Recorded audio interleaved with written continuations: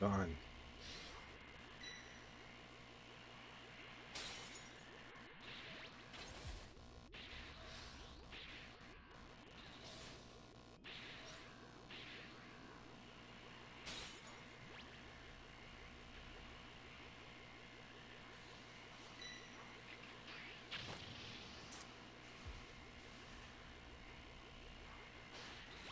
Great! You know what to do with that key. You're a savior.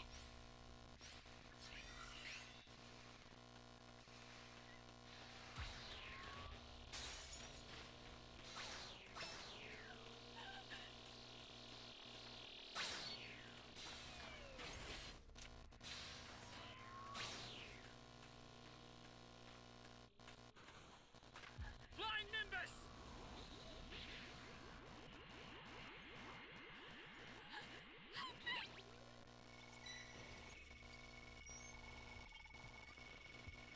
Are you here to save me? Calm. Stay calm. This is bad. Somebody's down. Exercise extreme caution if you're going to help them.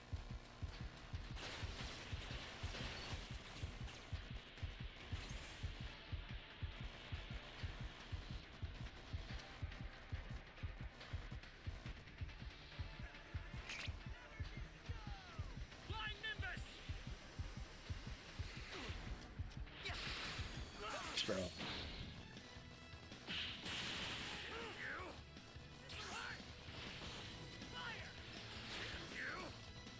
Now it's my turn. Oh my gosh, bro. What the fuck? This guy's so annoying, man. I hate these guys when they do this shit.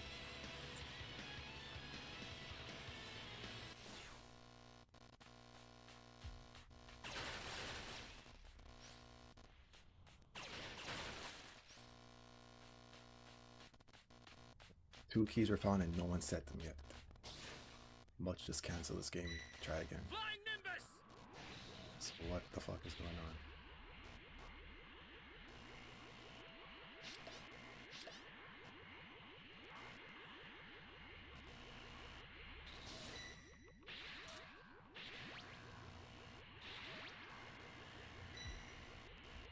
Welcome.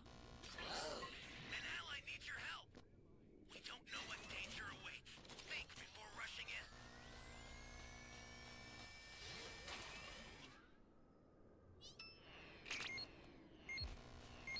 Where am I?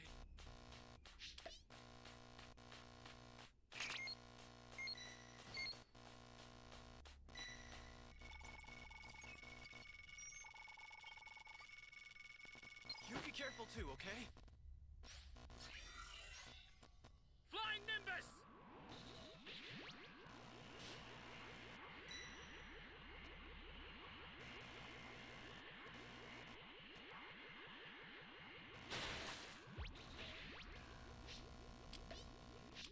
Like this is what is this guy doing, bro? Lie down! If you intend to rescue them, watch out for enemies. Can move, God. Go do something.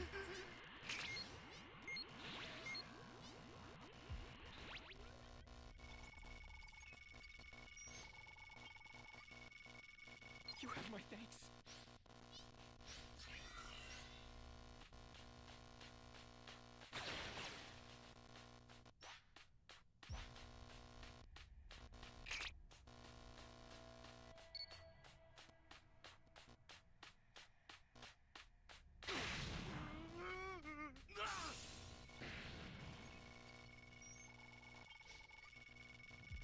Thanks.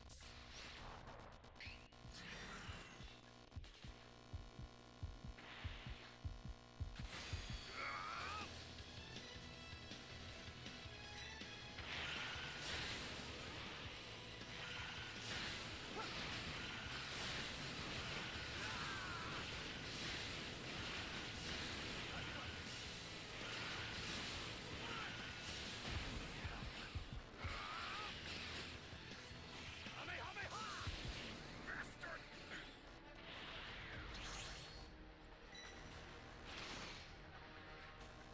Resistance is futile.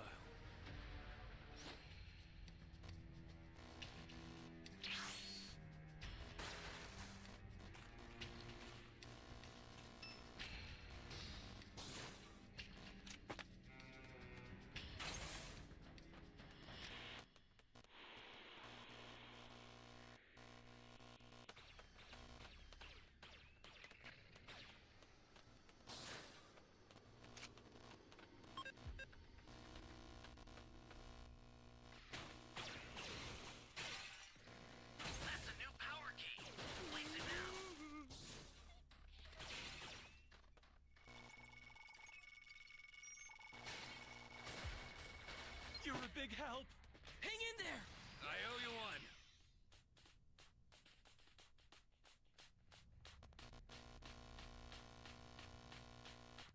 Flying Nimbus!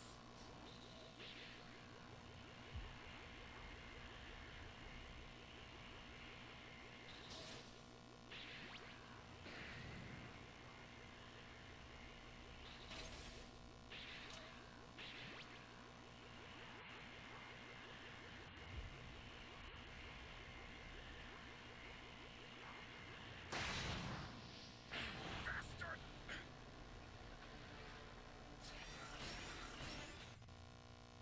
Oh man.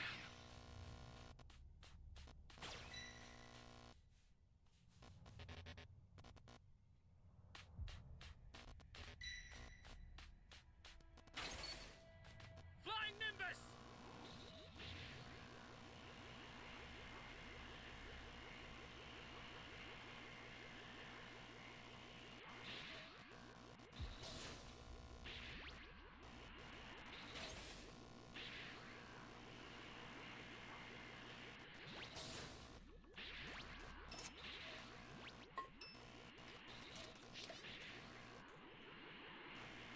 Hey, great!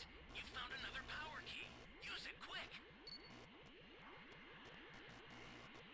What is this? This isn't good. This game's boring right now.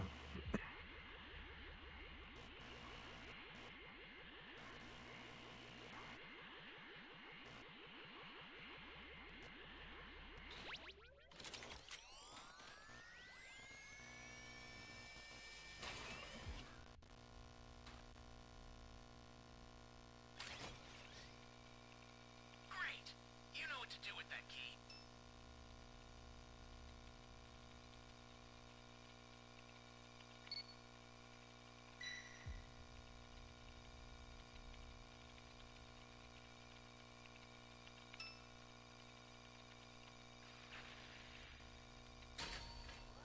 Flying Nimbus! The startup system for the super time machine is ready. Head there now.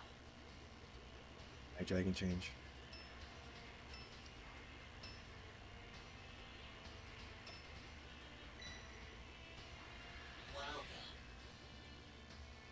I've had enough of this. I'm activating Cellmax. Enough of this foolishness. How do you get Cellmax? I swear I didn't even kill no civilians or nothing.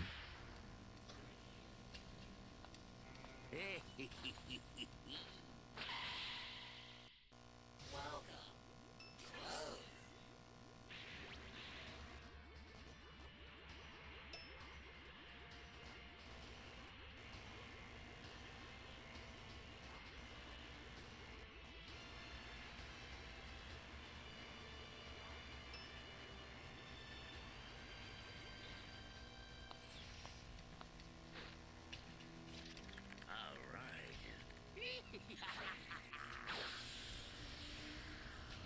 I'll take care of them, but I need you to buy me some time.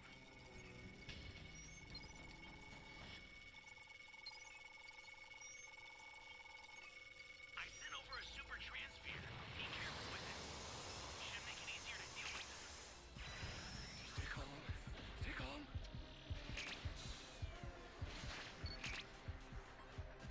Flying Nimbus!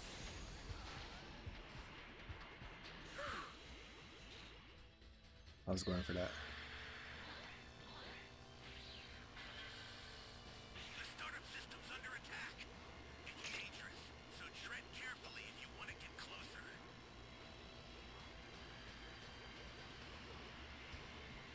Stay calm.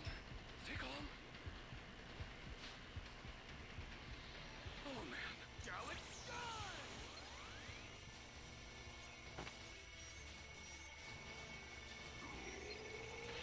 I'll send some supplies to help. Make good use of them.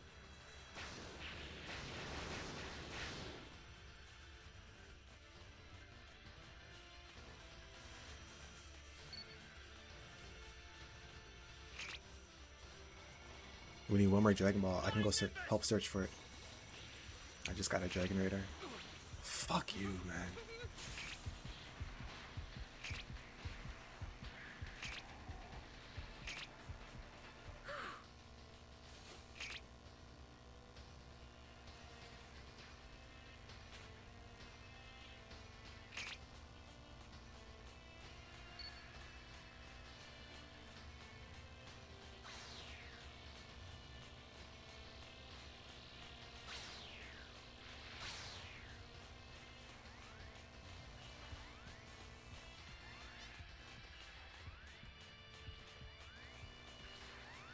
for the last Dragon Ball.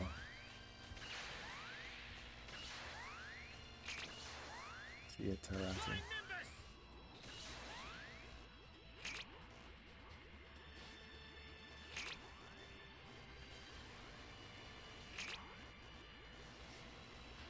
The startup system is under attack. Stop it if you can, but retreat if you need to. Got it?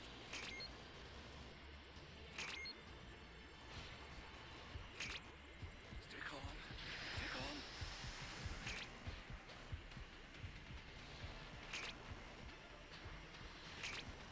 Oh man. The startup system's destroyed. The escape time machine's all Took too long. You need to head for the beacon that's indicated by a blue light. I don't know where that ball is, bro. I've sent the escape time machine. Use it to get out of there. I doubt the Raider had it. Whenever you have a beacon, you can call it again. I swear to God, this guy's stream sniping me, bro. Because he's going out of his way to kill me again. This is like 3 times in a row now.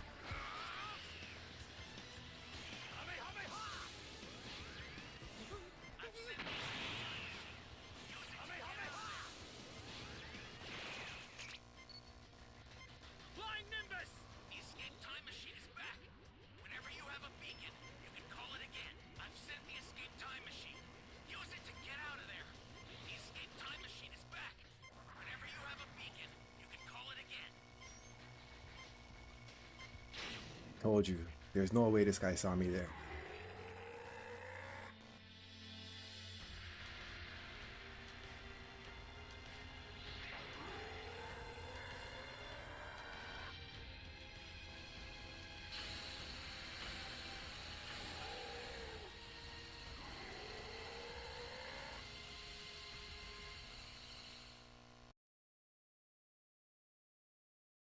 Angered, Goku rises to the occasion, prepared to battle his children. He fights them in base form, overpowering the two despite their Super Saiyan forms. Just as he's about to launch a Kamehameha at them, Hercule and Majin Buu arrive. They mention that everyone on Earth is being controlled by Baby, including Gohan and Goten. At that moment, Baby Vegeta appears, leaving Goku stunned. Baby questions how he missed taking over Hercule, leading the world champion to reveal that he'd been hiding inside Majin Buu all along. Enraged, Baby decides to destroy him, but Buu saves him. Goku instructs Buu to get Pan and Hercule to safety. Buu then turns them into chocolate and absorbs them into his body before flying away. Frustrated, Baby shifts his focus to Goku, questioning whether the Saiyan could destroy his family for the sake of the Earth. Goku challenges him, but also attempts to reason with Baby, explaining that the Saiyans were already destroyed for their crimes, so there's no need for more revenge. Baby, however, chooses to retaliate with a fight. Goku soon realizes that Baby has become much stronger, capable of fully utilizing a Super Saiyan's body. Just then,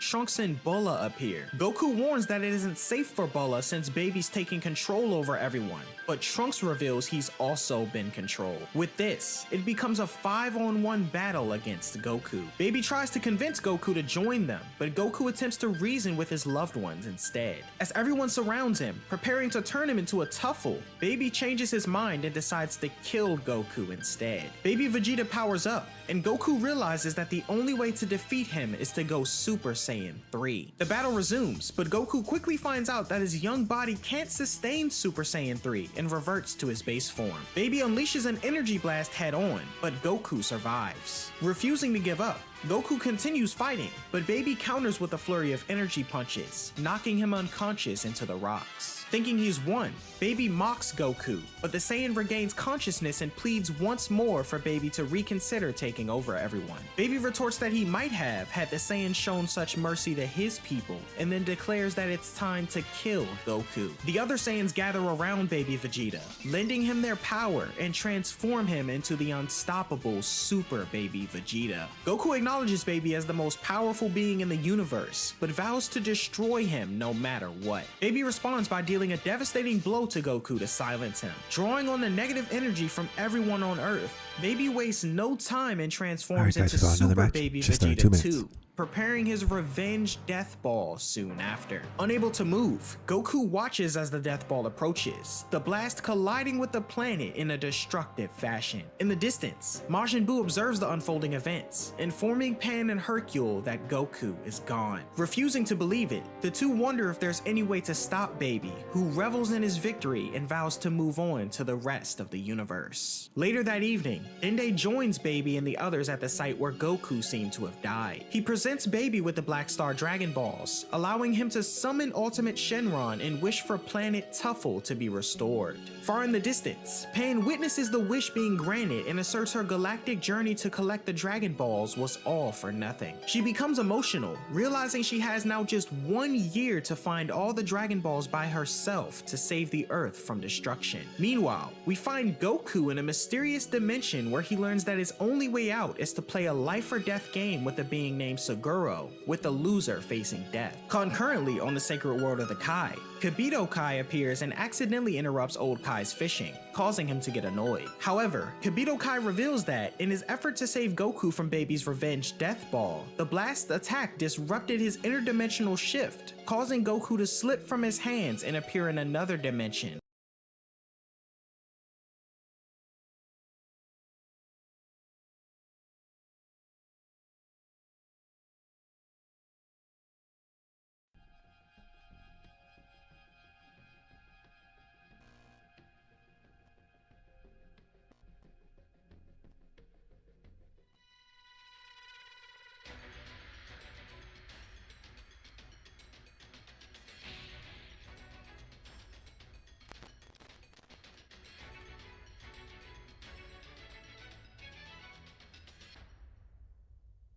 Can you hear me? Flying Nimbus! It's Trunks. I've set a super time machine, as well as a crate of supplies. Here's how to launch. Find the power keys, then place them in the right spots. Someone save me! You're a big help. Where am I?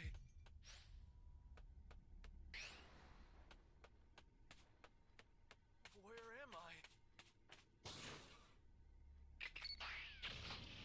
Flying Nimbus!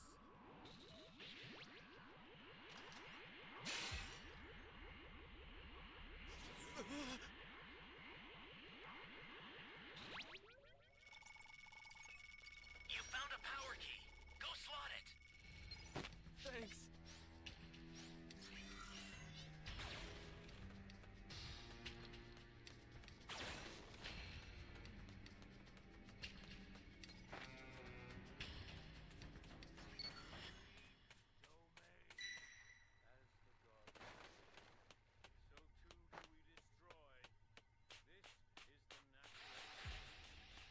That's a new power key. Flying Nimbus! Use it now.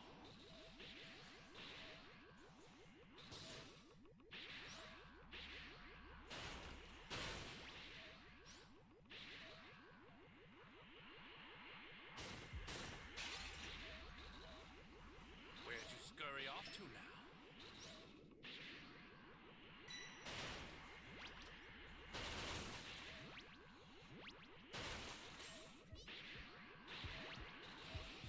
An ally needs your help. Take on. We don't know what danger awaits. Think before rushing in. Oh man. Out of there.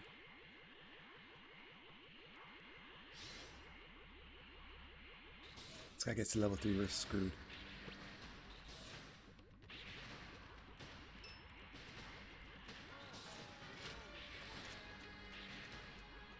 I hate when they put the boxes in the buildings, bro.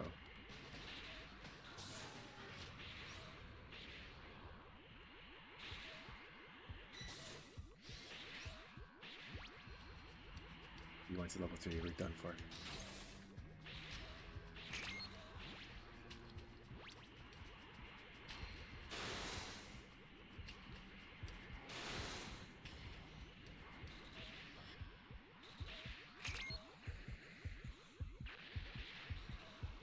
Take on. Take on. You're done! You!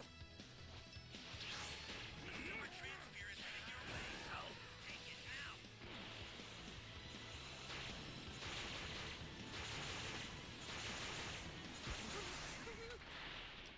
will give you your due punishment.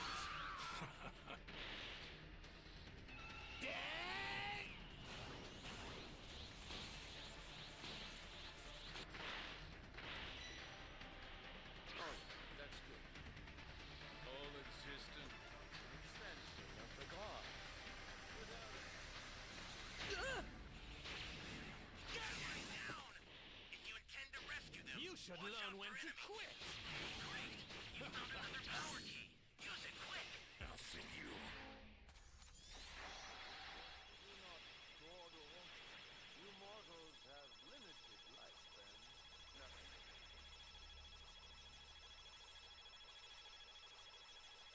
I owe you one.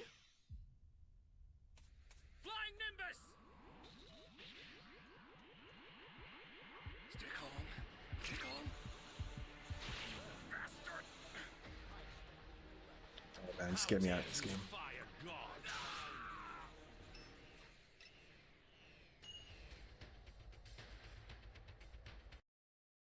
Too much stream snipers, bro.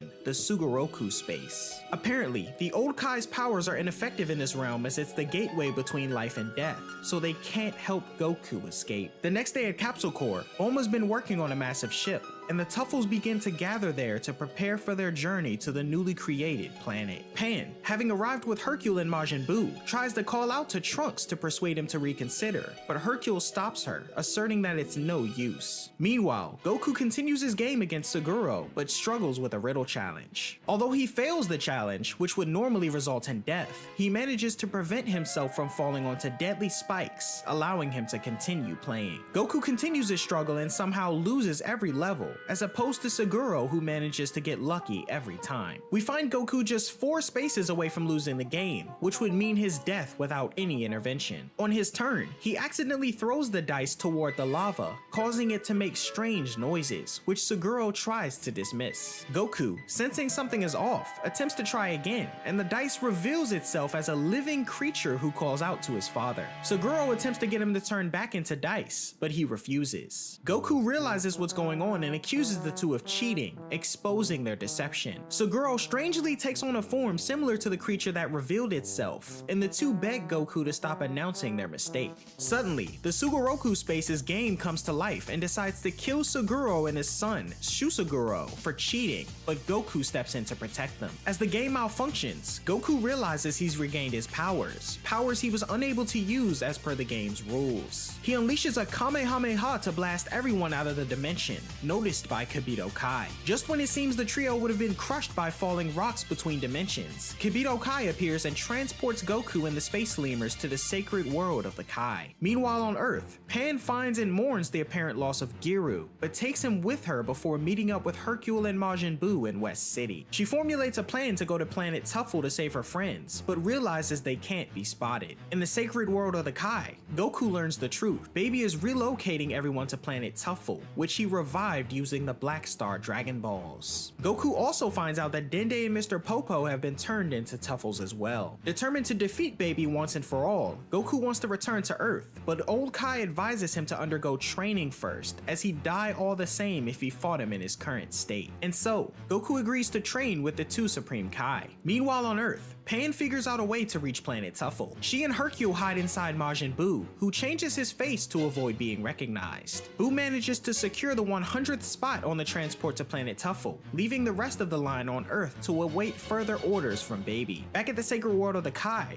Goku's training begins. He's tasked with grinding coffee beans, which he claims is due to old Kai's laziness. During this though, Goku's tailbone starts to itch, and old Kai grins, suggesting something more is at play. On the Tuffle planet, Pan and company arrive, and after being released by Majin Buu, Pan announces her plan to use laxatives to cleanse everyone of the Tuffle eggs. This horrible plan seems to work until Videl kicks Pan out of the sky. Gohan then appears, and they prepare to turn Pan into a Tuffle. However, Baby decides they don't need her and orders her execution. Watching from old Kai's crystal ball, Goku sees Pan in danger, causing him to stop grinding coffee. He demands to be allowed to fight, but old Kai insists he's not ready yet. Goku pleads, and just as Gohan is about to blast Pan, someone intervenes, kicking Gohan away and rescuing her. The fighter is revealed to be Oob, Goku's hand-picked student who declares that Baby's fight is now with him. Oob reveals that he hid deep inside the Earth's mountains to train and avoid Baby's influence, and soon learns that his mentor and friend Goku was supposedly killed by Baby Vegeta. This shocking revelation prompts the battle between Baby and Oob to begin. At first, Oob seems to have the advantage as he lands a powerful ki blast on Baby. This forces Gohan, Goten, and Trunks to intervene and stop Oob, though Baby becomes enraged at them for interfering. He asserts that he was merely studying Oob's power as he's stronger than the three of them combined, and violently blasts them all away. During this, Pan believes that Gohan has been killed, causing her to break down in tears. Meanwhile, on the Sacred Water of the Kai, old Kai finally agrees to let Goku leave without completing his training. However, there's a catch. Goku is instructed to lower his pants, revealing that his tail is beginning to regrow. Goku is told that he needs his tail fully restored to gain the power required to defeat Baby, and since they're skipping out on his training, they'll have to do it manually. Suguro's son transforms into a pair of pliers to help pull the tail out completely, and Goku reluctantly agrees to this method after realizing it could be the key to his victory. Back on planet Tuffle, the tide of the battle has shifted, and Oob is now getting beaten by Baby. Seeing this, Pan decides to intervene. She charges in, though her attacks don't do any good. With the situation growing dire, Hercule pleads with Majin Buu to protect them. Pan is punched away by Baby, and Buu catches her unconscious. Meanwhile, Baby Vegeta begins gathering energy from all the Tuffles while Buu takes Pan and Hercule to safety. Baby intends to recreate the Revenge Death Ball, aiming to destroy Oob just as he did with Goku. Setting his friends down, Majin Buu bids Hercule goodbye, noting he can't sit idle while Oob's life is in danger. Buu then returns just in time and absorbs the attack meant to destroy Oob. It limits the explosion, but seeing the resulting smoke, Baby assumes Oob is dead and goes off with Bulma to celebrate their victory. Unbeknownst to Baby, Oob was miraculously shielded by Majin Buu. Buu reveals to Oob that they're actually two parts of the same being, and that it's time for them to reunite. Buu merges himself with Oob's Alright, guys, body, upon another and his match, added should start power 2 minutes. results in the birth of Maju. Meanwhile, on the Sacred World of the Kai, Goku's tail continues to emerge, though it still has a long way to go before it's fully restored. Concurrently on planet Tuffle, Majub revisits Baby for round 2, the latter unaware of how powerful Majub has become. The Supreme Kai and Space Lemurs continue their efforts to pull Goku's tail out when Goku senses something unusual happening. He tells the others to check the crystal ball, and they inform him that Oob has merged with Majin Buu to become Majub. To speed up their process, Old Kai has Goku tied up by Seguro to prevent him from moving while they resume the tail-pulling exercises. Meanwhile on planet Tuffle, Baby warns his subjects to get out of the way, and the battle between he and Majub resumes. Majub decides to go all out from the start, throwing out a flurry of attacks that puts Baby on the defensive. Majub fires a beam intending to turn Baby into chocolate, although the attack misses and transforms the hundreds of surrounding humans. He asserts that he'll turn everyone back to normal once he's done fighting Baby, and the battle continues. The two engage in a powerful beam struggle, Majub utilizing a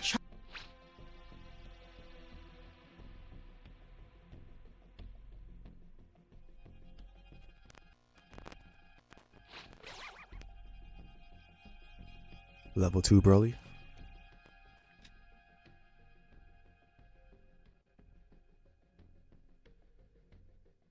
A few low level team members myself.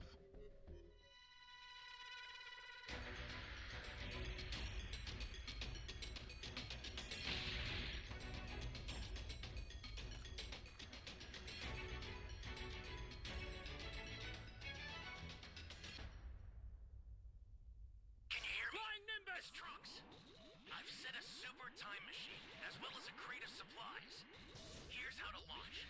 Find the power keys, then place them in the right spots.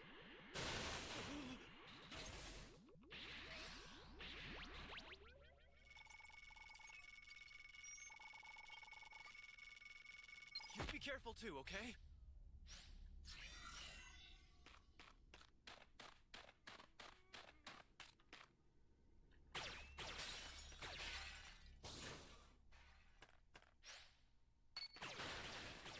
Someone!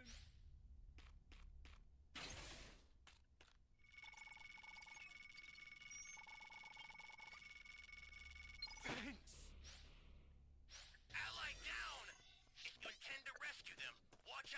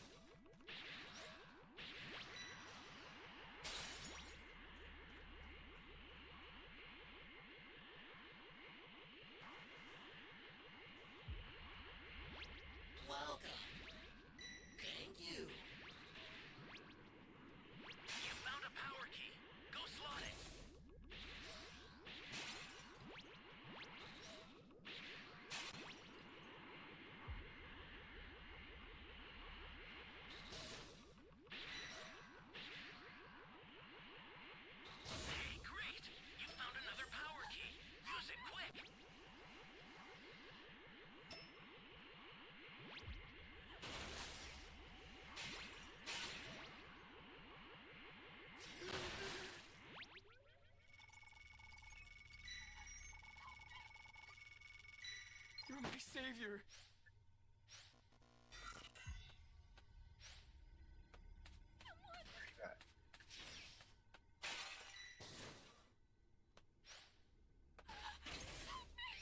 An ally needs your help.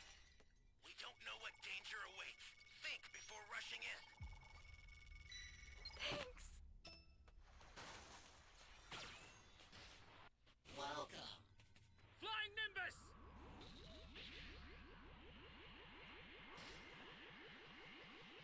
I hate they put the D key here, bro. They should put it on the other side. Place it now. Hey, great. You found another power key. Use it quick. We just have to find the A key. Hopefully someone revives Mike. Mikeinator.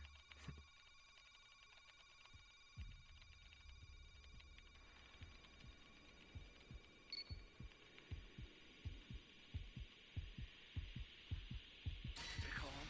Stay calm. Flying Nimbus!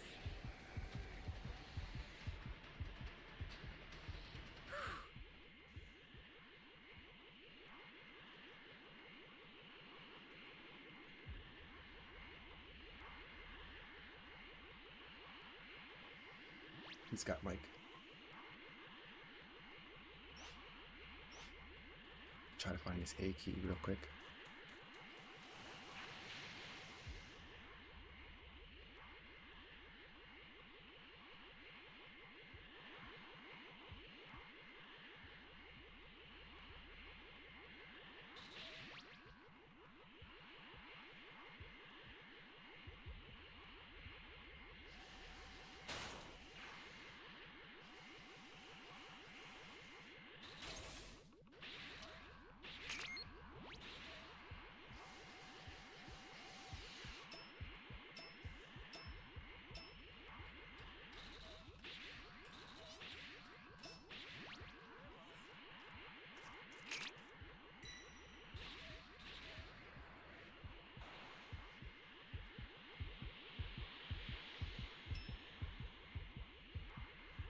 This guy's right above the A key.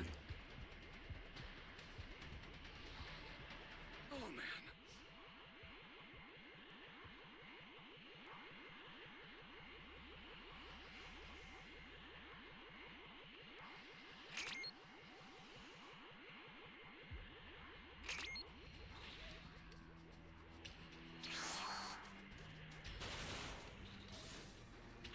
They're in for a level 2. You know what to do with that key.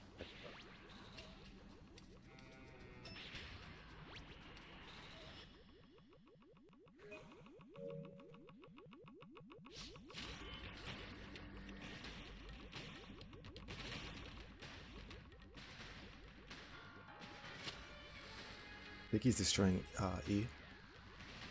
And then we can just get the A key Exercise extreme and jump him at the time caution if you're machine. going to help them.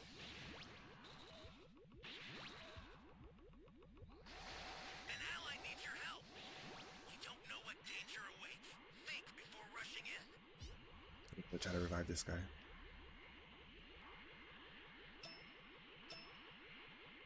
We have 2 level 3s.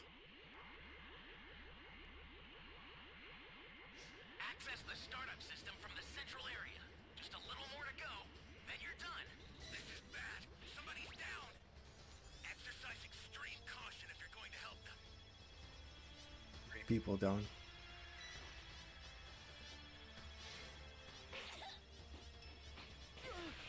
Why did that guy give up? I owe you.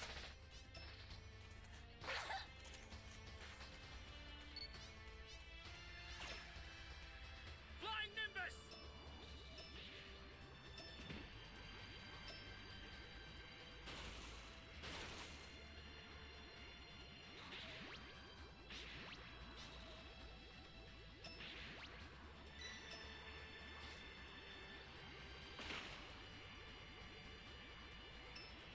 He's capping that guy's body.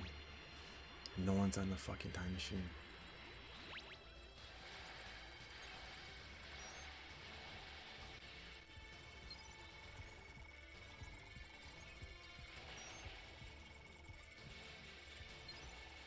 And we still have a person who's level 0. Okay, come on, man.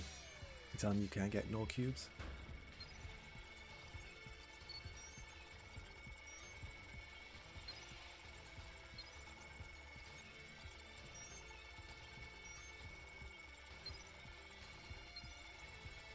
No Dragon Balls. Ally down! If you intend to rescue them, watch out for enemies. I'll send some supplies to help. Make good use of them. Flying Nimbus!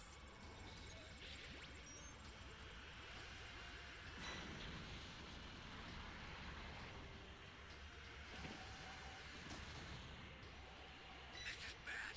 Somebody's down. Exercise extreme caution if you're going to help them.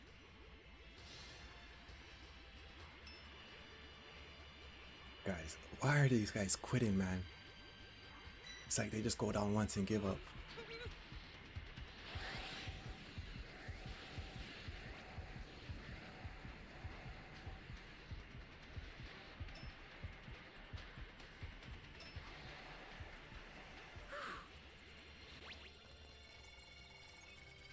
Just me and Fusion Foe.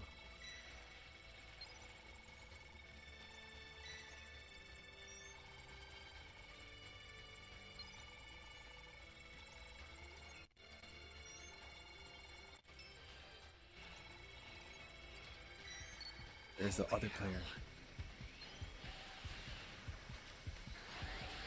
Just hold this.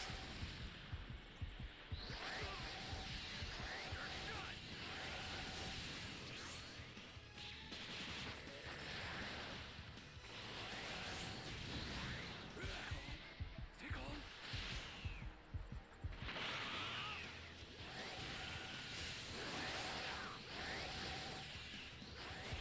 Yes.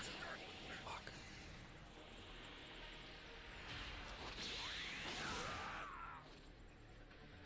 Where's this other player, man?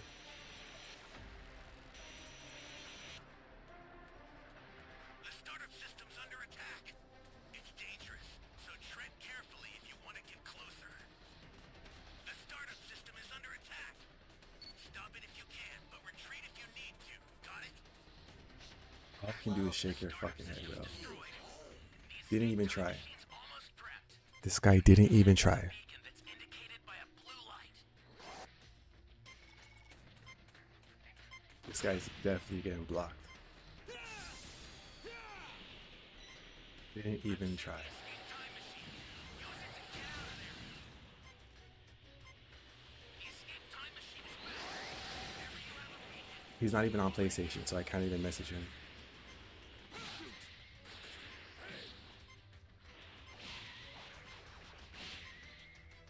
It's too late now, brother.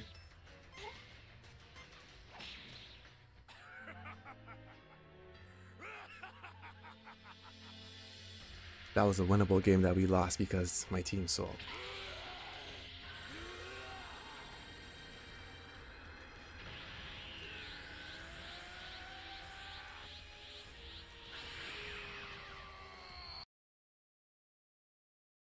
Chocolate Kamehameha to end Baby's reign of terror. Back on the Sacred World of the Kai, Goku comes up with a better plan to pull out his tail. He has old Kai tied to a rock, and then powers up and flies upward, allowing his tail to be fully released. On planet Tuffle, Majub's plan backfires. His Kamehameha wave is reversed by Baby and hits him from behind. Kibito Kai transports Goku onto planet Tuffle, arriving just in time to witness Majub getting turned into chocolate and being eaten by Baby. Realizing he's too late to save his friend, Goku steps on the battlefield to face Baby once more. Goku powers up to Super Saiyan 3, now able to maintain the form in his smaller body. He immediately rushes in and attempts to land blows on Baby, but after numerous attempts, he's still unable to defeat him. Goku's confused on why his strength appears to be the same as before, and Baby uses Goku's tail against him, causing Goku to lose the Super Saiyan 3 form again. With the Saiyan down, he gazes at the Earth, driven by a strong desire to protect it. Suddenly, a major power surges within Goku, and he begins to transform. He becomes a Great Ape,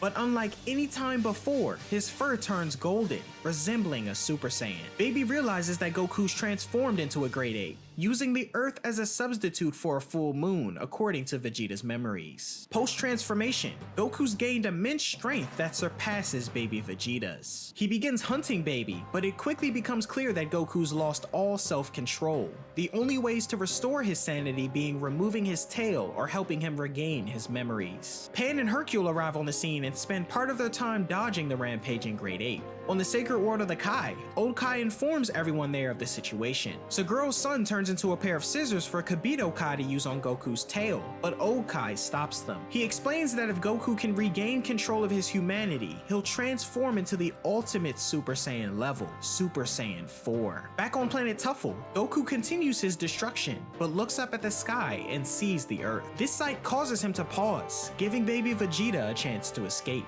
Goku climbs up on a mountain and begins longing for Earth, similar to how he did in his base form. Sensing an opportunity, Pan decides to try and reach out to this new, beastly form of her grandfather. Her first attempt doesn't work, so she pulls out the martial arts outfit Goku gave her at the 28th Tenkaichi Budokai. It doesn't seem to have any effect, and Goku blows her away. But then, a photograph falls out of Pan's backpack, catching Goku's attention. Goku looks at the picture of him with his friends and family on a vacation, and begins recalling the memories of their days at the beach, especially the good times he had with Pan. Pan's desperate pleas to find himself finally reach Goku, and he starts to regain control of his humanity. With his Saiyan biology and human characteristics now harmonized, Goku has finally transformed into a Super Saiyan 4. As Pan approaches her grandfather, she questions if he's still a hero, the latter answering with an intent look and smile, reassuring Pan that he is indeed back to his old self. Meanwhile, Old Kai celebrates Goku's ascension, while the other Kai is left in awe of his new form. On planet Tuffle, Goku surveys the destruction he caused, while Pan fills him in on his rampage. She then questions if he can still revert to his child-sized form, but Goku replies he'll need all his power to defeat Baby. Hercule celebrates Goku's return, and they all prepare for the final showdown with Baby Vegeta. Goku confidently tells Pan and Hercule that he'll find Baby and defeat him once and for all, and he flies off with tremendous power toward the villain's lookout, leaving them amazed. At Baby Vegeta's hideout, he seeks assistance from the Tuffleized Bulma. He's perplexed as to why Goku was able to transform into a great ape while he could not. Bulma reveals that Goku has a tail and Vegeta doesn't, explaining the secret behind the transformation. Sensing that Goku is on his way, Baby urgently instructs Bulma to find a way for him to transform, as time is running out. Just then, Goku arrives, confident in declaring a rematch. The two initiate their battle, Goku finally putting up a fight. Observing from their world, the Supreme Kai assert the battle should have been over by now, and realize that Goku's holding back. Goku toys with Baby Vegeta, purposely tanking a barrage of his attacks. He soon reveals that none of them hurt, and brushes off more that come his way. Baby launches a revenge death ball, hoping to replicate the results of their last battle. This one is much bigger, and detonates on Goku, who doesn't even try to get out of the way. When the smoke clears, Goku remains standing with not even a scratch on him, angering Baby Vegeta. He asserts that his powers have far surpassed the Tuffle and launches in for an assault. Goku continues to overwhelm Baby, the villain questioning if this is truly the limit to his own power. Suddenly, Bulma contacts Baby and informs him of her plan to redirect the Earth's Blutz waves to planet Tuffle and increase his strength. Goku attempts to finish the battle with a Kamehameha, but Bulma's plan comes to fruition, allowing Baby to transform into a golden Great Ape. With Baby Vegeta now transformed, it initially appears he's lost control of his body. He goes on a rampage similar to Goku's earlier one, but Super Saiyan 4 is able to manage him, preventing the deaths of most of the planet's inhabitants. However, Golden Great Ape Baby soon regains full control of his Great Ape form when he launches a revenge death ball at Goku, revealing he only pretended to go berserk to kill his own Tuffleized minions for his own amusement. He and Goku continue their battle, and Baby is surprisingly agile in such a gigantic form. However, even given the odds stacked against him, Goku prevails in Super Saiyan 4. Baby repeatedly attempts to kill Goku, but switches targets and kills unsuspecting Tuffles. Goku accuses Baby of fighting unfairly, prompting him to target more innocent people like Chi-Chi and Videl. Goku proves to be too fast for the attack and quickly rescues the now unconscious Chi-Chi and Videl, bringing them to Hercule for safekeeping before continuing the battle. Both fighters frustrated, Golden Great Ape Baby sets his sights on the Earth and launches a Super Gallic gun directly at it. Goku tries to counter it with a Kamehameha, but is unable to stop it in time. On Earth, the Tuffleized Marin and Android 18 are making Krillin gather supplies for their move to the planet when the Super Gallic gun strikes, leaving them bewildered by the chaos. Back on planet Tuffle, Goku decides to end the battle and fires a ×10 Kamehameha at Baby Vegeta. Although it seems the attack might have destroyed him, Baby emerges from the smoke completely unscathed. He retaliates with another Super Gallic gun aimed at at Goku, noting that if he dodges, the Earth will be destroyed. Goku in turn takes the blast head on, guys, sending we have him Vader Mech. crashing About to into start the in a minute. battlefield. On the Sacred World of the Kai, old Kai reveals that Golden Grade 8 Baby has gone completely insane. While he might sound like he's in control, if his second Super Gallic gun had struck the Earth, the resulting explosion would have obliterated both.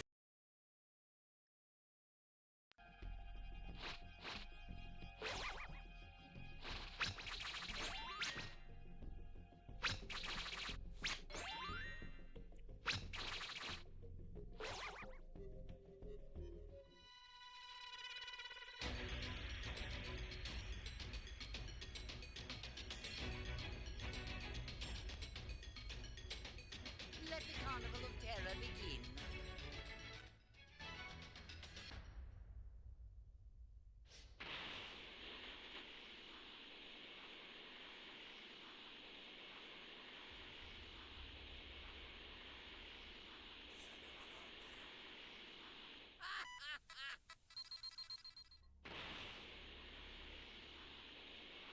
Give me the Dragon Ball. Even if I had one, why would I give it away? Then I have no need for it.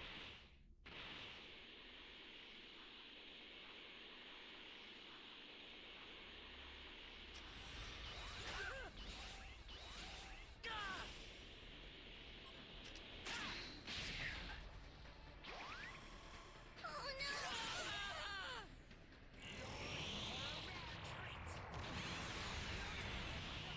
Rinse everyone! Where are the Dragon Balls? I'm sorry, everyone. Very well. I'll make sure your death is quick.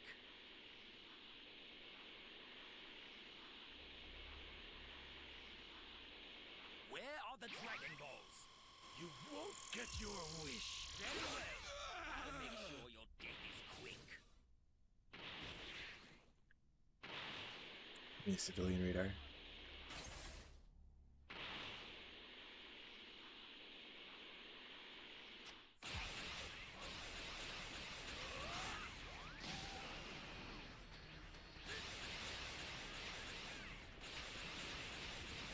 Trying to, Kyle can rush me.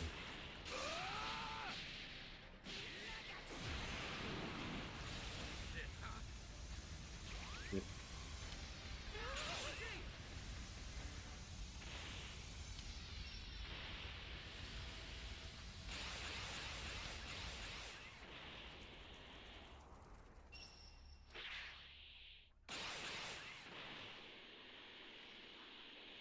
Where are the Dragon Balls? Even if I had one, why would I give it away? Yo, what's up, homie?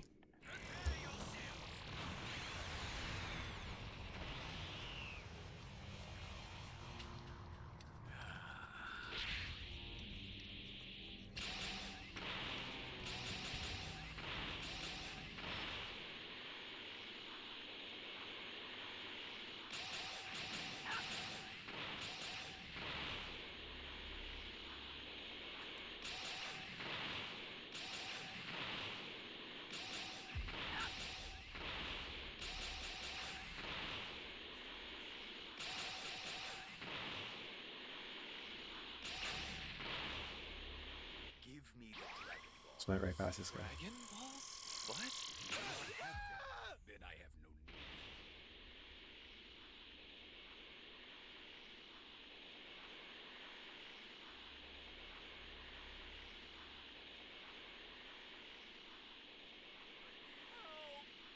Give me the Dragon Balls. Sorry, you got the wrong guy. Then I have no need.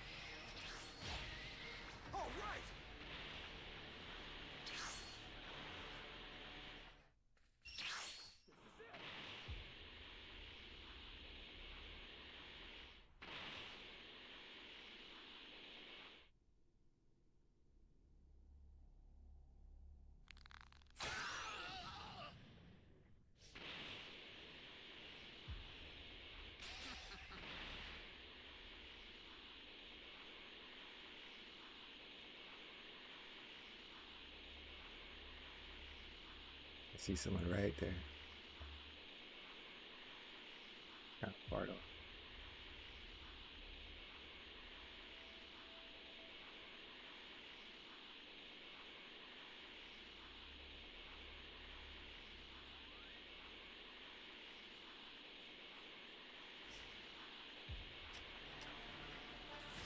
It's do or die. Do or die. We wanna do this.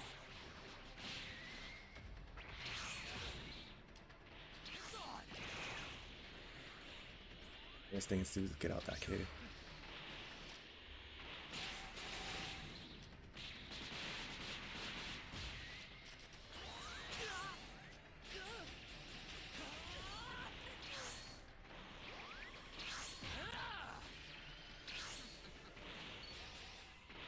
After him.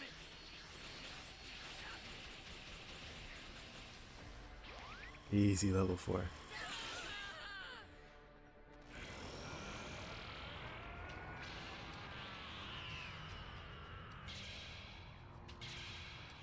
Well then, let's begin, shall we? I made you a promise, didn't I?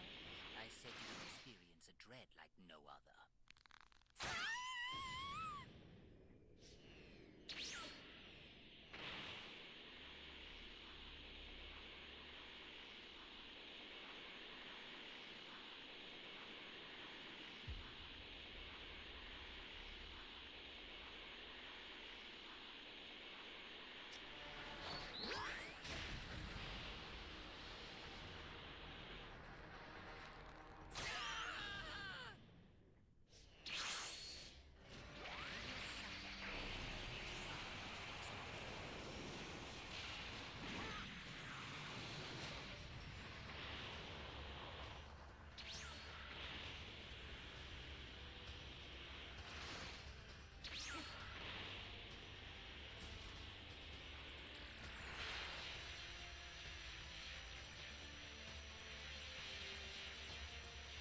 Two more Dragon Balls.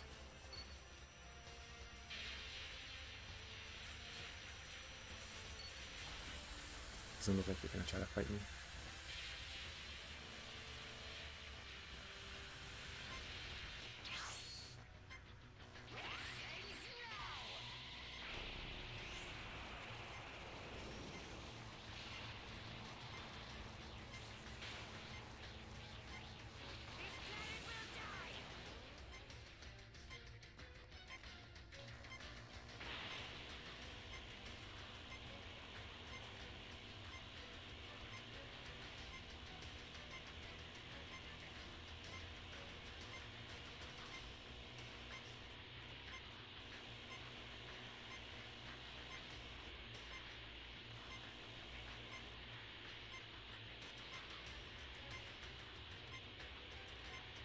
Yeah, they're gone.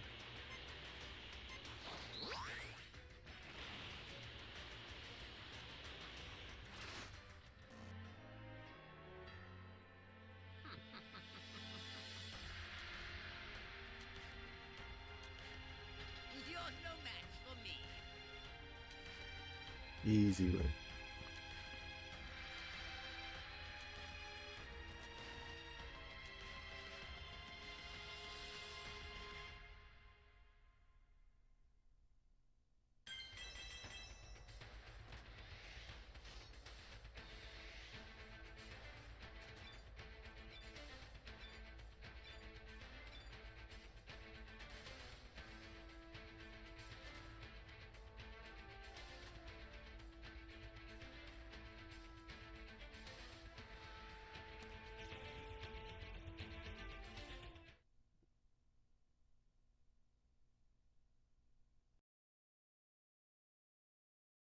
it and Planet Tuffle, killing everyone including him. As the Supreme Kai ponder what could happen next, a Super Saiyan 4 Goku is left unconscious, along with the majority of his family. With the battle seemingly in his favor, Baby readies another Super Gallic Gun Blast to finish Goku off. However, the delayed effects of the previous ×10 Kamehameha suddenly takes effect on Baby, knocking him down. Both fighters, now worn down, knock each other unconscious. On the Sacred World of the Kai, Old Kai reveals the next step in his plan to Kibito Kai. He he must retrieve the sacred water from Kami's lookout and use it on Gohan, Trunks, and Goten to free them from Baby Vegeta's control. Sacred water is a legendary liquid capable of removing all toxins from their body, and after confirming the water's location, Kibito Kai heads to Earth to retrieve it. At the lookout, Kibito Kai is caught by Dende and Mr. Popo. Initially mistaking regular water for the sacred water, he eventually finds the real one and uses it to free the two from Baby Vegeta's control. With the sacred water in hand, Kibito Kai heads to planet Tuffle to first free Trunks from Baby's control. He gives Trunks a small amount of the sacred water, restoring his power and turning him back to normal. Trunks, with his mind now intact,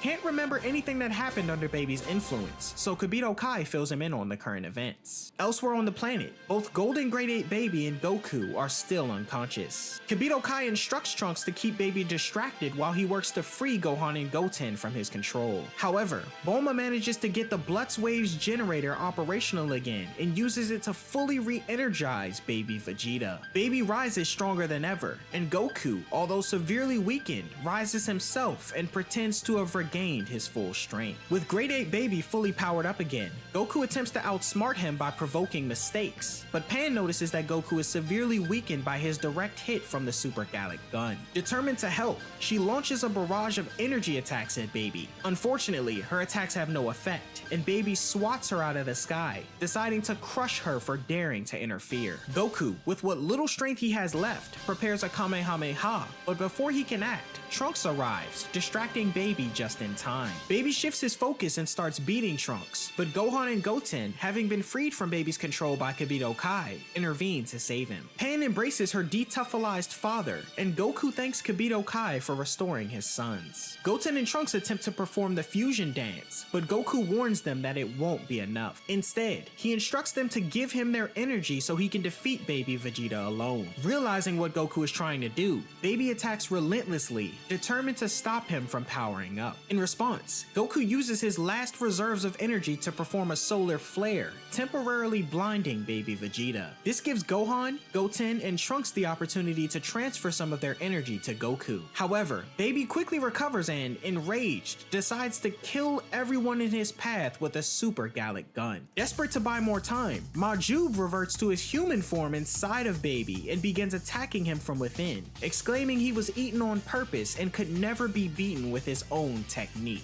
Majub successfully stalls Baby while the Saiyans continue to power up Goku, but after Majub runs out of energy, Baby spits him out and, furious, fires the Super Gallic Gun directly at the Saiyans. It seems like everyone has been struck down by Baby's attack, and in a moment of desperation, Hercule steps forward, willing to confront the villain on his own, even if it costs him his life. However, Goku suddenly speaks up, declaring that he can handle Baby Vegeta by himself. The others awaken, stunned to witness Super Saiyan 4 Goku at full strength. Realizing that his only chance of victory is to destroy Goku, Baby Vegeta powers up for one final showdown, and both warriors brace themselves for the ultimate battle. The battle between the full power Super Saiyan 4 Goku and Golden Grade 8 Baby Vegeta rages on planet Tuffle. The Tuffleized humans beg Baby Vegeta to protect them, while Goku reveals that the power he's shown thus far is just the tip of the iceberg. Baby dismisses this, proclaiming that the strongest will prevail. The two clash again, with the Saiyans and Pan offering commentary from the sidelines as the fight seems evenly We're 6 out of matched. 8. Meanwhile, Stay on the tuned, Sacred players. Water of the Kai, Kibito Kai returns, revealing his plan to head to Earth to use the sacred water to free the remaining humans from Baby Vegeta's control. Back on the battlefield, Baby declares it's time for Goku to die, but his Super Gallic Gun misses as Goku evades the blast. Frustrated, Baby unleashes a barrage of energy waves, but Goku's power deflects them,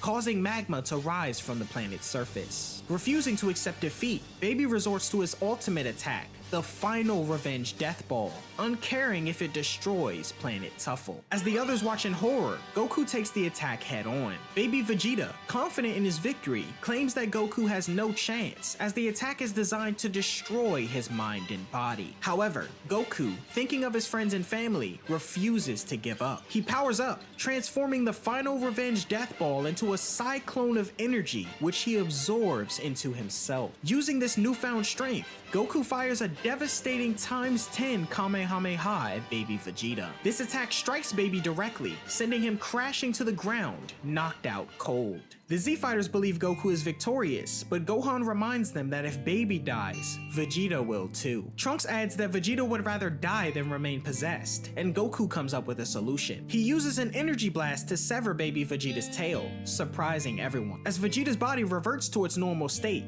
Baby loses his newfound power and realizes his defeat. He abandons Vegeta's body, blinds his enemies, and escapes. As the Z-Fighters express concern, Goku turns their attention to Vegeta, who's regaining consciousness and control of himself. Baby, realizing his dire situation, flees to a spaceship that Bulma created and attempts to escape planet Tuffle. He vows that the Z-Fighters haven't seen the last of him and manages to get into space. However, Goku fires another ×10 Kamehameha, sending Baby hurtling into the sun, ending the Tuffle's life and the threat he posed once and for all. Later, the Z-Fighters return to Earth. Goku's back in his child form, and the group use the sacred water to liberate the remaining Earthlings from Baby's mind control, both on Earth and planet Tuffle. Peace returns to Earth, but not for long as the ground begins to tremble. Soon, Goku and his friends discover grim news. Baby Vegeta had used the Black Star Dragon Balls to make a wish before the 1-year time limit expired, keeping the Earth in danger of self-destructing. After Pan calculates the information, she realizes that Earth is set to explode in 2 weeks' time. After explaining the situation to Bulma and the others, Vegeta quickly suggests migrating everyone to planet Tuffle to avoid Earth's impending destruction. He proposes that Goku, in his Super Saiyan 4 form, use instant transmission to transport people quickly, while Trunks prepares the giant spaceship to load the remaining humans. Kibito Kai offers to assist with transport, but notes that people will be skeptical about the Earth's destruction. In response, the Saiyans have Hercule announce to the world that Earth is going to explode in 2 weeks. Goku in his Super Saiyan 4 form and Kibito Kai use instant transmission and Kai Kai to transport some people, while King Furry ships, Capsule Corporation ships, and other vessels on Earth manage to carry the rest. Before long, planet Tuffle is filled with familiar faces, though a young boy named Danny is accidentally left behind by his forgetful parents. Danny is saved on Earth by Piccolo,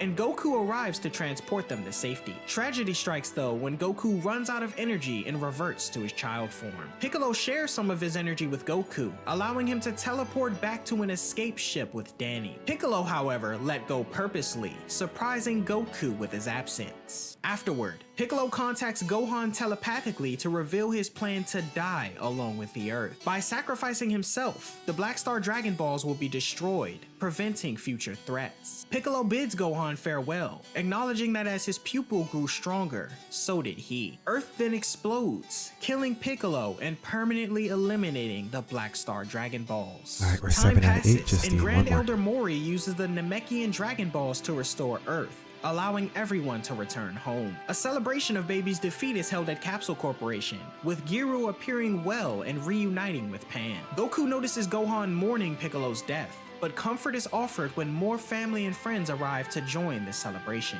The Super 17 saga takes place after the battle with Baby Vegeta. We begin as the 30th World Martial Arts Tournament kicks off, and Goku is already competing. He's stuck in the junior division given his smaller size though, put up against an opponent named Charlie. When Charlie kicks him, Goku barely reacts, causing the kid to cry. Gohan, Videl, and Krillin arrive, questioning why Goku didn't mention he was in the junior division. Goku, confused, flashes back to an earlier conversation with Hercule, questioning the champ on why Pan can compete in the adult division and he can't. Hercule tells him that he didn't meet the adult division's height requirement, and Goku buys the explanation. However, Krillin reveals the real reason. Hercule wanted Pan to win the championship to keep the title of world champion in the family. Meanwhile, Hercule is doing an interview and contemplates retirement now that Majin Buu is no longer around to help him. This news spreads around town and gives Trunks the opportunity to retire from Capsule Corporation as he sneaks out to head to the tournament. Meanwhile, Pan forfeits her quarter match final because she doesn't want to take the risk of ending up like Hercule. At the same time, Vegeta intends to head to the tournament, determined to challenge Goku. The Junior Division Championship match begins between Goku and a kid named Mugly. Mugly is terrified, and as he backs away in fear, Vegeta barges in, challenging Goku to a real fight. Goku agrees but says he'll face Vegeta after beating Mugly. Panicked, Mugly runs into Goku, catching him him off guard and almost knocks him out of the ring. When Goku is barely holding on by his fingertips, Mowgli tickles him, forcing Goku to let go, and Mowgli becomes the new junior champion. Trunks finally arrives to see his father angrily punching a wall, frustrated by Goku's loss. Trunks leaves him alone and heads into the stadium just in time for the adult finals, Mad Chili versus a fighter called Papaya Man. Surprised that neither Goku nor Pan is in the finals, he joins his friends in the stands. Curious, Trunks questions who Yo, Papaya Terrence, Man is, we're and both when tied Mad for, Chili is 77. defeated, Goku There's a few explains people that at Papaya 77 Man is right now. incredibly strong, as he's only using a billionth of his true strength. Goku then reveals Papaya Man's true identity as Majub. The Hopefully, real championship we can match get a top begins 10 this between season. Hercule and Majub. Hercule nervous as he knows what's coming. Majub pummels Hercule, but before landing the finishing blow, Majin Buu's thoughts influence him, leading him to intentionally throw the fight. Hercule rushes in and knocks Majub out of the ring with his Megaton punch, prompting the crowd's celebration. Feeling the love from fans and reflecting on his abilities, Hercule reconsiders retirement and agrees to keep fighting. As everyone heads back to West City, Goku and Vegeta power up to Super Saiyans and prepare to spar. However, when Goku's stomach growls, causing him to lose his strength, Vegeta laughs, and they agree to postpone their battle. Meanwhile in Hell, Dr. Mew, previously killed by Baby, is confronted by Dr. Gero, the evil scientist from the Red Ribbon Army. Gero is quite aware of Mew's brilliant mind, and proposes they work together to kill Goku once and for all. At the same time on Mount Pause, Chi-Chi and the others have relocated after the battle with Baby. As everyone enjoys lunch together, Pan questions where Trunks is. When he finally arrives, she runs to the door, growing horrified as Trunks appears badly injured and reveals that Android 17 attacked him. As everyone rushes to the door, they notice a strange hole in the sky. Goku senses something evil coming from it and is contacted by King Kai, who informs the Saiyan that Earth and Hell are being linked together through some kind of warp hole. Seeing this, the Dragon Team prepares for battle while the people on Earth are left wondering what the hole signifies. Meanwhile, Android 17 is sitting on a mountain, hearing mysterious voices in his head. These voices tell him that there are two versions of him, separated by time and space, but soon they will reunite. In Hell, another Android 17, created by Dr. Mew and Dr. Gero, is responsible for opening the rift between Earth and Hell. People are beginning to panic, with some claiming the end of the world is near. King Furry tries to maintain order, but the citizens flee the cities in fear. The original Android 17 grows more malevolent, declaring that Earth is about to face an unprecedented disaster. In Hell, Dr. Mew and Dr. Gero celebrate their partnership, Gero revealing that his plan has always been to replace humanity with a race of cybernetically enhanced beings. He states that the combination between the two 17s will create a power far greater than even cells, but reminisces on the issues he had controlling him in the past. To counter this, Dr. Gero created a small probe designed to attach to the original Android 17, giving him complete control over him. With this in place, the doctors plan to confront Goku, but decide it's fitting to let his former enemies take a shot at him first. Back at Chi-Chi's house, Trunks finally regains consciousness but is bombarded with questions. He explains that Android 17 attacked him while he was heading to see Goku. Though he managed to escape with the driver, Trunks was badly injured, left with a message from 17 to tell Goku to come to Hell alone, or Earth will be overrun by every enemy he and his friends defeated in the past. Goku agrees to go to Hell, realizing that their enemies have already started making their comeback. He also wants to see if Cell and Frieza have grown stronger, confident that he can handle them alone. Pan wants to accompany Goku, but Bulma convinces her to stay behind. Meanwhile, Goten is ambushed by Babidi's henchmen. He easily defeats Pui Pui, but Yakon catches him off guard, only for Trunks to step in and save him. Together, Goten and Trunks defeat Android 19, who's hiding behind a building. Elsewhere, Hercule is being chased by the Red Ribbon Army, but Pan arrives and defeats them with a single blow. Goku arrives in Alright, Hell guys, you to found a find match? its workers Should start in 2 already minutes. restrained. He's greeted by Dr. Mew and Dr. Gero, though he's ready and willing to take them on. However, the two escape through the warp hole along with the newly created Android 17, leaving Goku trapped in the confines of Hell. To his surprise though, Super Perfect Cell and Frieza are there with him, and the doctors begin phase 3 of their evil plan on Earth. Frieza mocks Goku on his smaller stature, but Goku remains unfazed, confident in his newfound strength. The remaining Hell guards flee, terrified of the impending battle. Frieza and Perfect Cell vow to tear Goku apart, but he isn't intimidated despite their seemingly growing power. Goku powers up, surprising the two as his massive energy triggers an explosion, shaking King Yama's palace and briefly scaring Cell and Frieza. However, they quickly regain their composure when they realize Goku's power is unstable in Hell. As the battles unfold in both Hell and on Earth, Majub, Goten, and Trunks take on the Cybermen, while General Rildo hunts down Pan and Hercule. Suddenly, Gohan steps in to protect them, squaring off against the Machine Mutant. In Hell, Cell and Frieza use underhanded tactics from the Dragon Team's skill set, prompting Goku to mock them. He uses Frieza's Destructo Disc as a surfboard and uses a Hell Spike to easily deflect a Kamehameha from Cell. The android's attack mutilates his upper body, while Frieza's Destructo Disc slices him in half. It appears both of his enemies are defeated, but Cell regenerates, revealing that their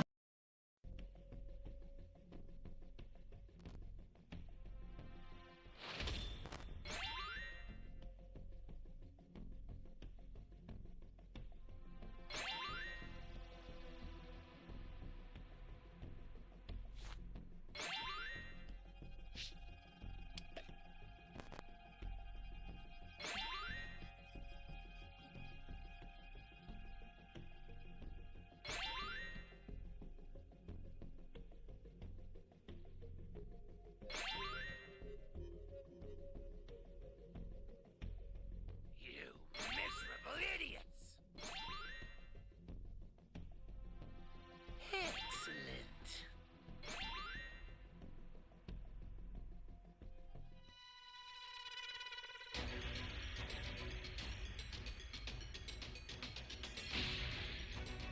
Alright, let's try to get this W. Can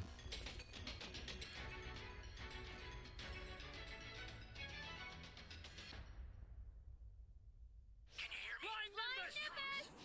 I've set a super time machine, as well as a crate of supplies. Here's how to launch. Find the power keys, then place them in the right spots.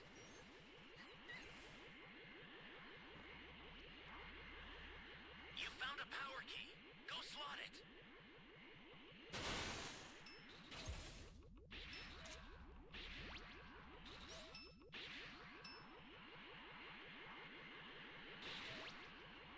Hey, great! You found another power key. Use it quick.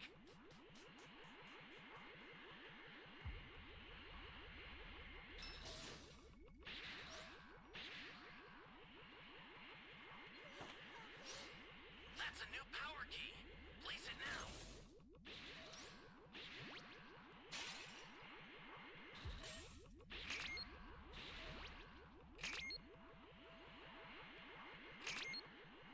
Anyone out there?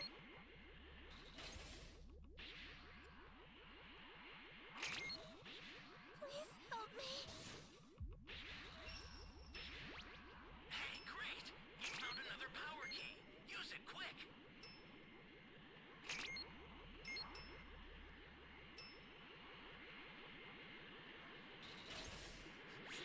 Someone!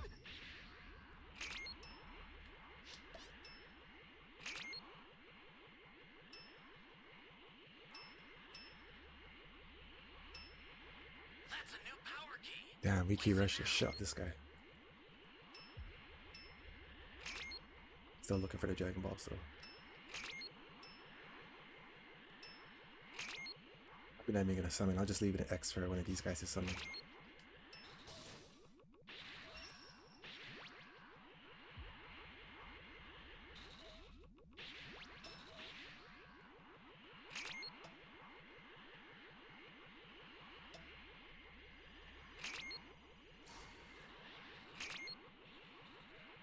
We just need one more. Alright, over here. Oh, we got busted. You bastard! Damn, the last Dragon Ball is right there too.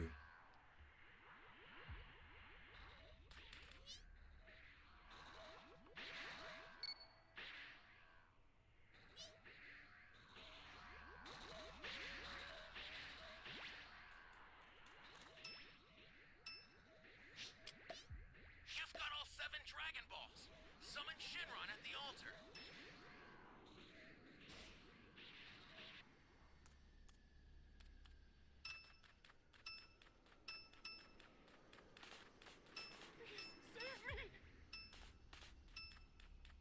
guy's gonna camp my body. Please save me.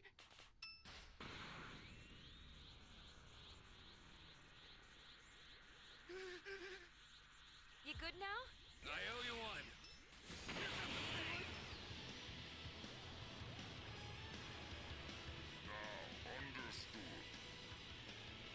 Die.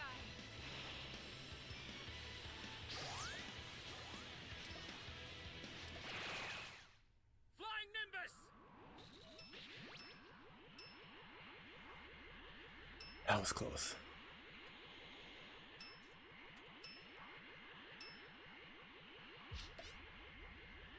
That was close. I'm putting you out of your misery right now.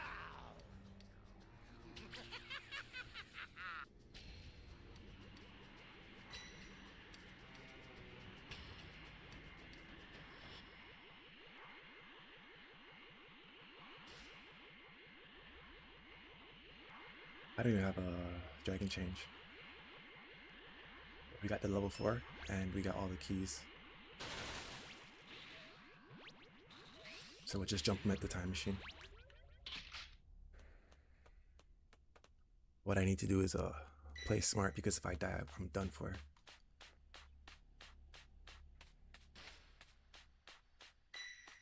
Access the startup system from the central area. Just a little more to go, then you're done.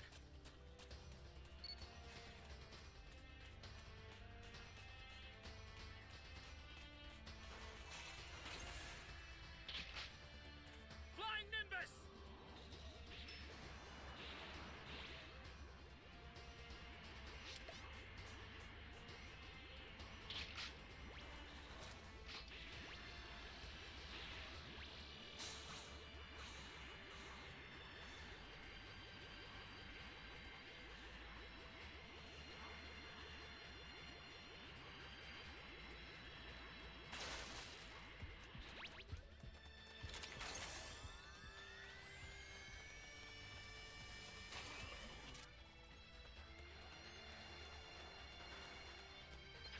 Thanks.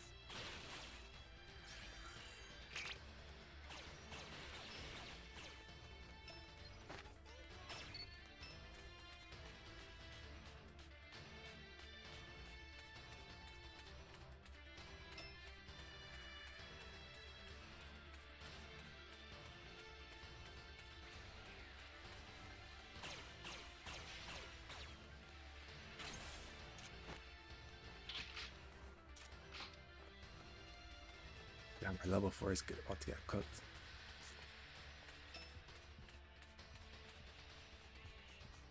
Flying Nimbus!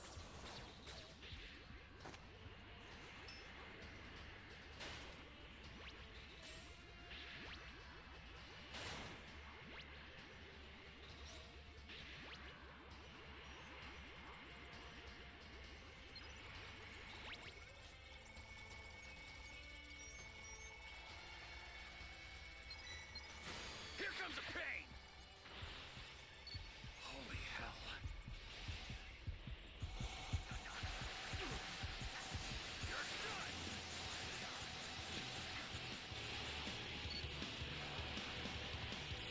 Like I said, I gotta play smart right now.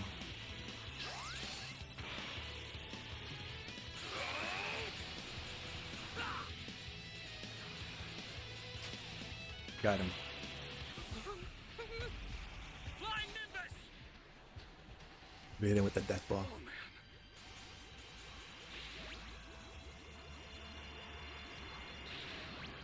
And I do have a final dragon change I can use last minute.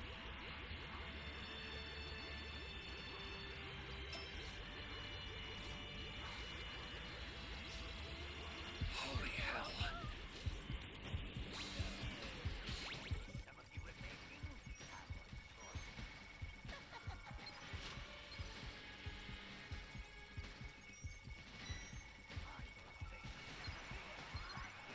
Flying Nimbus!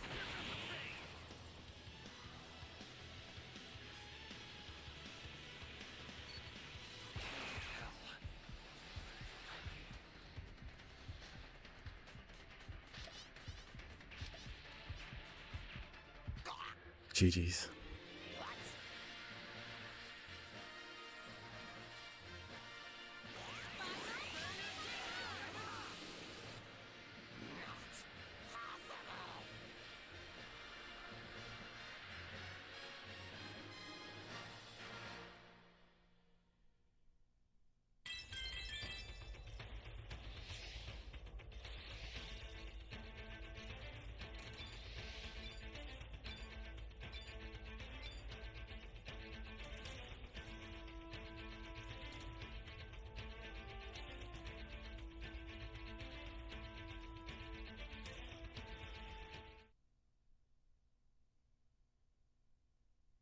That was a good match.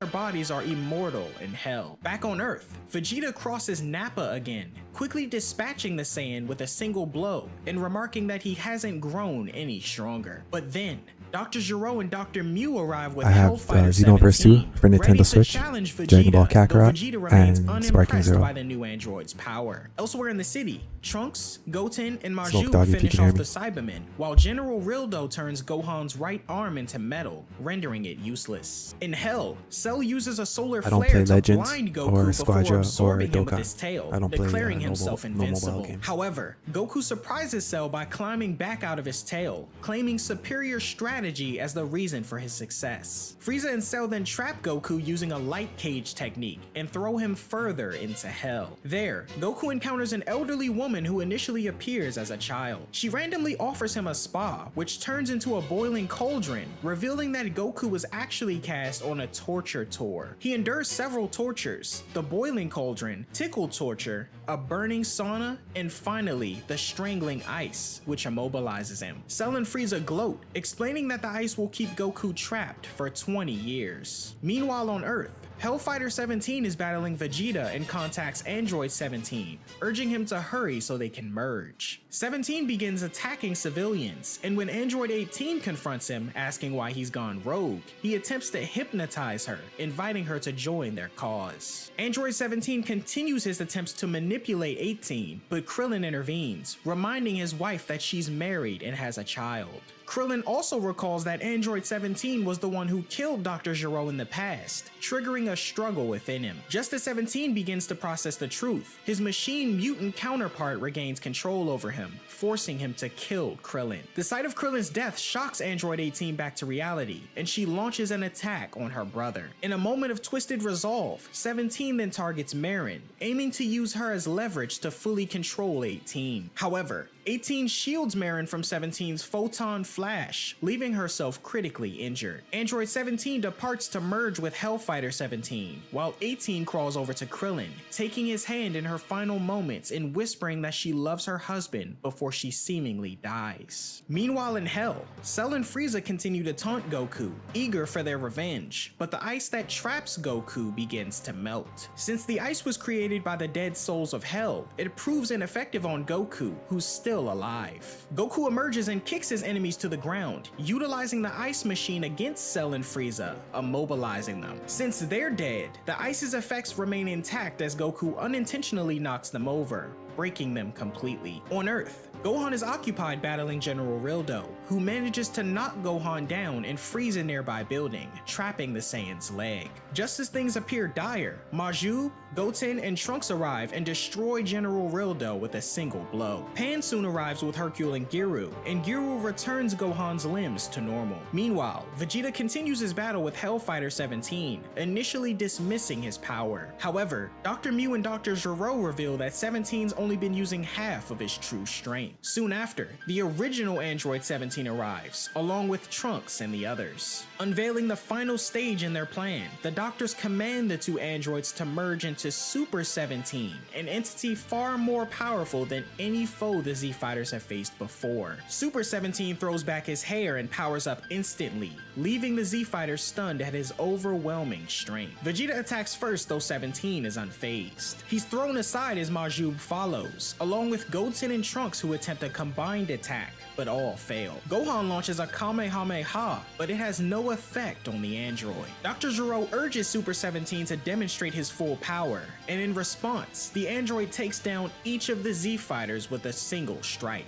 The Saiyans transform and Maju powers up, but Super 17 releases a devastating flash bomber which blows them all away. Watching the events from Hell through a glass, Goku pleads with King Yama for help to return to Earth. However, Yama is powerless, as the disturbance between Earth and Hell make it impossible to intervene. Unbeknownst to anyone, the Earth's Dragon Balls begin to crack, starting with a 4-star ball. Meanwhile, a deceased Piccolo contacts Yama, requesting to be sent to Hell to help. Though Yama initially refuses, Piccolo begins acting like King Piccolo, causing chaos in heaven and blasting trees, which prompts Yama to grant his request. Back on Earth, Super 17 believes he's defeated the Z Fighters and surveys the battlefield. In a final effort, Super Saiyan Vegeta unleashes his powerful Final Shine attack, but Super 17 absorbs the energy and redirects it back toward the group. Meanwhile, Goku struggles to find a way out of Hell until Piccolo arrives, vowing to do whatever he can to help Goku escape. Goku questions Piccolo's ability to get him out of Hell, but Piccolo contacts Dende at the lookout for assistance. Together, Dende and Piccolo devise a plan to create an interconnected energy beam, hoping to open a gate between Hell and Earth and free Goku. Goku wonders if this process is similar to fusion, but Piccolo explains that it's more of a fusion of the mind. The two Namekians attempt to send their energy beams to open the portal, but they fail. As Goku watches the Namekians continue their strategy, he starts to feel hungry again. With Cell and Frieza being pushed back to prison by Hell's ogres, Goku questions if they can bring him some food. Meanwhile on Earth, the Dragon Team continues their fight against Super 17, but none of their attacks have any effect. Frustrated, Pan yells out to Goku to hurry back. In Hell, Goku watches Vegeta take a beating from Super 17, while Piccolo and Dende persist in their efforts to open the gateway. At the check-in station, King Yama is overwhelmed as he scrambles to send everyone who escaped back to Hell. On Earth, Vegeta transforms into a Super Saiyan once more, but Super 17 turns Vegeta's power against him. As Goku is served soup in Hell, a group of dancing skulls emerges from it, distracting Piccolo. Just then, Dende informs Piccolo that he's almost in sync with him, and they continue their efforts. After multiple failed attempts, Goku suggests they chant Pepper Pot, Pickle Pot, Purple Pot to get in sync. Though Piccolo hesitates, the chant works and the gateway opens. Goku escapes through the portal, but before leaving, he urges Piccolo to come with him. Piccolo explains that if he moves, the gate will close, so he can't go. With encouragement from Dende, Goku escapes, promising to repay Piccolo, who's now trapped in Hell. Once Goku is gone, Piccolo's confronted by Nappa along with the members of the Red Ribbon Army, and decides to use them for target practice. Back on Earth, Vegeta continues to get beaten to a pulp, triggering Pan's frustration. Dr. Gero, fed up, orders Super 17 to kill Vegeta, who's down and feeling paralyzed. Pan then sneaks up on Dr. Gero, threatening to destroy him unless he orders Super 17 to stop. Dr. Gero complies, but Super 17 turns on him. Enraged, Gero realizes too late that Dr. Mew had reprogrammed Super 17 to only obey him. So allow me to show you the true power of a Saiyan elite.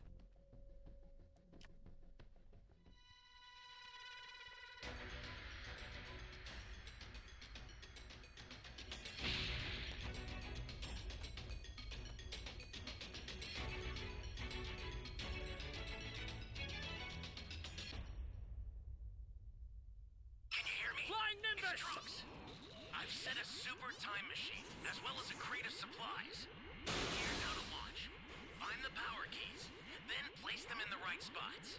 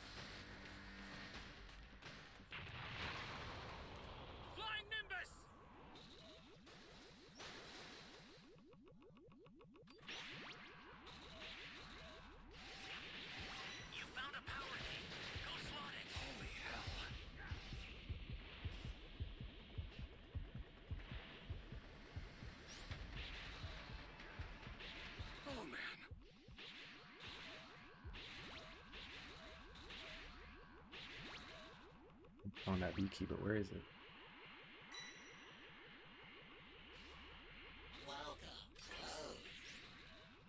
This is bad. Somebody's down. Exercise extreme caution if you're going to help them.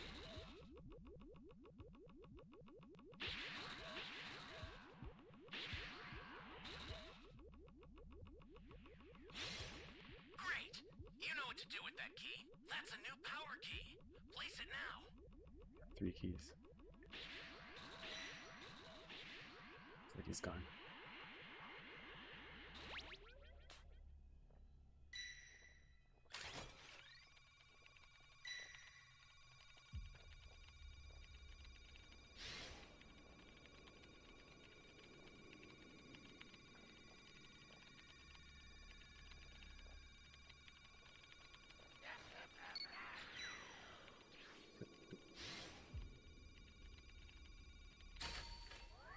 Flying Nimbus!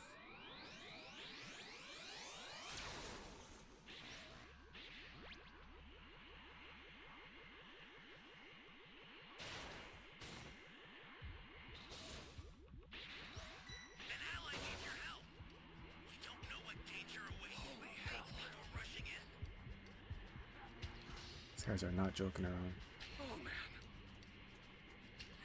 What a bunch of wimps. There's the guy who body cams. Thank you.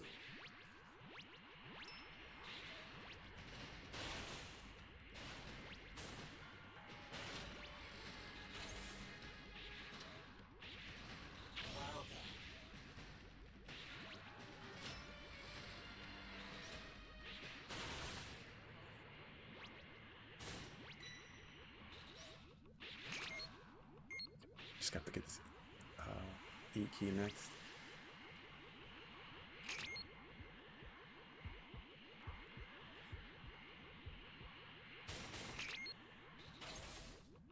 Someone save me!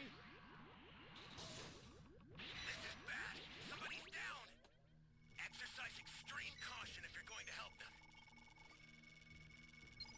Thanks.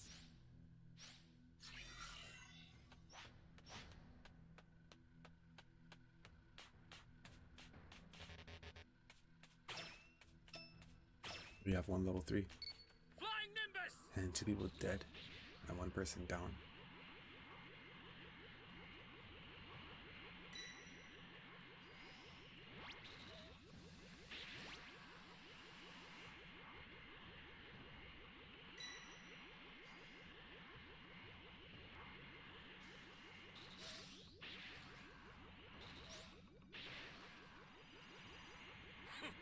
Bunch of wimps. Ally down! We need 1 more cube. Tend to rescue them. Watch out for enemies.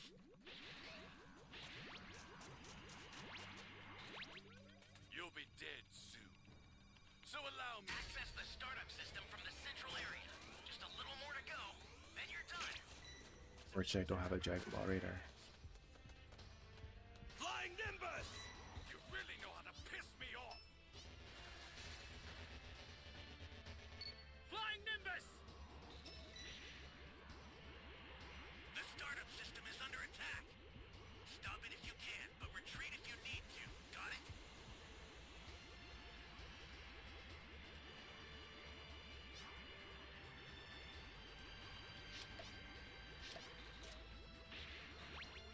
An ally needs your help. We don't know what danger awaits. Think before rushing in.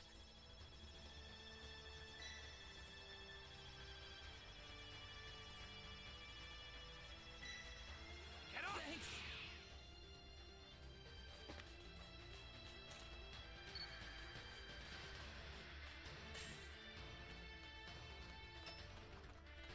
Zach. Flying Nimbus! So, who wants to die next? This is bad. Somebody's down. Exercise extreme caution if you're going to help them. Here comes a pain! I'll send some supplies to help. They could use some.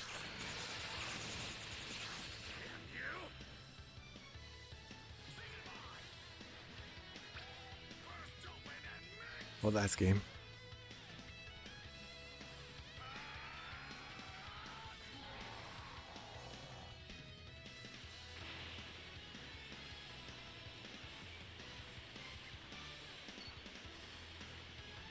Get up!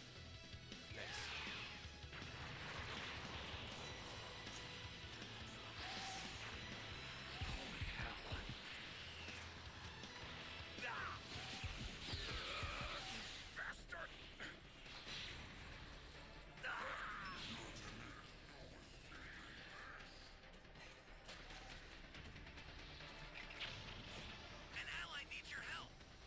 You don't know what danger awaits. Think before rushing in.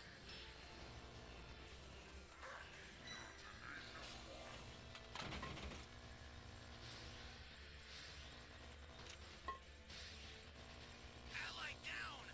If you intend to rescue them, watch out for enemies.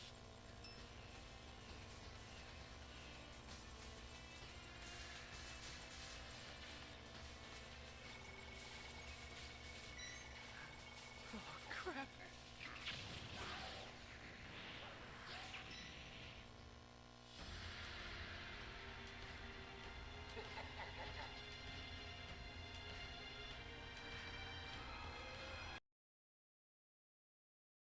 betraying his former comrade. Dr. Mew orders Super 17 to destroy Dr. Gero, which he does, and Pan is caught in the resulting explosion. With Gero down for the count, Super 17 refocuses his attention on Vegeta. Vegeta rises, ready to fight again, but before he can, Goku arrives just in time, knocking him out of the way of Super 17's energy blast. Vegeta loses consciousness and Dr. Mew remains unfazed, believing his creation is more than a match for Goku. However, Goku transforms into his Super Saiyan form, determined to prove him wrong. With Pan unconscious, Hercule blames himself for her condition. In his anger, he declares that Goku will have to deal with him if he doesn't defeat Super 17. Goku responds by punching Super 17 in the stomach, sending him flying across the earth. Super 17 retaliates by firing his Super Flash Bomber, prompting Goku to charge at him from thousands of miles away and deliver another punch to the gut, but it has no effect. Super 17 counters with a barrage of punches and kicks, followed by another Super Flash Bomber when he catches up to Goku in Earth's atmosphere. One of the blasts hit Goku head on, sending him crashing below. Dr. Mew celebrates Super 17's strength, but Goku, knocked to base form, reveals he's not done yet. Goku transforms into a Super Saiyan once more and launches an energy blast at Super 17. Uninjured, he tricks Goku into firing more energy blasts, unknowingly making him stronger. Goku then charges at Super 17 and uses the Kamehameha at point blank range, but once again, the android absorbs the attack and remains unharmed, continuing to power up. When the blast detonates, Goku believes he's won, but Super 17 powers up and launches a direct attack on Goku, sending him flying into the Earth's ocean. Dr. Mew taunts Goku to continue, so Goku re-emerges in his Super Saiyan 4 form, declaring it's time for Super 17 to face an opponent his own size. Since Super 17 could predict his movements before, Goku believes that won't be the case now. At Chi-Chi's house, Chi-Chi emerges ready for battle, armed with a broomstick. Videl is also donning the Great Saiyan Woman outfit and is prepared for action, the four including Bulma and Bulla rushing off to support Goku and the others. Back at the fight, Goku unleashes a series of energy blasts at Super 17, but none of them seem to do any damage as the android absorbs each one. Super 17 pretends to hide in the trees, setting a trap to gain more energy. Goku falls for it and follows him, but by the time they reach the other side of the forest, Goku discovers the android's Why does this plan. game keep Goku giving decides me to try and overload shitty him with energy ass by teammates? setting up his own ambush. Super 17 causes the trees I to don't wanna rise play as with these Dr. new Mew players, watches bro. in shock. Goku launching a ×10 Kamehameha. As Super 17 continues to grow stronger from absorbing the energy, Goku reveals that he knows the android is feeding off of his attacks, just like Android I don't wanna 19 carry these did in guys, the they're just wasting my past. time, Realizing bro. he can't defeat Super 17 with Energy Blast alone, Goku vows not to give up until he's fully destroyed. Meanwhile, Dr. Mew celebrates, believing his dream is finally coming true. Tired of Goku's persistence,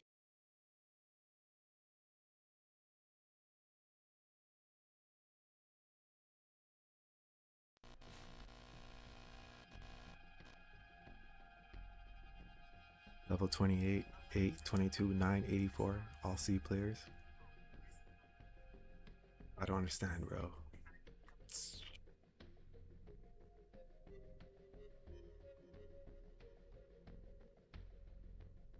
I'm not carrying, dog. If these guys don't do what they have to do, then we just die.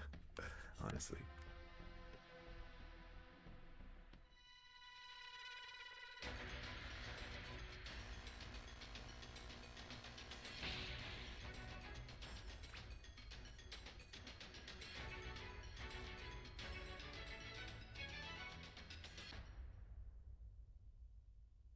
Flying Nimbus trunks.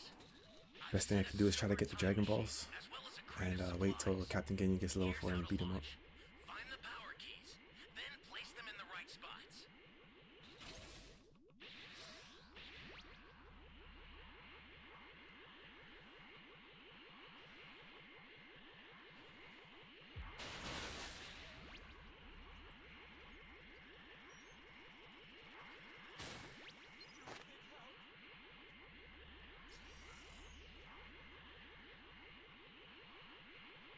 You found a power key. Go slot it.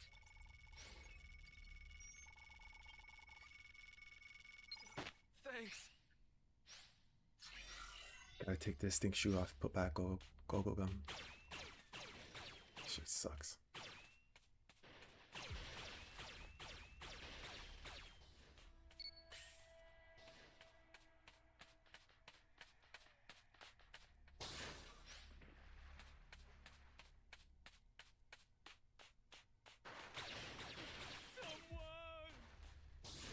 Someone. Nice, bye.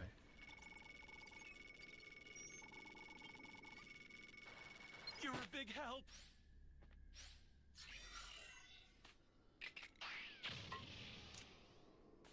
Flying Nimbus. So we just need to get 4 more keys.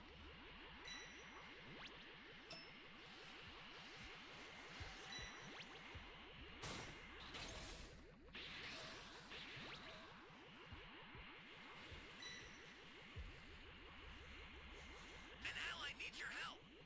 We don't know what danger awaits. Think before rushing in.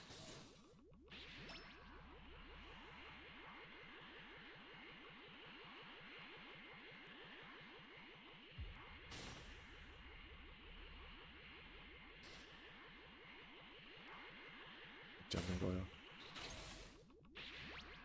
Can find a power key radar, that would be nice.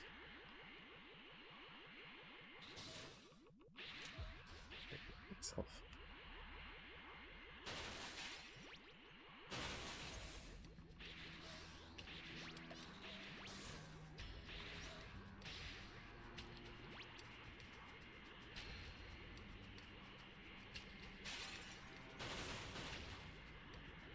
But they lost all their dragon changes. That's a new power key. Place it now.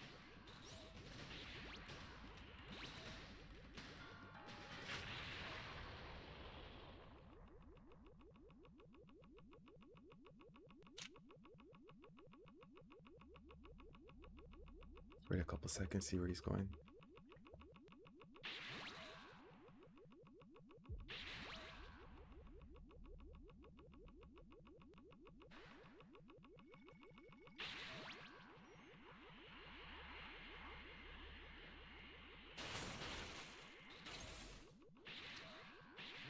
Great.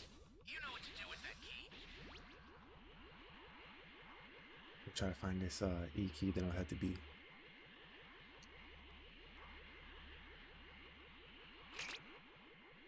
That's a new power key. Place it now.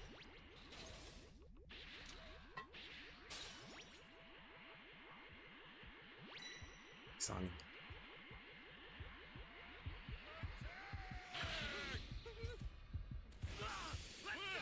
Guy really came all the way over here. Stream snipe. Great. You know what to do with that key.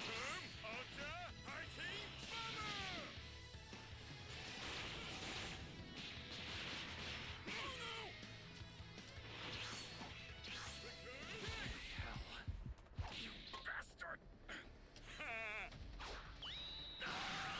Nailed it! Alrighty. Now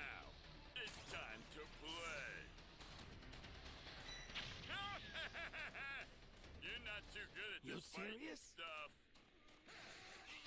I really don't.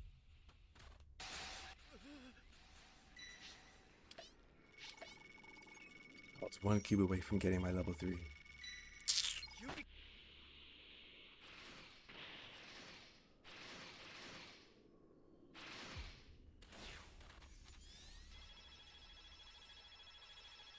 Ally down!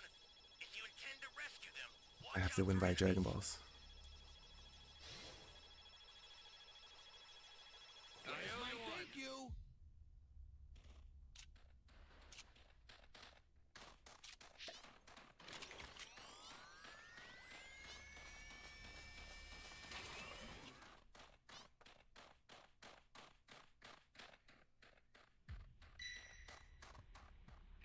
Flying Nimbus!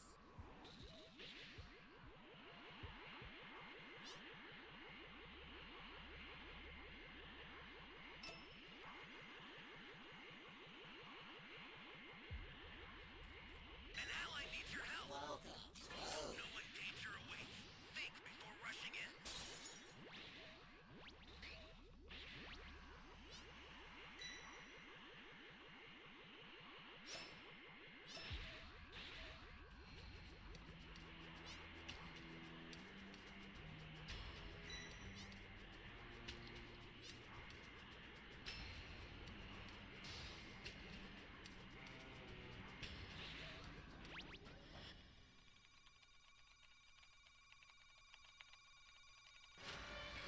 The startup system for the super time machine is ready. Head there now.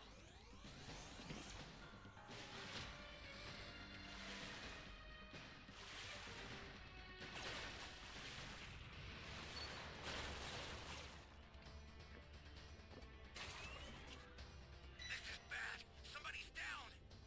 Exercise Flying extreme Nimbus! caution if you're going to help them.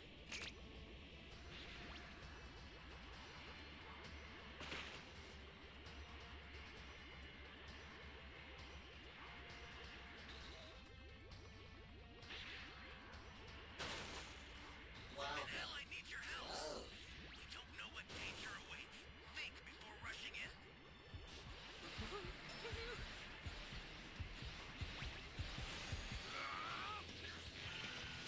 Ally down. If you intend to rescue them, watch out for enemies.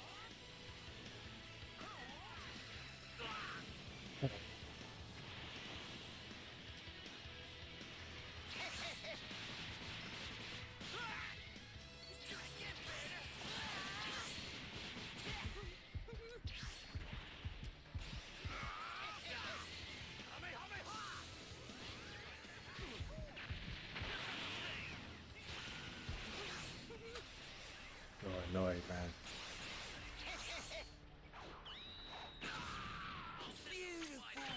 Make good use of them.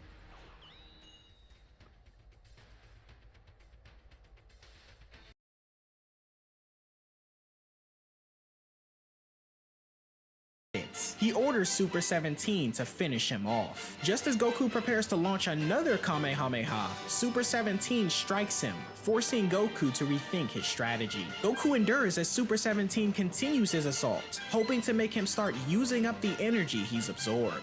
Goku attempts to use instant transmission, but Super 17 counters it with a full-powered that sounds energy awesome, wave son. to Goku's face. He reveals that he can sense the atmosphere's vibrations upon the Saiyan's re-entry, and Goku realizes that Super That's a lot of 17 pizza for is dinner. too powerful. As Videl and Chi-Chi fly to the battle, Chi-Chi is terrified and lovers, complains the pause. entire way. They're being followed by Bola and Bulma though, and Bulma can't help but focus on the devastation occurring on Earth, wondering how they'll ever restore it to normal. At the battle site, Goku appears unconscious, and Super 17 prepares his Electro Eclipse Bomb to finish him off. He launches the powerful attack straight at Goku, but Goku cleverly uses instant transmission, appearing behind Super 17 and catching him off guard. He puts the android in a tight hold and boasts that he can't escape, though Dr. Mew declares the fight a stalemate. Goku, however, reveals that he's willing to sacrifice himself to stop Dr. Mew and Super 17's evil plans. As Super 17 struggles to break break free from Goku's grip.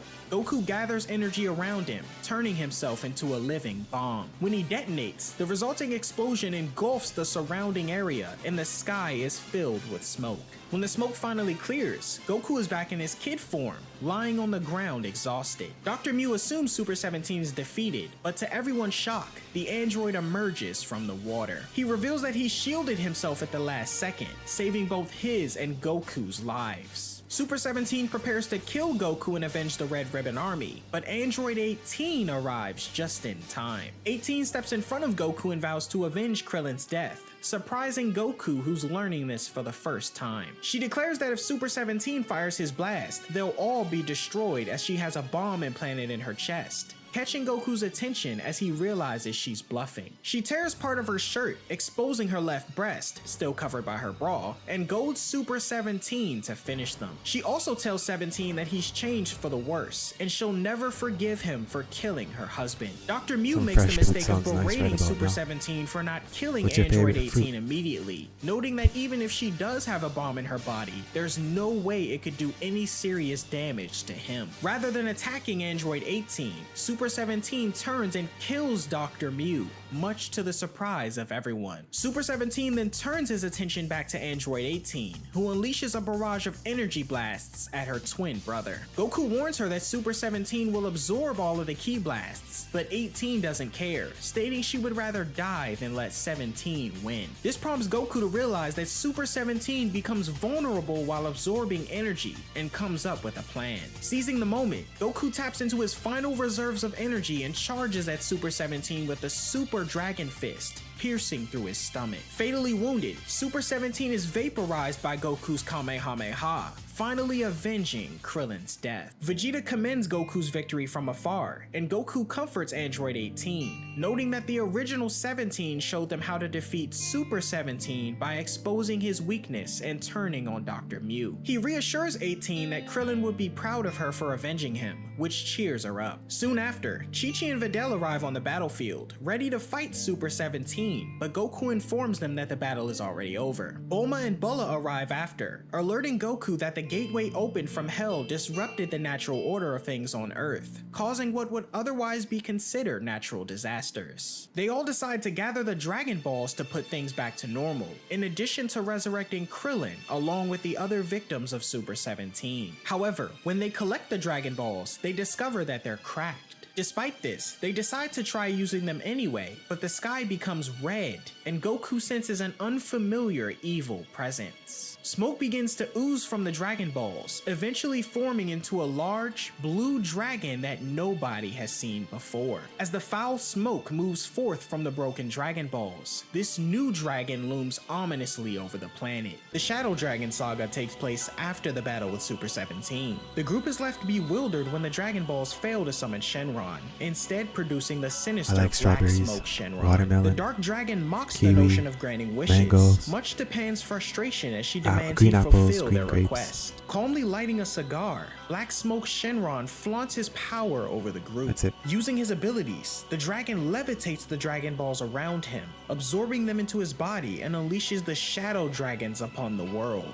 leaving behind a stunning aurora across the sky. At that moment, King Kai telepathically communicates with the group, warning them about the danger posed by this new dragon. However, before he can fully explain, old Kai interrupts with a lecture, scolding them for their misuse of the Dragon Balls over the years and the resulting disruption of nature's balance. He explains that the dragons created are capable of not only destroying the Earth, but the entire universe as well. Annoyed by his constant berating, Bulma demands he be quiet, leading to an argument about respect and who's truly at fault for the misuse of the Dragon Balls. Kibito Kai steps in to restore order and explains that every positive wish the group made on the Dragon Balls generated an equal amount of negative energy. Since the energy didn't have time to dissipate naturally, taking about 100 years per wish, it eventually reached a tipping point, unleashing the Shadow Dragons upon the universe. As Kibito Kai finishes his explanation, Mr. Popo arrives with a tale of the planet Eros, which also had a Shadow Dragon appear. He explains that it wasn't long before the planet and its entire entire galaxy vanished. Old Kai once again reiterates the dangers of misusing the Dragon Balls and blames Bulma, who in turn shifts the blame to Dende for not warning them sooner. Bulma then attempts to rally the group to support her, but they refuse. She reflects on events of the past, recalling how she was helpless and vulnerable until Goku came along and led her on a quest for the Dragon Balls. She pins the blame on Goku, who to her surprise, takes full responsibility without protest and prepares to clean up the mess he believes he made. Old Kai warns Goku that time is running out, and Goku is eager to face the challenge. Gohan offers to join his father, but Goku insists he handle it alone, confident in his Super Saiyan 4 form. The family bids him farewell, and as Goku departs, Pan slips away unnoticed. Shortly after setting off, Goku notices a trail of devastation left by the Shadow Dragons. Each dragon finds a home in a specific environment. Nova Shenron resides in a volcano,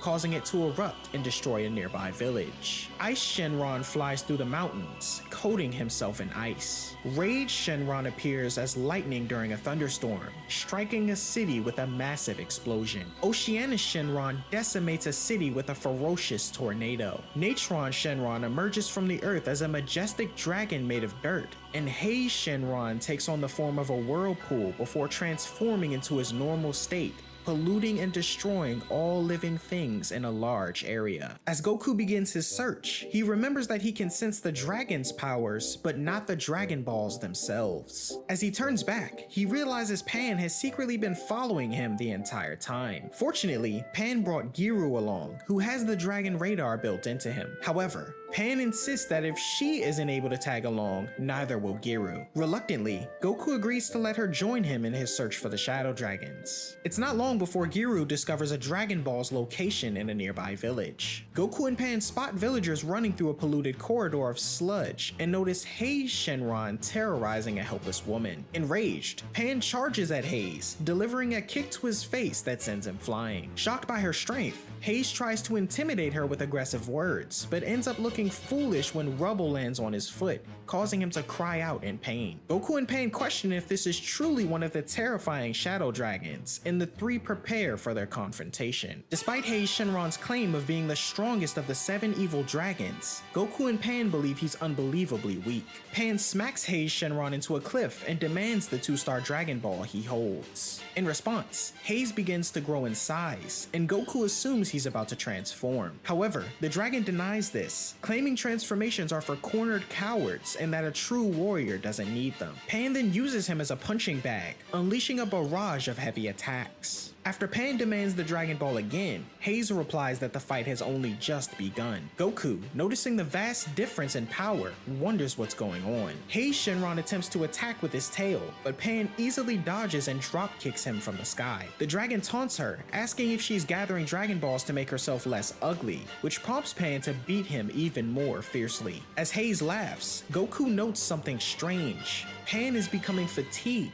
while Haze remains unfazed. When Pan attacks again, Haze is able to block all of her punches. He retaliates by punching Pan in the stomach, and when Goku charges at him, Haze dodges and headbutts both Pan and Goku together. They attack again, but Haze locks Pan in his grip and tail slaps Goku away. The dragon then declares his intent to eat Pan, prompting Goku to transform into his Super Saiyan form. However, he reverts to normal, confused about what happened. The evil dragon reveals that the polluted lake is the source of their diminishing strength. Haze Shenron's body emits negative energy that's poisoned the lake and drained life energy from the surrounding air, weakening Goku and Pan. Pan realizes that they didn't lose because Haze got stronger, but because they got weaker. Goku calls it an unfair trick, but Haze retorts that he's merely speeding up the process that Goku began. Pan questions how Goku is responsible for Haze's existence, and the dragon reminds the Saiyan of a boy named Upa. Goku remembers when mercenary Tao killed Upa's father long ago, and he used the Dragon Balls to revive him. Haze reveals that he was born from the negative energy of that wish, and sarcastically thanks Goku for bringing him into existence. Haze then uses Pan like a bowling ball, rolling her into Goku and knocking him down. Goku, determined to defeat Haze, is mocked by the dragon, who notes the Saiyan can barely barely stand before firing a mouth blast at him and Pan. Hayes prepares to throw the two into the poison lake, but Giru tries to intervene by firing missiles at the dragon, which have no effect. Hayes swats Giru into the lake and throws Goku and Pan in as well. As Pan sinks, she wishes for Gohan, Videl, Trunks, Goten,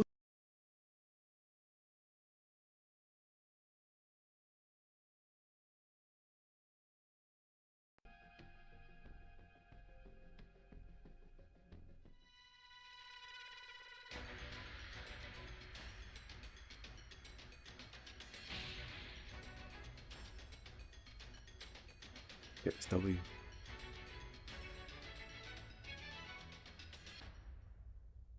Can you hear me? Flying Nimbus! Trunks, I've set a super time machine, as well as a crate of supplies. Here's how to launch. Find the power keys, then place them in the right spots. Thank you very much.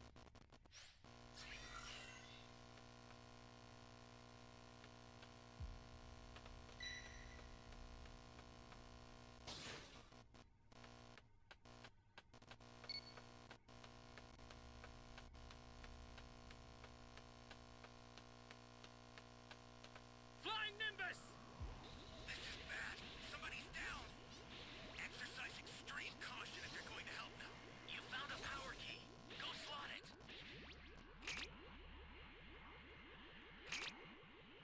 Where is everyone? Every time I find a power key radar, that's when these civilians want to start crying. Every time. It's so annoying. Thanks.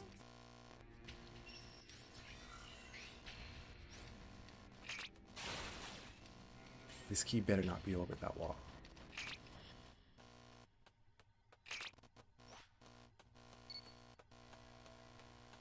That's a new power key. Place it now. Not be over that wall, bro.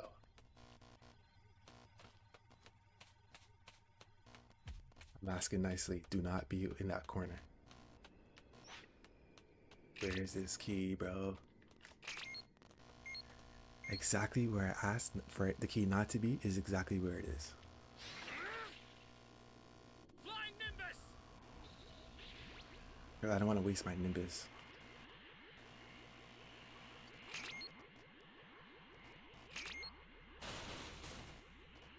Great.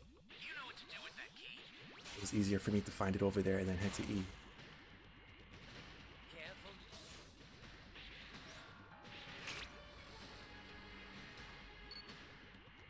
Careful now.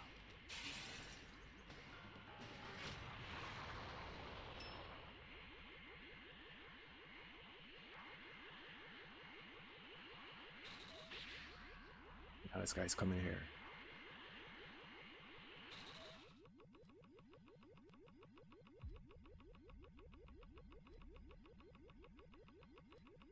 Okay, hopefully someone finds that D key.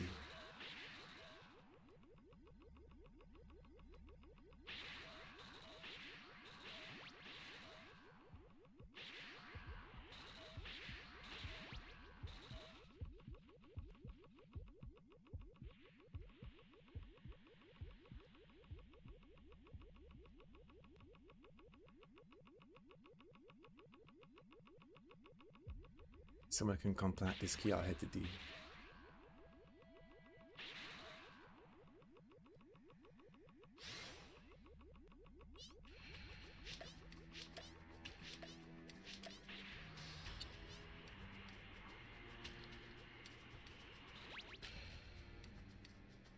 I apologize for the wait. Shall we begin round two?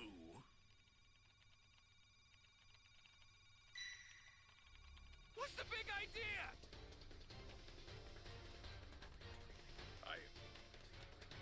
Give me a freaking break. I apologize for the wait. Shall we begin?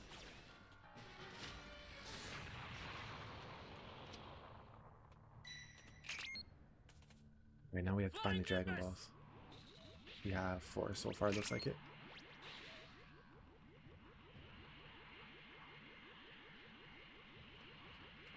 Hey, great. You found another power key.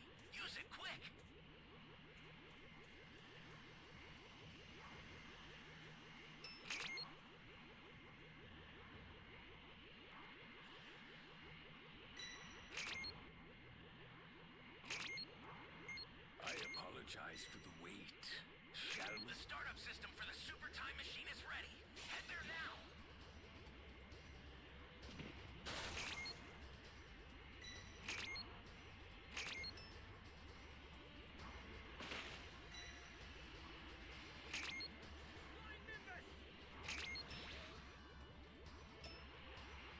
still have a full team.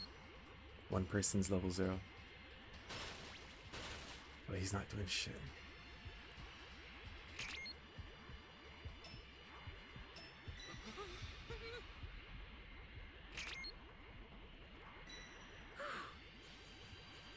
An ally needs your help.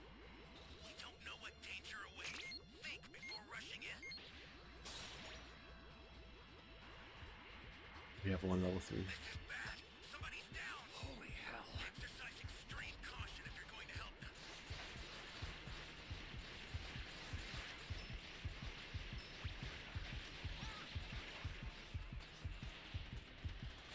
You're done!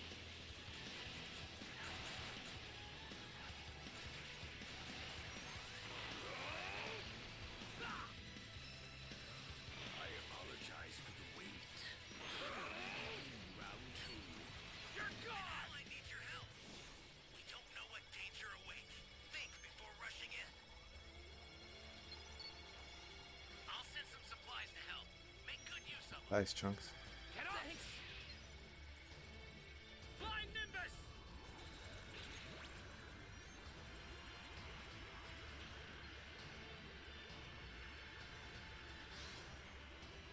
I apologize for the wait. Shall we begin round 2?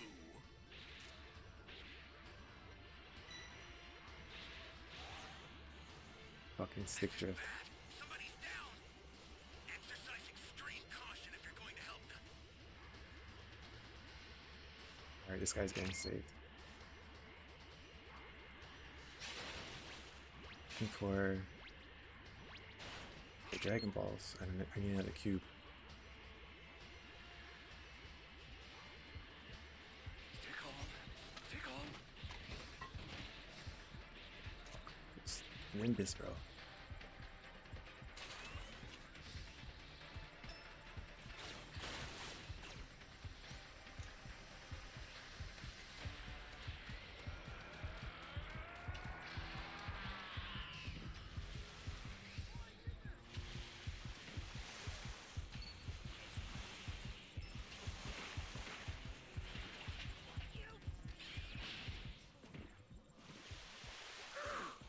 Flying Nimbus!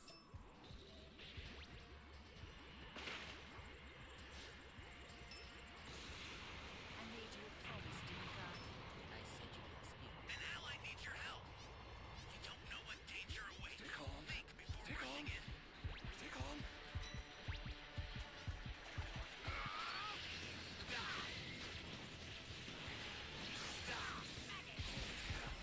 Here comes a pain!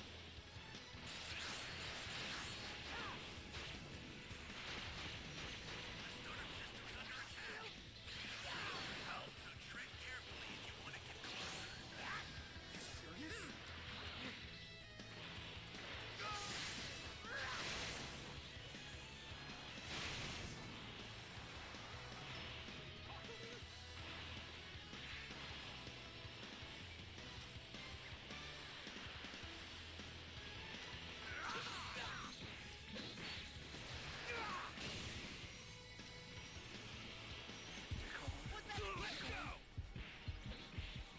W team, W team, W team.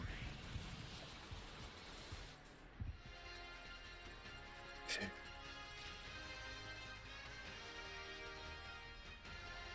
Sweet.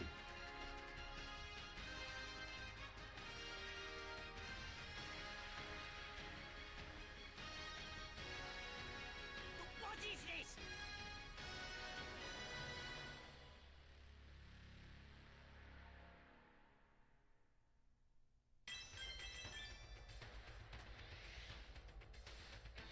What's the A for?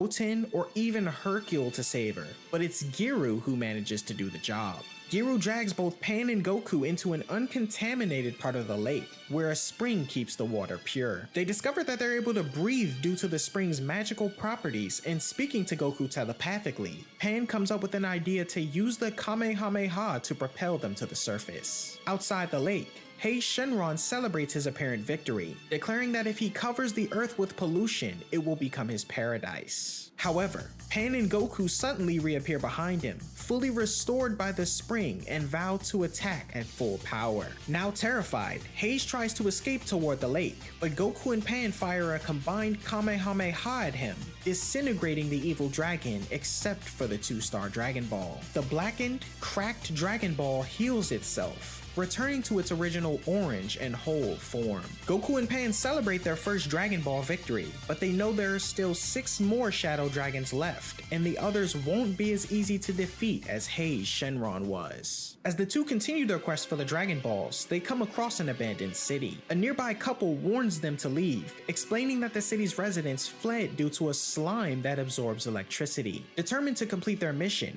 Goku and Pan stay and soon encounter Rage Shenron, the 5-star dragon. Initially, Goku's unimpressed by his small size, as he's barely taller than a steel can. Despite his appearance, Rage Shenron arrogantly claims his powers far exceed anything Goku or Pan can achieve.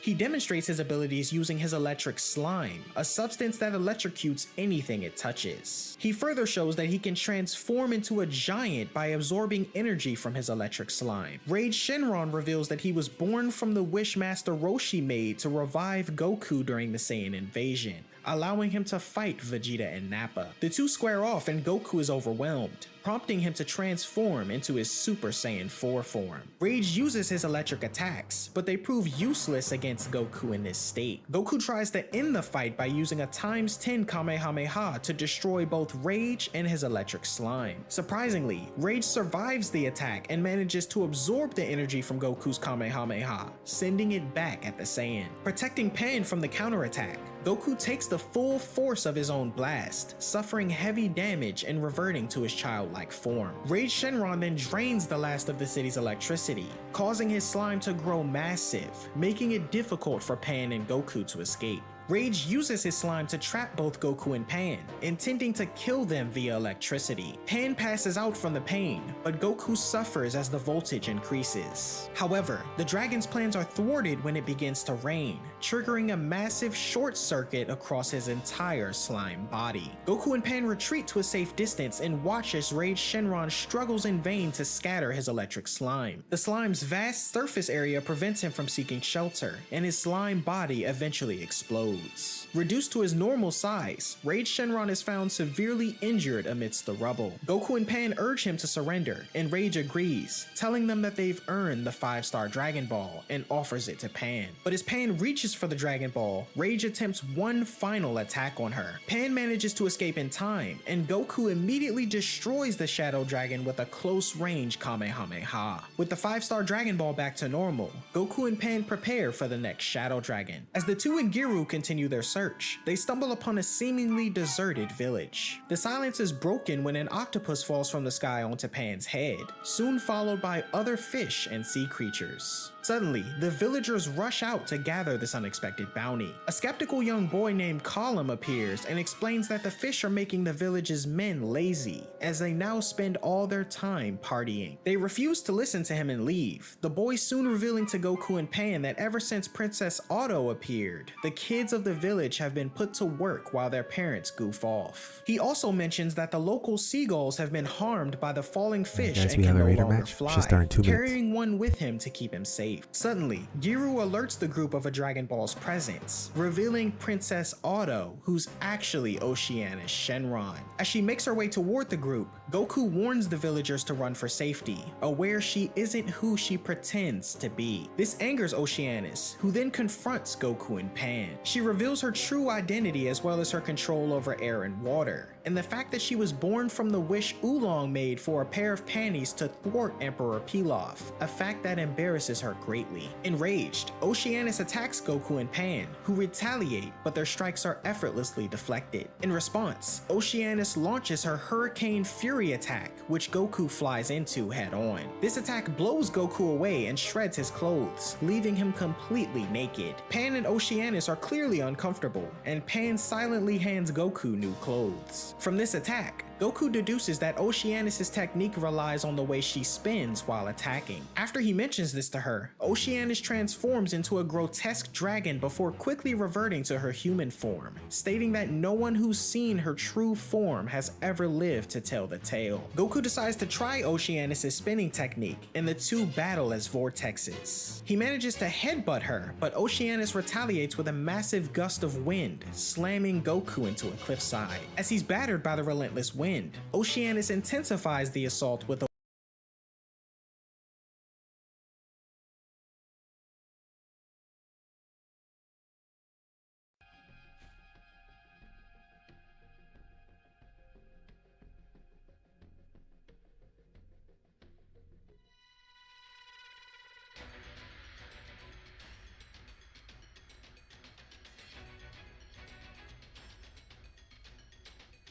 Let the carnival of terror begin.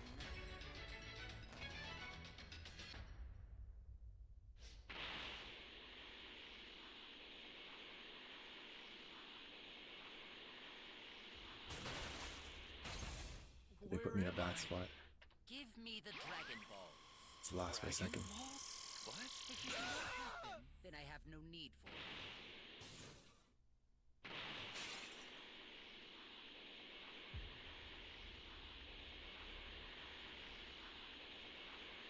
Is anyone out there? Give me the Dragon Ball.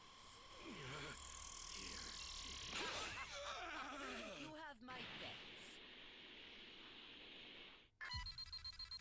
Are there? Someone there? Someone there?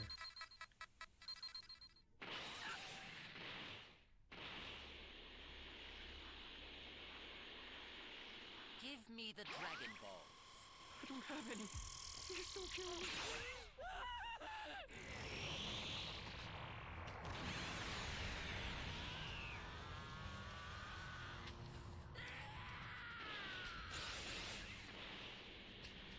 Someone up there. What is this? Where are the Dragon Balls? Even if I had one, why would I give it away?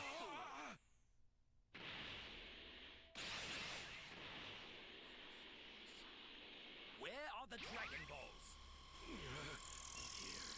Very well. I'll make sure your death is quick. Someone over here too. Oh no! Where are the Dragon Balls? What do you mean?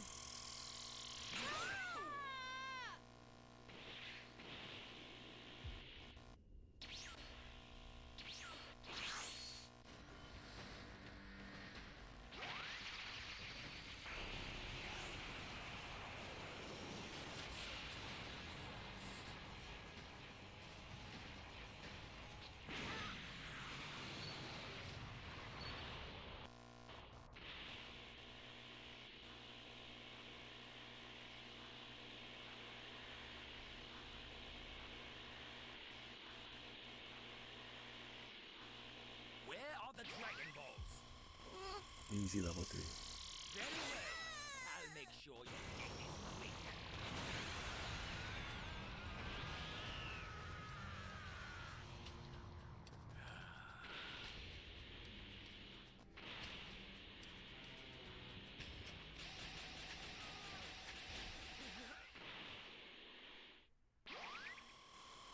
Pure.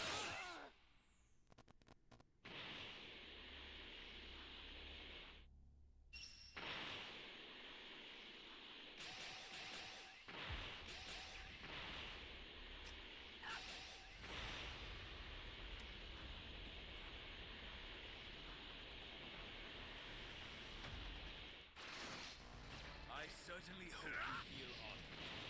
You're about to wear off my true and final form. You! Bastard!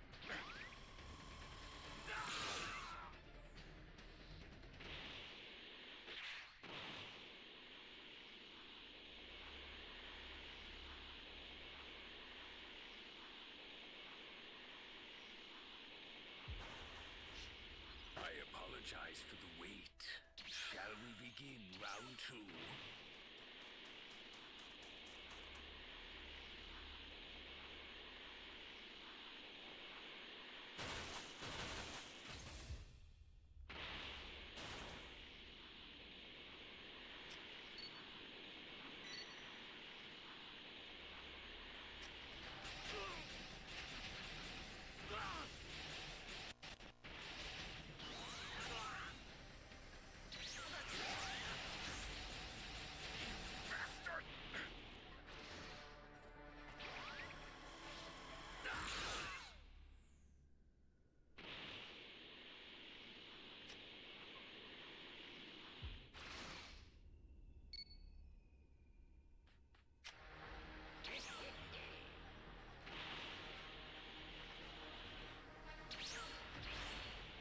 Instant transmission? Ooh, we got lucky.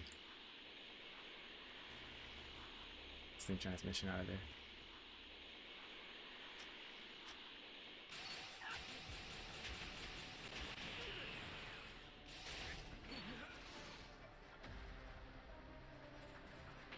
Where is everyone?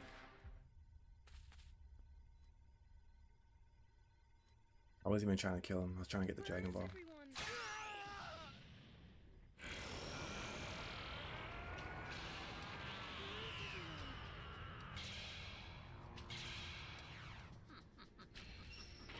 Someone help me!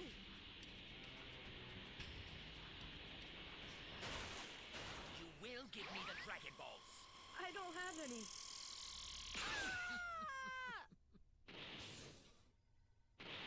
Alright, let me destroy A. Get it over with.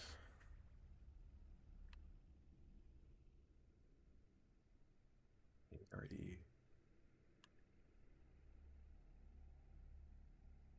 I'll destroy E if they found the A key.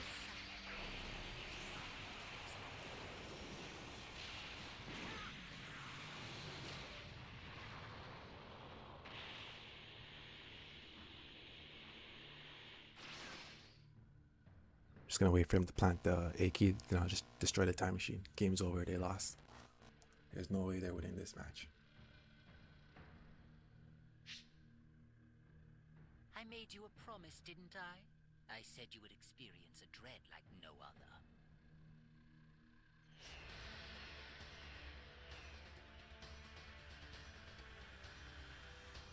That guy died right before the escape time machine came.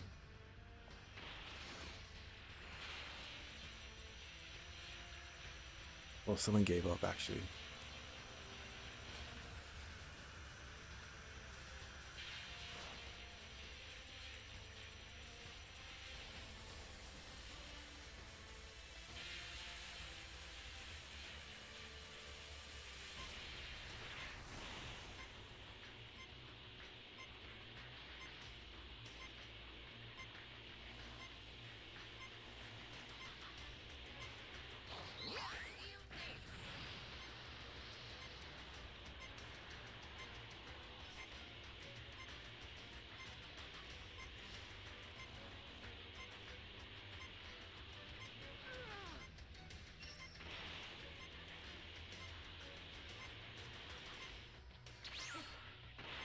Someone over here?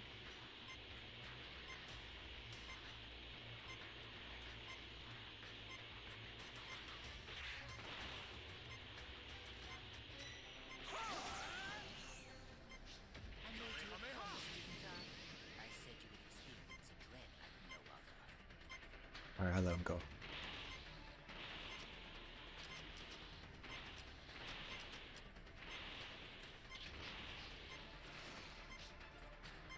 Wait, I've seen this one somewhere before. Yes, I'm certain.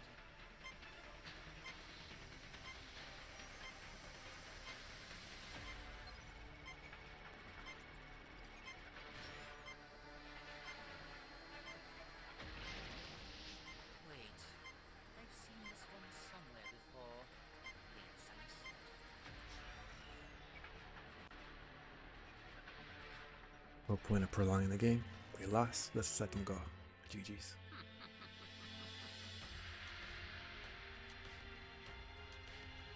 You're no match for me.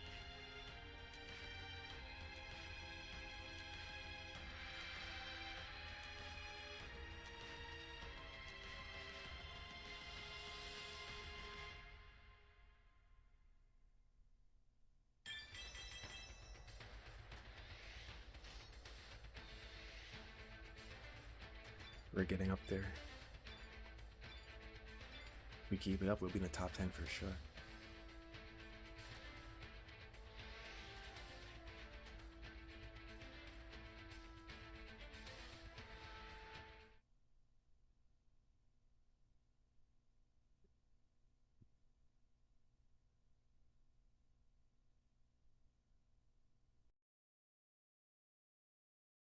The whirlwind spin attack.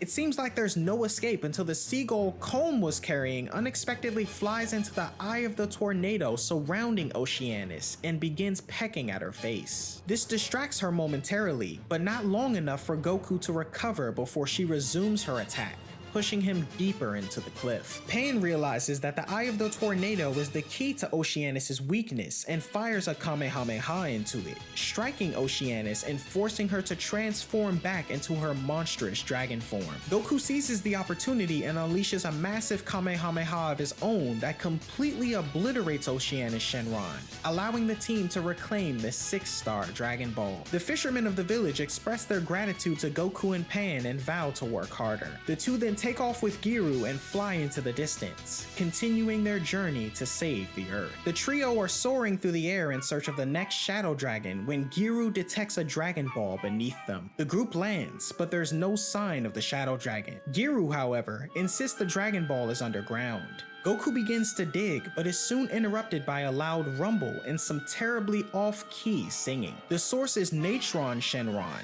a purple, mole-like dragon who digs through the earth, singing joyfully about his love for causing earthquakes. At first, he seems oblivious to Goku, Pan, and Giru, so Goku yells in his ear, grabbing his attention. Surprised to see them, Natron admits he's not much of a fighter, but still refuses to hand over the Dragon Ball. He resumes digging while Goku, refusing to destroy him if he doesn't want to fight, tries to provoke him with insults. When that doesn't work, Pan fires a barrage of ki blasts, but they have no effect. As Natron continues tunneling, Goku and Pan realize he's heading straight for a nearby city. Goku rushes to warn the people, with Pan following close behind. They arrive just as the tremors begin, and both leap into action to save the citizens from disaster. Goku transforms into Super Saiyan 4 and holds up a falling building, joining Pan to shift the unstable Earth back into place and save the city from destruction. Realizing his plan has been thwarted, Natron finally attacks Goku and Pan with a punch, but Goku easily dodges and counters with a kick to the stomach, followed by several strikes that send Natron flying out of the city. Goku acknowledges that Natron can fight decently when motivated, Alright but guys, we found Natron another boasts match. that when Just he started gets 2 minutes. serious, he's 10 times the fighter they just faced. Pan, curious about the wish that created Natron, questions him, and the dragon reveals that he was born from the wish that revived the people killed by Majin Vegeta during the World Martial Arts Tournament. He then launches his Aftershock attack, but Pan quickly notices they can dodge it by staying in the air. This only enrages Natron further, prompting him to unleash a barrage of Aftershocks at Goku and Pan, which they evade before landing on his head and using his own attack against him. Humiliated by his own defeat, the charged Shadow Dragon crashes to the ground as Goku reverts to his base form, exploding in a cloud of smoke that sends the 7-star Dragon Ball into Pan's hands. However, instead of restoring itself, the corrupted ball transforms into a blue sphere of light that engulfs Pan. Despite Goku's efforts, Pan is absorbed into the ball, which then swells and morphs into a larger, more dragon-like version of Natron Shenron, now blue and more powerful. Laughing, Natron reveals that he'd been fooling the two all along. He explains that he had possessed a mole's body until they defeated him, allowing him to use the Dragon Ball to take over Pan's body this time. Now, with his strength greatly increased by his new host, Natron attacks Goku, intending to wear him down before claiming his Super Saiyan 4 body for himself. Goku must now face one of the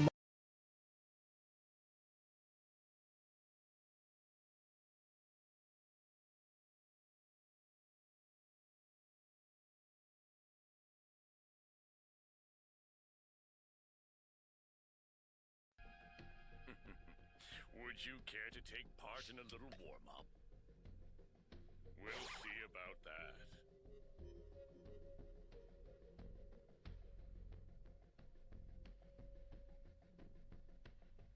We'll see about that.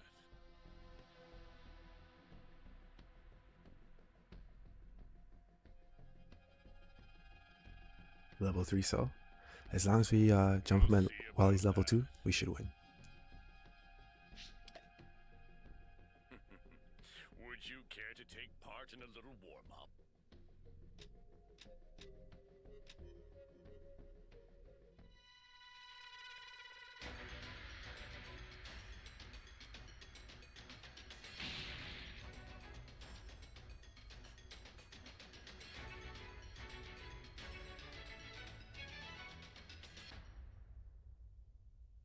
Can you hear me? Flying Nimbus! Trunks, I've set a super time machine, as well as a crate of supplies. Here's how to launch. Find the power keys, then place them in the right spots. Every time the match starts, I always put "let's fight," so I know these guys know what level, what page I'm on, basically. We gotta fight, man. No escaping.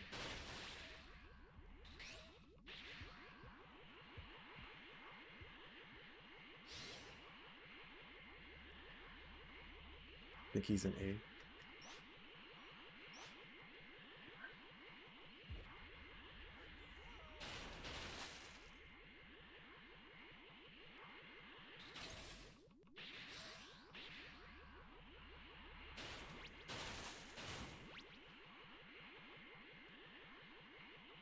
Gotta find a power key radar or a dragon ball radar.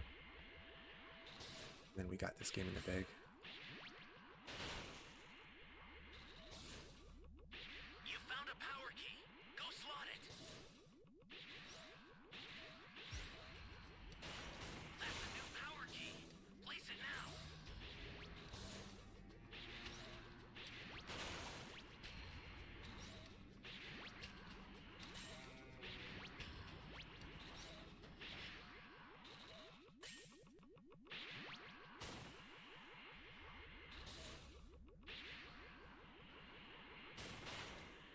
Great. You know what to do with that key. That's a new power key. Place it now.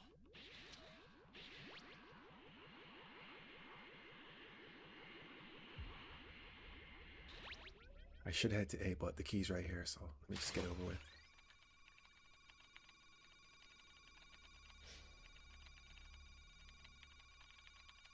Great. You know what to do with that key. Alright, as long as we can, we got all the keys, so we just need to get a few more cubes. Flying Nimbus! Because we don't want to jump him while we're all level 1, he's level 2, right?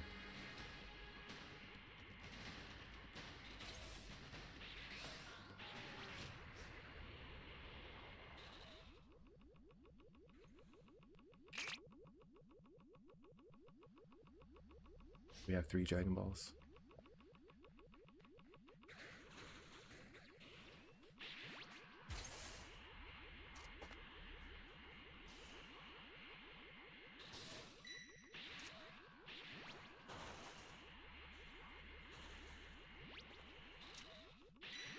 One later.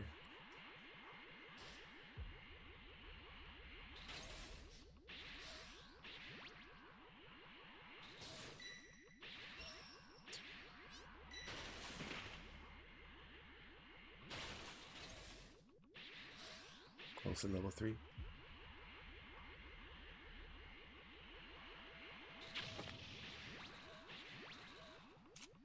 And,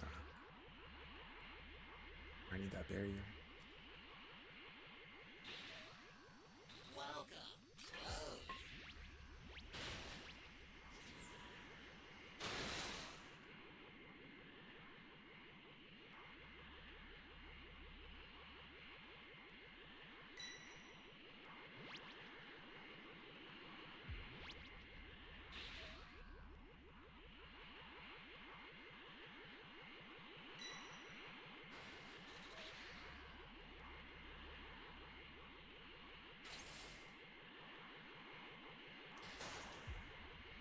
Guys, go set that A key now. Come on.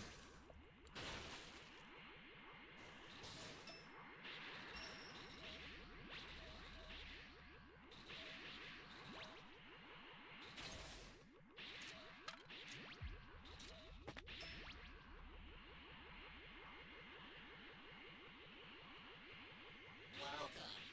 Welcome.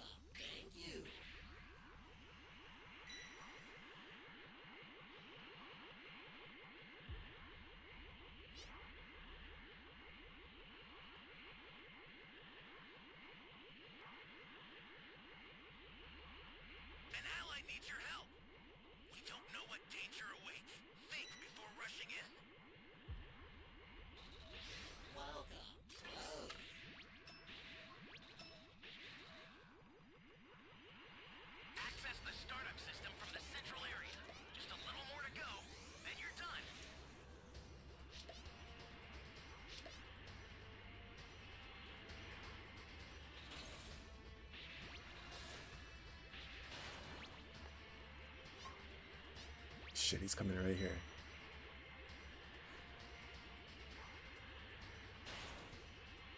He'll be going underground. You've got all 7 Dragon Balls. Summon Shenron at the altar.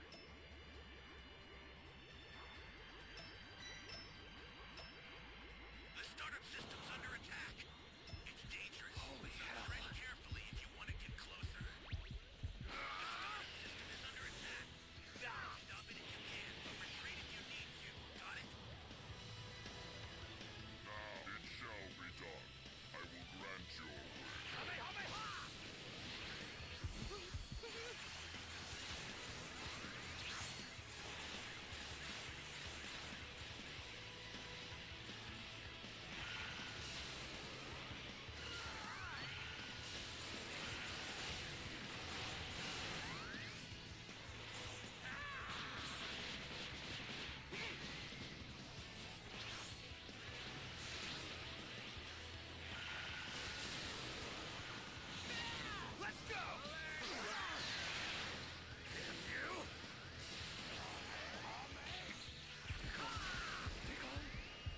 Jeez. Demolished.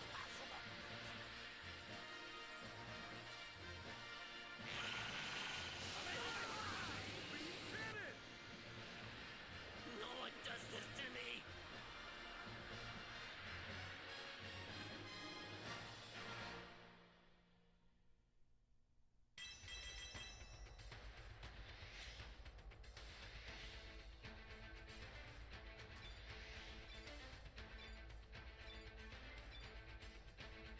GG's.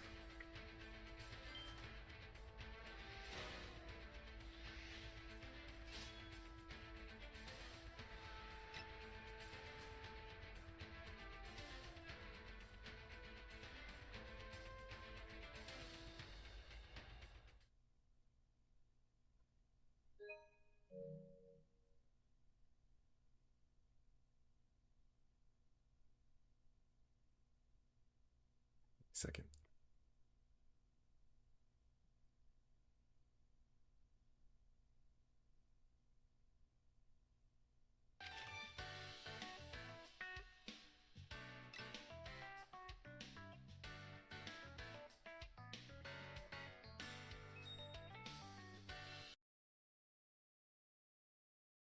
Most agonizing decisions of his life. To obtain the 7-star Dragon Ball, he'll have to go through his own granddaughter. When Natron Shenron begins hurting innocent people, Goku transforms into a Super Saiyan 4, relying on the form's heightened aggression to help him make the difficult choice of attacking Pan for the greater good. Realizing Goku's resolve, Natron panics and pleads with him, reminding Goku that attacking him will also harm Pan. Goku asserts that Pan would rather sacrifice herself than see more innocent lives lost, and fires a ×10 Kamehameha at Natron Shenron. However, the blast lacks the power to finish the job because Goku subconsciously holds back, knowing Pan is still inside the dragon. As Goku weakens and begins losing energy, Natron Shenron takes the advantage, relentlessly beating and blasting him before knocking him into a building. Confident in his superiority, Natron boasts on his apparent victory and begins to taunt Goku. Goku remains silent, seemingly defeated with his eyes closed. Thinking he's won,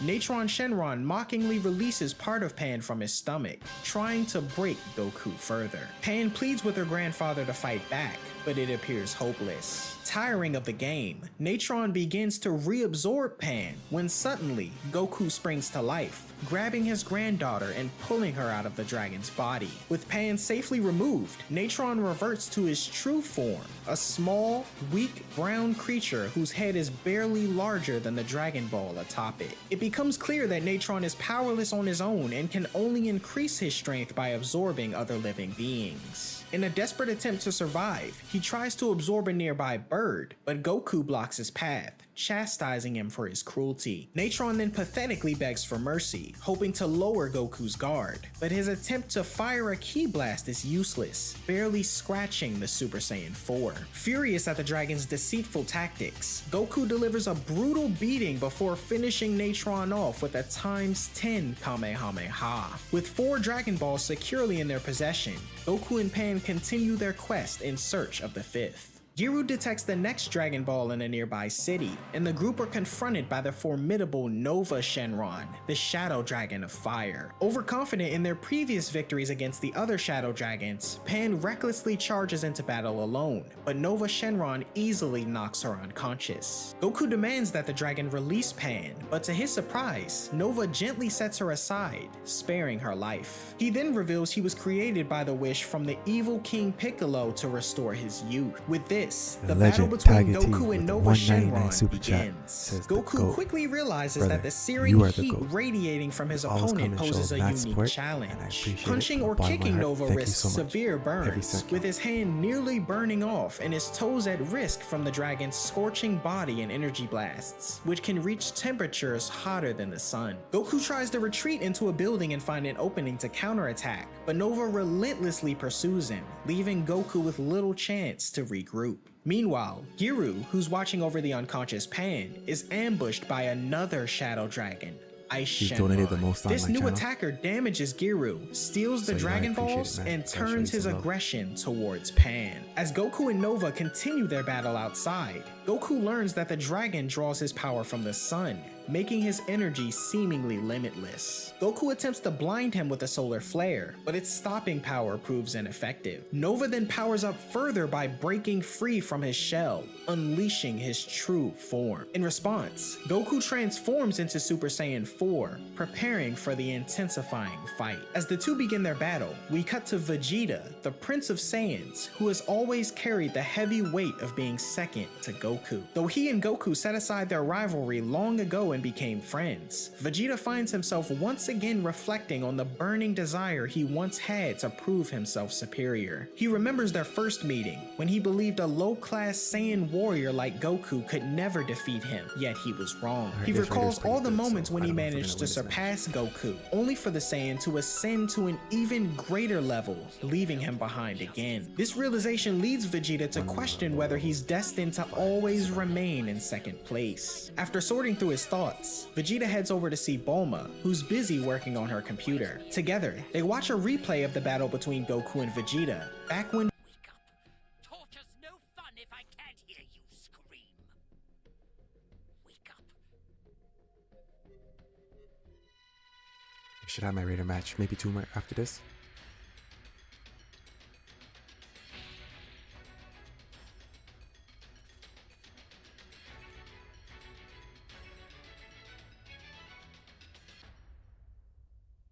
Can you hear me? It's Trunks. I've sent a super time machine, as well as a crate of supplies. Here's how to launch. Find the power keys, then place them in the right spots.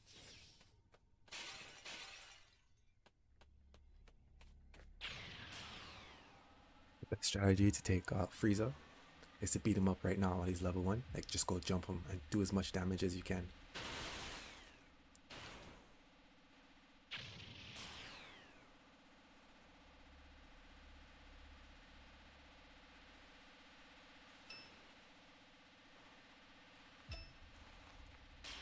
Let's You found a power key. Go slot it. It's too late.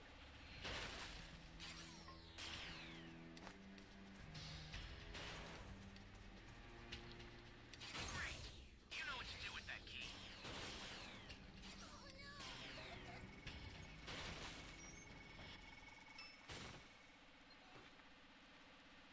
Gotta get the hell out of here! Flying Nimbus! Pretty sure there's a civilian in there too. Thought I was a goner.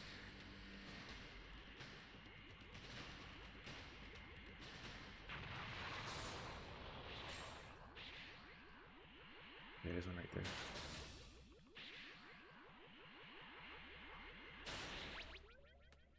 Someone, anyone, please! Thank you. Thank you.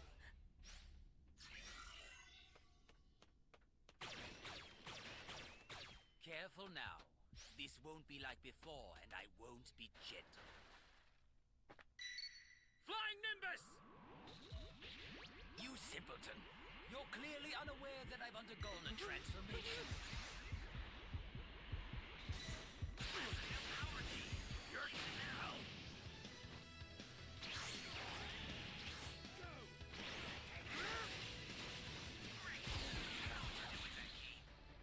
Nothing I could have done. Only level 1.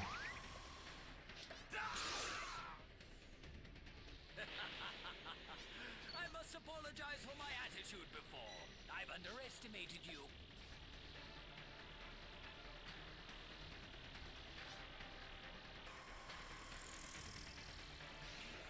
It's that stupid ass civilian making so much damn noise.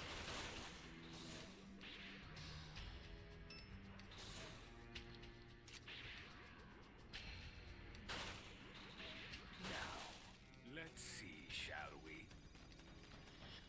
I apologize for the wait.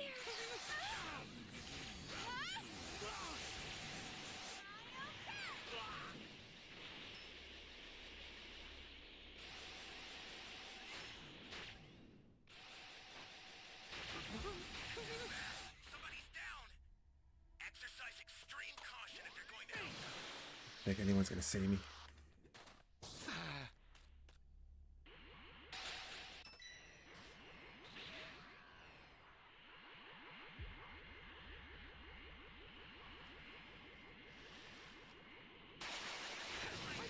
Do this! If you intend to rescue them, watch out for enemies.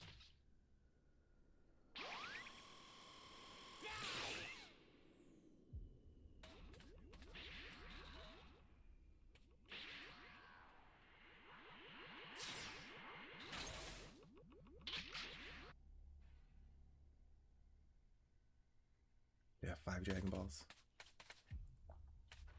That's a new power key. Place it now.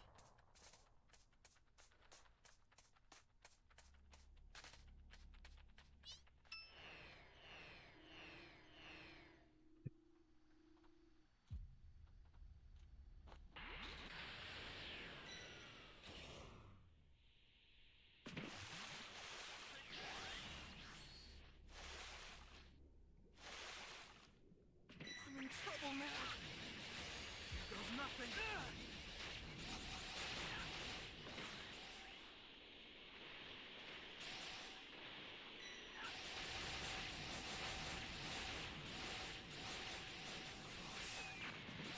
Ally needs your help. Wait. You don't know what danger awaits. Think before rushing in.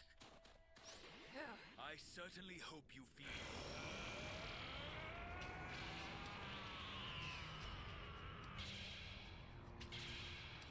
Well then, It's just these 2 keys left. torture's no fun if I can't hear you scream.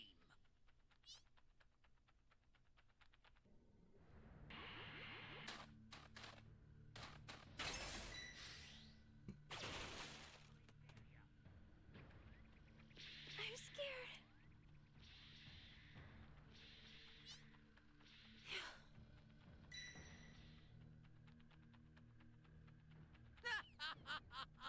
Surely you're not trying to play on my mercy. Surely you're not trying to play on my mercy.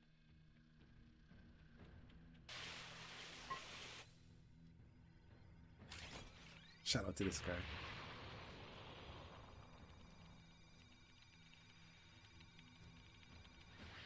I can't do this! Down!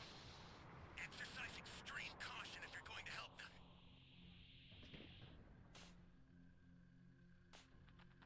This is going to be quite the epic battle, my friend.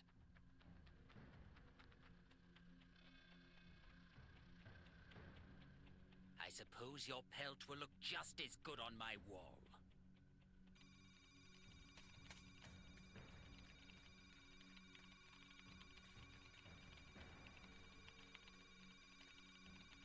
Access the startup system from the central area. Just a little more to go. Then you're done.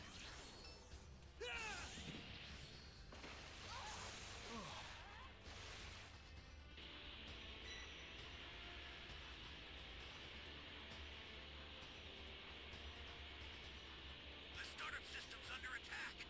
It's dangerous, so tread carefully. I don't remember, but I know we have more wins than losses. That's for sure. We're doing pretty good today.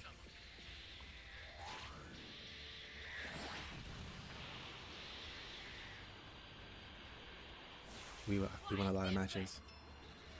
I think I only lost 2 or 3.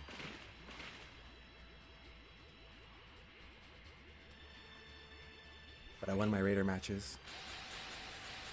I had 2 Raider matches so far. We won a few Survivor matches as well. So this is like the 3rd loss as a Survivor. Please, if you believe you can defeat me, then you're more delusional. I stream for another hour, so we'll see you all going with the next Raider match. Need your help. You don't know what danger awaits. Think before rushing in. Demolished.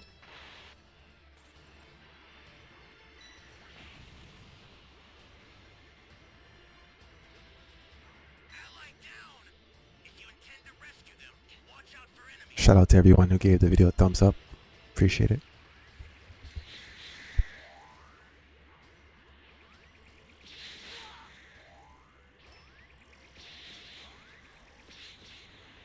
This is a pretty good Raider, so can't really say anything.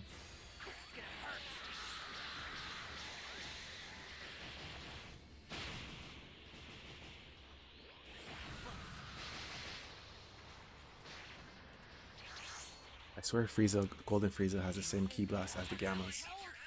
You're incredibly It's just lazy from the developers. stand a chance against me.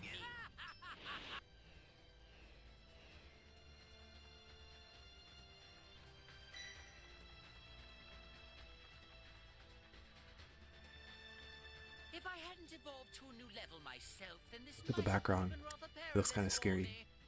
Like endless darkness. You don't want to go there in real life.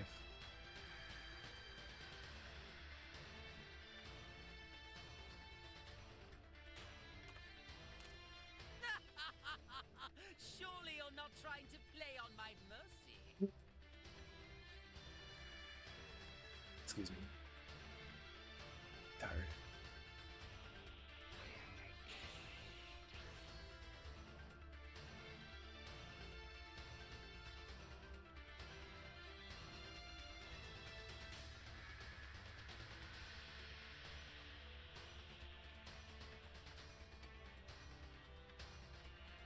If you saw him or not. Gone. Do or die.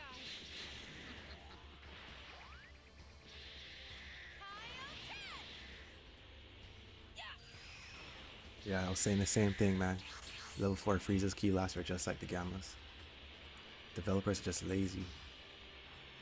Because Buhan, regular Majin Buu, and Broly both have that same ability where they can use that key blast that comes down from the sky. It's just a different color for Broly. You're incredibly foolish if you think you And stand a Vegeta chance and against Majin Vegeta have the same attack moves. We need a new Raider, man, and we need some new people developing this game. In that case, I'll just stop wasting my time and kill you right now! What are you saying, Terrence? How are you doing today? I was on a leaderboard, but I got knocked off. Gotta come back though.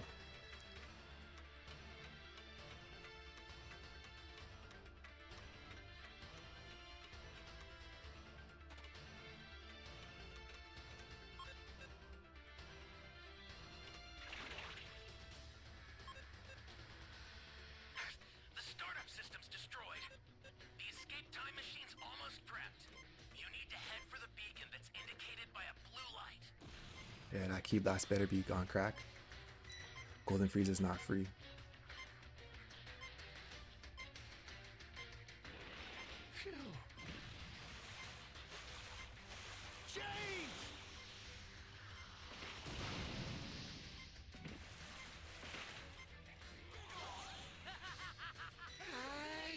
If you believe you can defeat me, then you're more delusional than ever! Yeah, let him go. I suppose your pelt will look just as good on my wall. In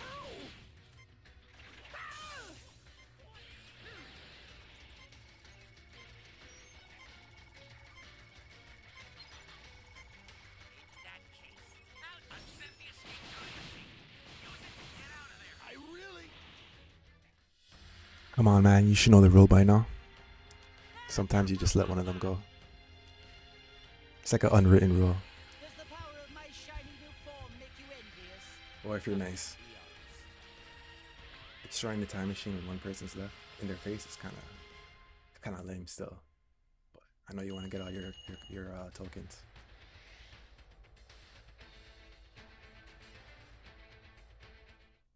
Back to the mangas. Vegeta was possessed by Baby. During this, they stumble upon an astonishing discovery, a potential way for Vegeta to achieve the same power as Goku, the form of Super Saiyan 4. Bulma even jokes about Vegeta one day reaching Super Saiyan 5, but for now, their goal is clear: to help Vegeta attain Super Saiyan 4 and finally stand on equal ground with Goku. As Super Saiyan 4 Goku and Nova Shenron continue their intense battle, Nova fires a fiery energy wave that collides with Goku's Kamehameha, causing a massive explosion that hurls nearby vehicles into surrounding buildings. Once the explosion fades, the two warriors exchange blows until Nova resorts to firing another fiery energy wave from his right hand. Goku dodges and attempts to counterpunch, but Nova puts him in a headlock and blasts a key shot into Goku's face, sending him flying into a nearby building. Nova then approaches Goku as he begins to recover, firing another attack at him. Goku, however, manages to escape the impact crater before the blast strikes, resulting in a spherical fiery explosion. Nova, demonstrating his superior speed, evades Goku's charge before being headbutted, the Saiyan preparing a Kamehameha soon after. Nova, however, is too fast, forcing Goku to fire the attack at a nearby building. Caught in Nova's grip, Goku breaks free and begins charging a ×10 Kamehameha, using the after image technique to avoid getting caught again. As Goku's after images surround Nova, the Shadow Dragon halts his pursuit and closes his eyes, using Ki Sense to detect the real Goku. Their battle continues in an abandoned building where Goku tricks Nova with a mirror and corners the Shadow Dragon. With Goku holding the upper hand, Nova requests to be killed, but Goku spares him as repayment for Nova sparing Pan earlier. With the score settled, Goku states they can now fight without reservation, but the situation takes a turn when Ice Shenron appears, freezing Goku's hand. Nova Shenron then reveals a shocking secret: he's Ice Shenron's brother. Holding up Pan's backpack, Ice reveals that during the fight, he stole the Dragon Balls and brutally attacked Pan. Goku, seeing his injured granddaughter staggering below, rushes to comfort her. Pan, before losing consciousness, apologizes for losing the Dragon Balls. Ice takes matters into his own hands and blows Goku away, scolding Nova for being too soft on him. Nova, however, defends his actions as part of his code and tells his brother not to interfere, insisting he can win alone. Ice dismisses this and attacks Goku, though his blast tosses Pan's unconscious body around. Before Goku can react, Ice uses his ice rays to freeze Goku's limbs one by one, starting with his arms. He pummels the Saiyan relentlessly, though Goku continues to fight effectively using just his legs. In response, Ice freezes Goku's legs and eventually his entire body. With Goku immobilized, Ice orders Nova to finish him off. When he refuses, the two come to blows, Nova on the receiving end of a beatdown. He pretends to submit to killing Goku, but instead frees him from his icy prison with his Nova Star technique, much to his brother's anger. As Goku resumes battling Ice Shenron, he confidently declares that he can defeat the Ice Dragon in just 10 seconds. Ice responds by powering up and freezes the entire city. With the city frozen, Ice Shenron engages in battle with Super Saiyan 4 Goku. Goku quickly gains the upper hand, pummeling Ice into the ground and preparing to finish him off with a Kamehameha. However, Ice spots an unconscious Pan and uses her as a shield, causing Goku to drop his guard. Taking advantage of the Saiyan's hesitation, Ice throws Pan at him, forcing Goku to catch her, leaving him defenseless. He smashed into a building and sent pummeling to the ground, Pan still in the Saiyan's arms. Ice kicks Goku while he's down, but Goku grabs hold of the dragon's foot, furious at him for using his granddaughter against him. He throws Ice into a nearby building, preparing a ×10 Kamehameha to finish him. Ice, however, flies around Nova Shenron, using his brother as a shield to trick Goku into dropping his guard again. When Goku hesitates, Ice takes the opportunity to freeze him once more. After being scolded by Nova for his cowardice, Ice is about to destroy Goku with his ice cannon. However, Goku breaks free from his icy prison just in time to halt the Shadow Dragon's energy beam. Still enraged at Ice for using both Pan and Nova as shields, Goku threatens to kill him at point-blank range. Ice,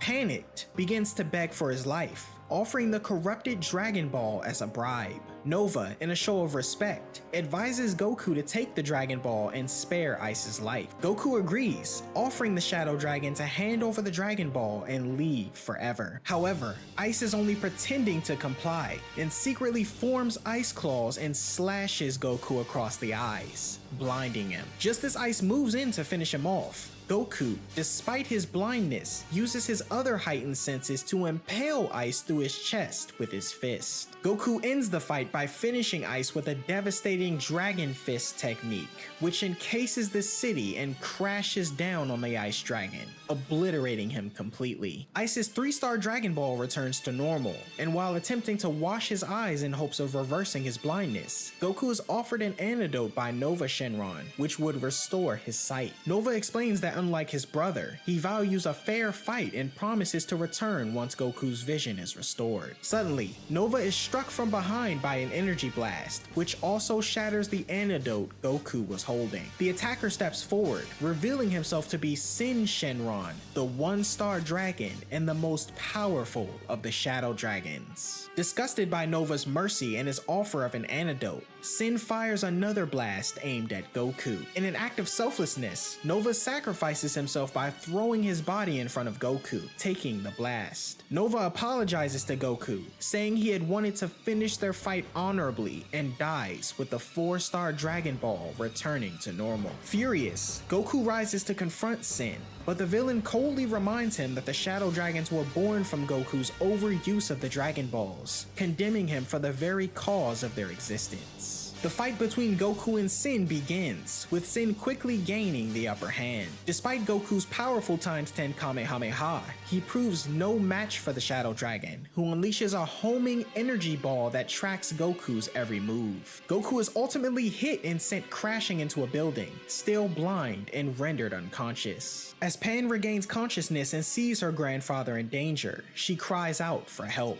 Goku reverts to his child form, confronted by Sin, who prepares to deliver the final blow. However, he's saved in the nick of time by his son, Goten, who arrives with Gohan, Trunks, and Oob. Alongside them are Chi-Chi, Videl, and Hercule, who vow to stay by Goku's side even if it means the end of the world. Goku expresses gratitude for everyone's support, but warns them that even with their combined efforts, they won't be able to defeat the evil dragon. Gohan acknowledges this, and the group reveal another plan, for Goku to absorb their Saiyan power to restore his strength. The Saiyans begin the process of transferring their energy to Goku, but Sin Shenron quickly interrupts, attacking before they can finish. Goku uses the energy he's already absorbed to save his allies just in time, allowing them to restart the process. However, Goku admits that even at full power, he won't be able to defeat Sin Shenron. Instead, he requests his friends continue giving him additional energy, enough for him to surpass his current limits despite the potential danger. As the Saiyans transfer more energy to Goku, Oob engages Sin Shenron, attempting to buy time. Though Oob is clearly no match for the Shadow Dragon, his efforts annoy Shin long enough for Goku to reach a new, more powerful state, Super Full Power Saiyan 4. When Goku resumes his battle with Sin Shenron in this upgraded form, it becomes clear that Sin is no longer a match for him, even with Goku still blinded. Not even Sin Shenron's dirty tricks can affect Goku now, as demonstrated when the Saiyan proves he can see everything, including inanimate objects, given his other heightened senses. Goku then fires a devastating Kamehameha at Sin Shenron and appears to have finished him off, prompting his friends to celebrate their victory. However, as Pan tries to collect the scattered Dragon Balls, she notices them being pulled away. To everyone's shock, Sin Shenron is still standing. The dragon consumes all 7 Dragon Balls, powering up to an even more fearsome form. As the group look on, the ultimate Shadow Dragon, Omega Shenron, is born. With just a flick of his hand, he blows everyone away, leaving Goku on the battlefield alone. Confident in his abilities, Omega describes the wasteland he's created to a blind Goku, noting that it'll be the perfect place for a cemetery. Goku, however, retorts, noting that it'll be Omega who's buried by the battle's end. He powers up and deals devastating blows to Omega Shenron, but they have no effect. Much to Goku's surprise, Omega wields the abilities of the previous Shadow Dragons against him, initially demonstrating with Nova's intense heat and Ice's freezing abilities. Goku is quickly taken down as the remaining Shadow Dragon techniques are used against him, but his newfound strength keeps him afloat, despite his beatdown at the hands of Omega. In a surprising turn of events, Goku regains his vision though pretends to still be blinded with Omega, using the opportunity to unleash the Dragon Fist on him, crashing through the dragon's body and blowing him up. However, Omega regenerates via Rage Shenron's abilities, forcing Goku into an increasingly desperate situation. To provoke Goku into fighting more fiercely, Omega targets his family and friends, including his sons, wife, daughter-in-law, Trunks, and even Hercule. Goku is fiercely attacked as well, and everyone lies unconscious as Omega looms over them. Goku, however, rises to his feet, caught off guard by Omega's superior speed. Determined to protect his family and Earth, Goku resolves to self-destruct.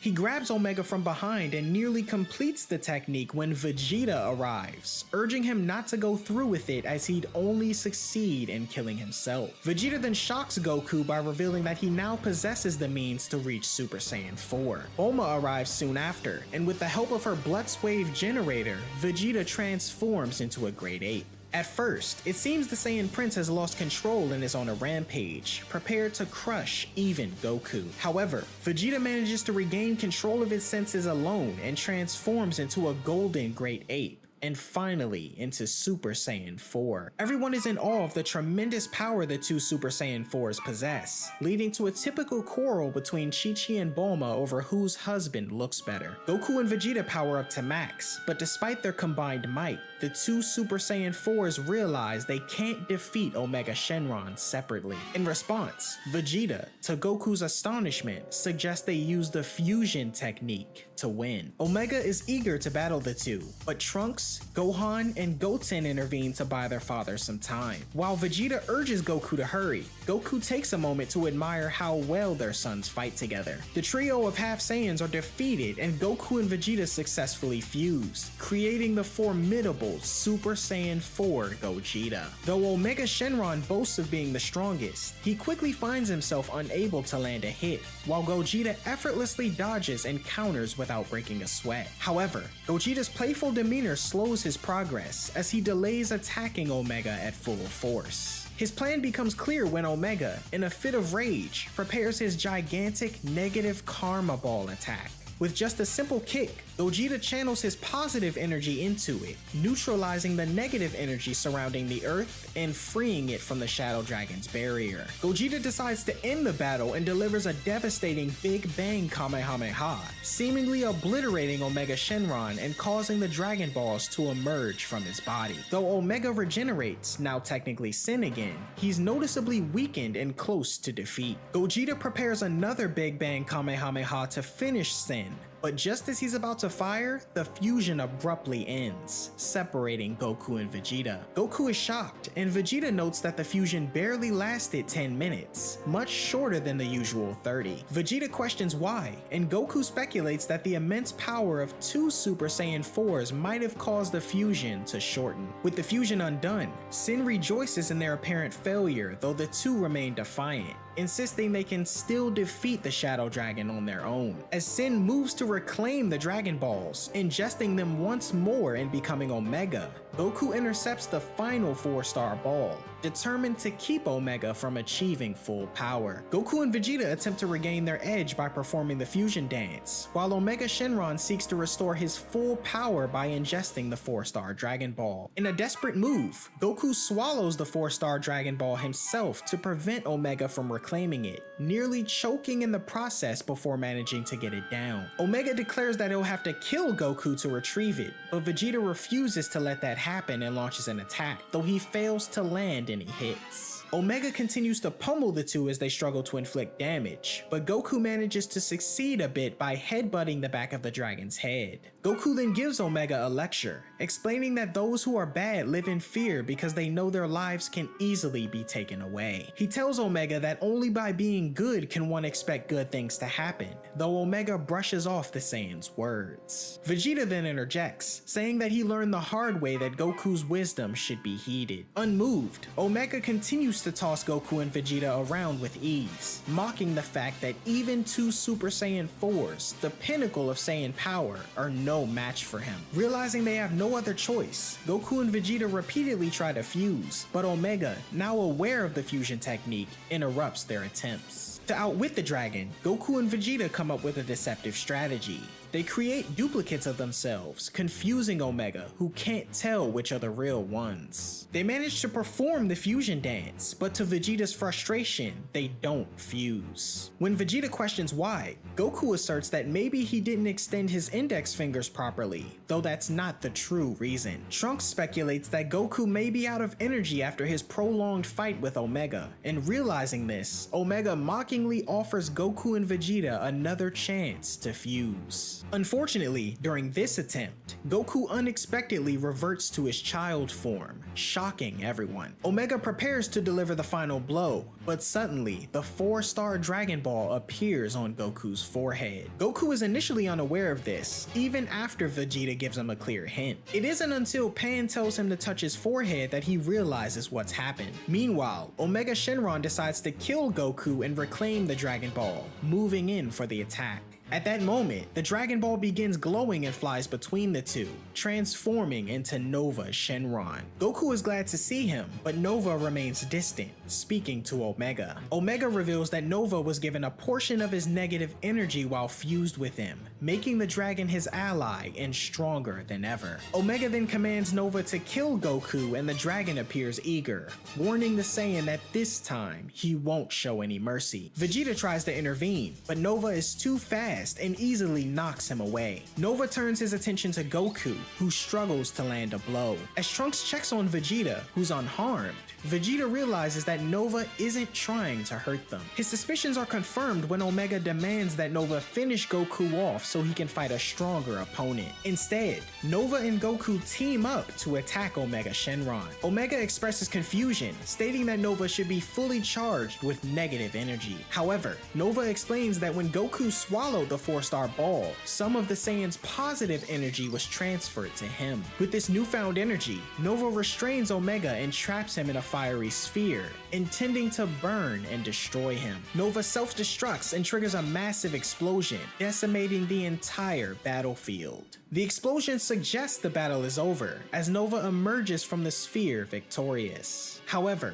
Nova's body suddenly breaks apart, and Omega Shenron reappears from within it. He reveals that within the sphere, he forced the 6 remaining Dragon Balls into Nova's body, essentially merging with his dragon form. Now, with all 7 Dragon Balls in his possession, Omega has regained his full strength. Goku attempts to attack him, but he's utterly outmatched. On the sacred world of the Kai, Kibito and Elder Kai are watching the ongoing battle, the Elder asserting that if Goku and Vegeta are defeated, the entire galaxy will be polluted with negative energy. He goes on to say that even the world of the Kai will be affected, much to their dismay. On Earth, Vegeta attempts to power up, but he reverts to his normal state, having exhausted all his energy. With both Goku and Vegeta back in their base forms, they're left completely at Omega's mercy. Omega rushes in and deals devastating blows to the two, wearing them down even more. Bored with their futile bickering, Omega unleashes another negative karma ball, intending to obliterate the Earth. Goku steps forward, using all his remaining strength to hold back the attack's destructive force. As he struggles against the overwhelming negative energy, Goku reflects on the suffering Earth has endured because he and his friends have overused the power of the Dragon Balls. He pleads for the strength to defeat Omega Shenron, vowing that he and his friends will survive without relying on the Dragon Balls from now on. However, the negative energy proves too much for Goku to contain. Super time machine, as well as a crate of supplies. Here's how to launch. Find the power keys, then place them in the right spots. Once I revert to an egg, I must bury myself underground for 3 years. There my form matures.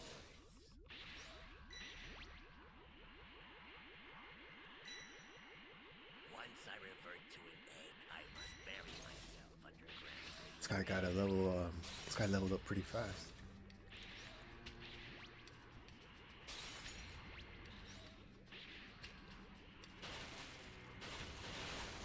You found a power key. Go slot it.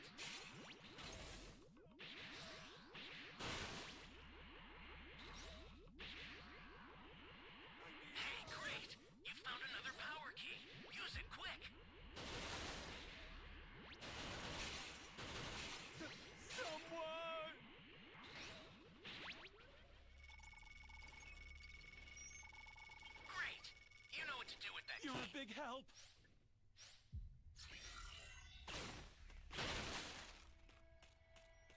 I think I'm gonna just keep playing as Frieza until the season's over, until ranked is over.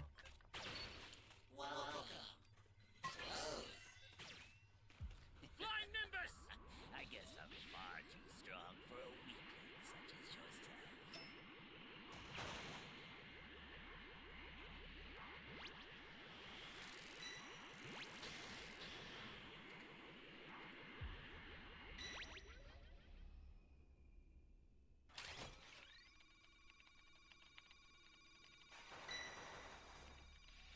Hey, great!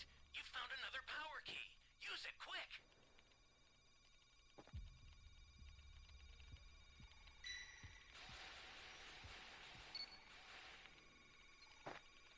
Ally down!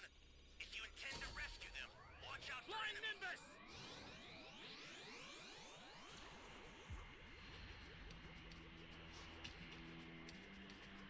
Alright, so we just have to find this A key and hopefully the rest of the Dragon Balls. Yeah. No complaints from me.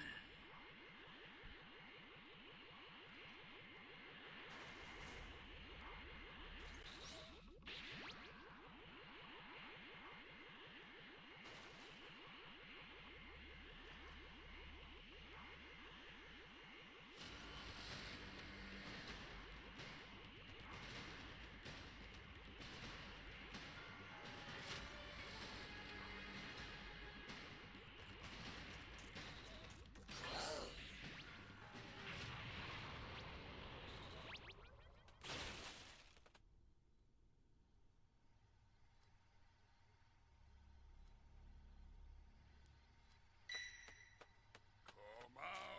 Get out here right now! An ally needs your help. We don't know what danger awaits. Think before rushing in. Yeah, it's actually not looking good.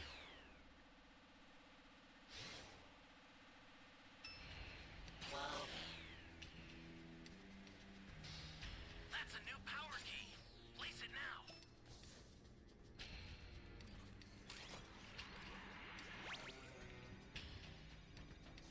The startup system for the super time machine is ready. Take on.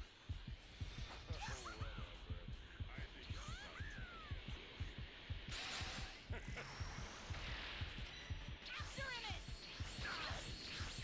Here comes the pain.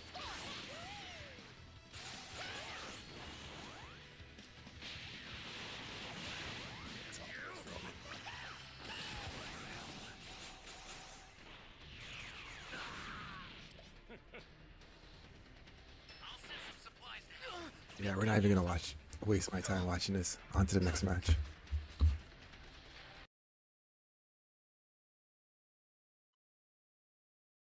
And the Karma Ball eventually explodes, creating a massive crater in the earth. Everyone believes that Goku was killed in the blast and mourns his apparent death. Meanwhile, Omega Shenron creates a huge aura of negative energy and declares his intention to destroy the entire universe after finishing off Earth. Realizing the dire situation, Vegeta orders Trunks, Gohan, and Goten to get their family off Earth while he holds off Omega Shenron for as long as he can. They reluctantly obey, evacuating their families before returning to aid Vegeta in his desperate last stand. In the midst of this, Omega's negative energy overwhelms the Earth, killing its citizens and destroying entire cities. Vegeta and the others keep up their futile struggle against Omega Shenron, with Vegeta falling victim to a brutal Dragon Thunder attack. Everyone but the Saiyan Prince is knocked unconscious, though his final assault in honor of Goku is swatted aside with ease. Just as Omega is about to deliver the final blow to Vegeta, he notices something stirring in the crater below him. Goku is alive, having undergone a mysterious power-up.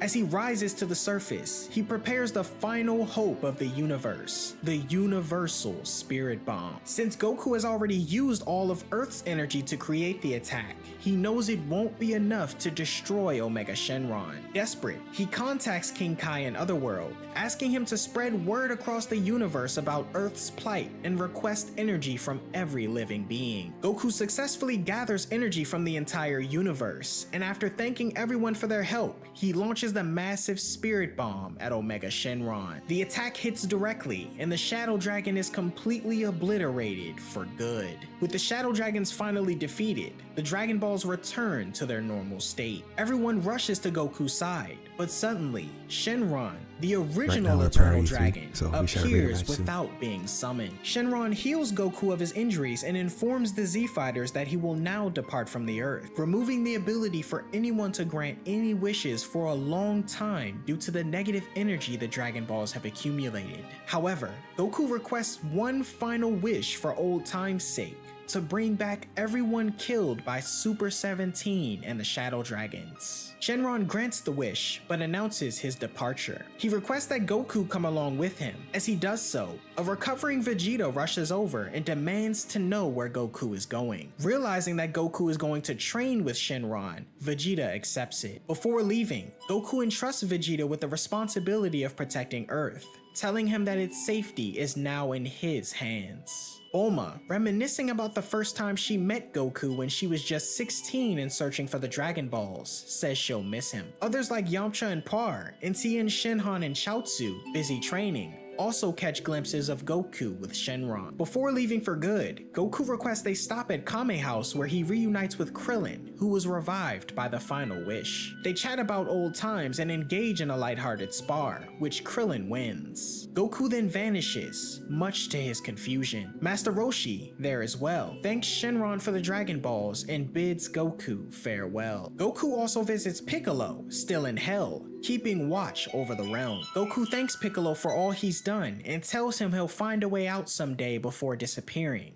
without saying goodbye. Meanwhile, Chi-Chi calls out to Goku, asking if he'll be home in time for dinner, but Shenron vanishes into the clouds. At the same time, everyone begins their return home. Pan, gazing at the sky, is concerned about the Dragon Ball's return, questioning Trunks on if they'll ever come back. He confidently tells her they will, but only after they master preventing their own problems rather than relying on the magical orbs to fix them. Before she departs for home, Pan stumbles upon Goku's tattered gi. Vegeta tells her to take good care of it before flying off, leaving Pan alone, tearfully wondering if Goku will ever return in her lifetime. Feeling tired, Goku lies down on Shenron's back, the Dragon Balls still circling around him. The Dragon Balls enter Goku's body, and Goku vanishes. Shenron lets out a final mighty roar, and he disappears as well. 100 years later, we transition to the 64th World Martial Arts Tournament, where an elderly Pan watches her grandson, Goku Jr., compete in the junior division, wearing Goku's old gi. Pan is the last surviving member of the Z-Fighters, as the others have passed away naturally. Nearby, two statues honor Earth's greatest heroes, Hercule and Goku. Goku Jr.'s opponent is Vegeta Jr., the spitting image of Vegeta, who mocks Goku Jr. for his clothes. Suddenly,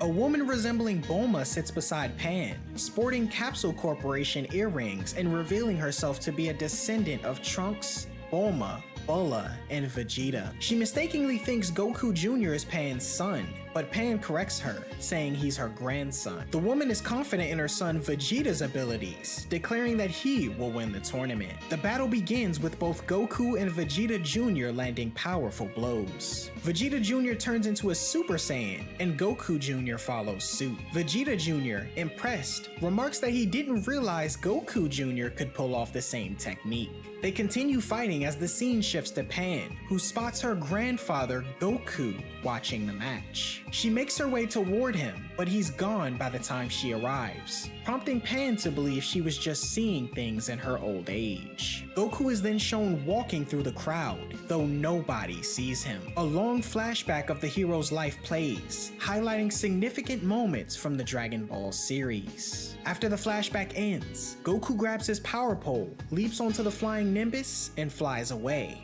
bidding everyone a farewell until he's needed again.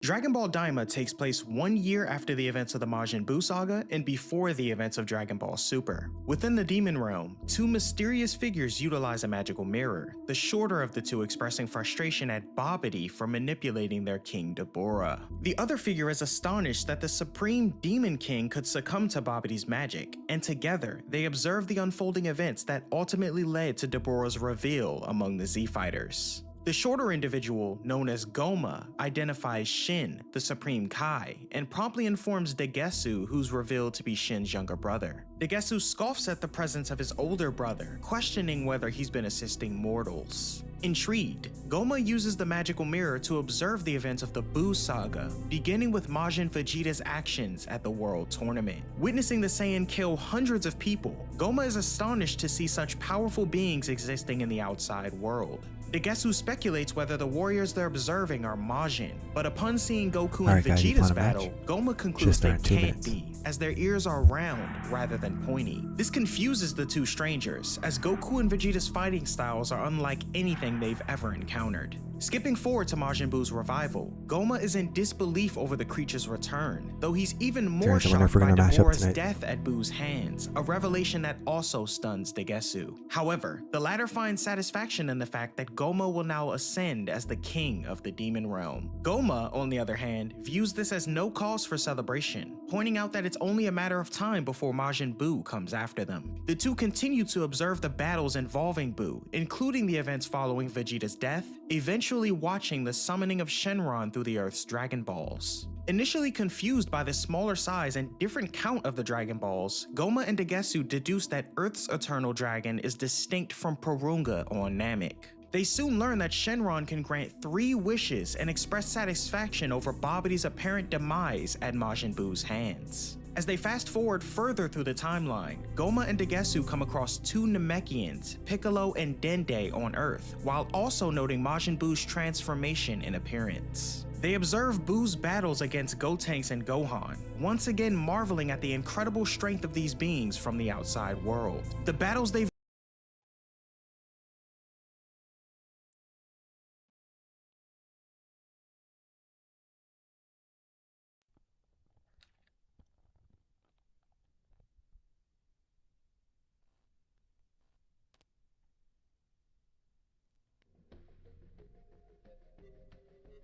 You should be good now.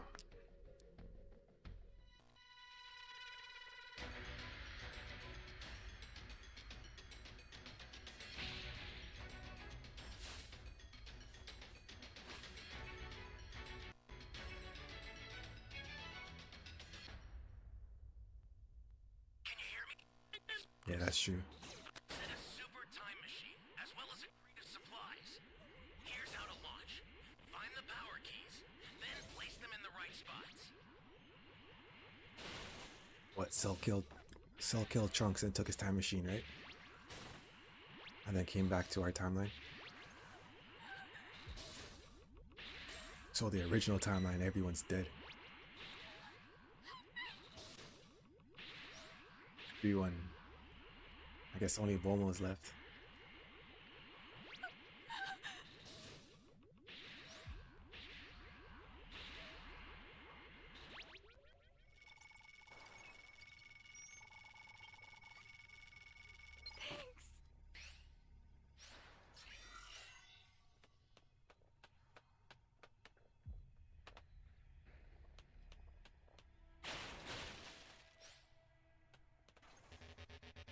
Flying Nimbus!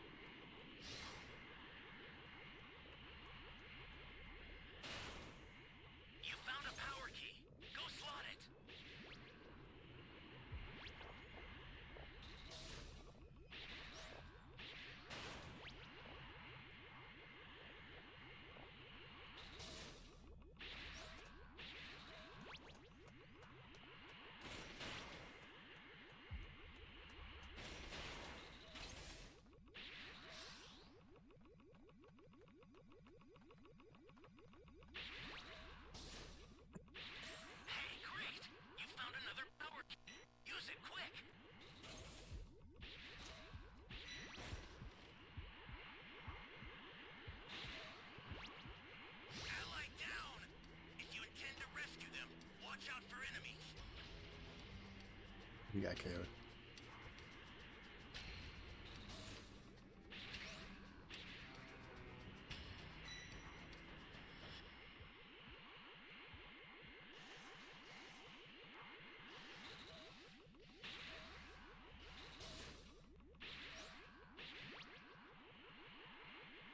I'm gonna head to E. This guy's gonna chase me down.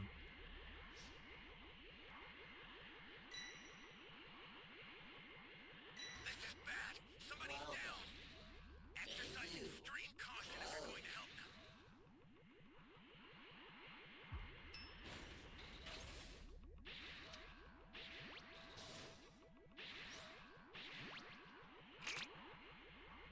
It would be nice if the Saiyans came back somehow.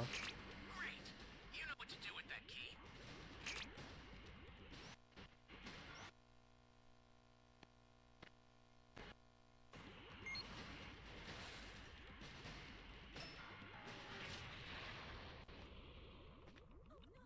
Save these guys. Power. Use it quick.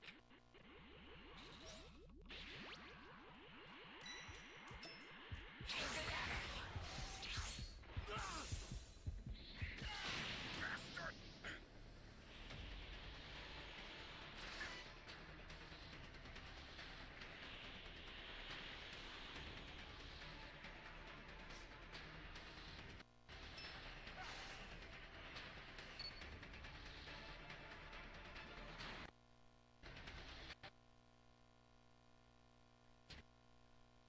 Yeah, the keys though. We lost a player.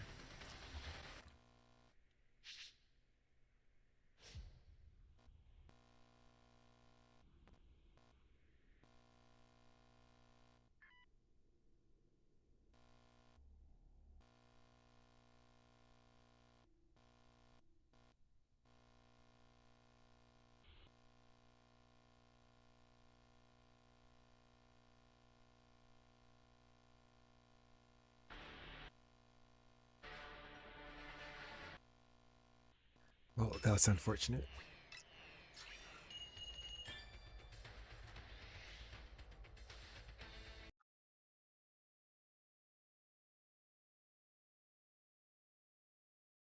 We've witnessed pale in comparison to the sight of Goku's Spirit Bomb, which the Saiyan uses to utterly destroy Majin Buu, an entity that Goma and Degesu had deemed nearly impossible to defeat. Degesu marvels at the turn of events, noting that all those who might oppose Goma are now eliminated, thereby solidifying Goma's position as the king of the demon realm in both name and reality. As Goma revels in his newfound status, another figure enters the room, Degesu's sister, referred to as Dr. Arinsu. She congratulates Goma on his ascension to the title of Supreme Demon King, but also stirs his anxiety by speculating about what could happen in the demon realm and to Goma himself if those who defeated Majin Buu were to invade. Degesu dismisses her concerns, assuring Goma there's little reason for worry. However, after Arinsu departs, Goma confides in Degesu, voicing his lingering apprehensions.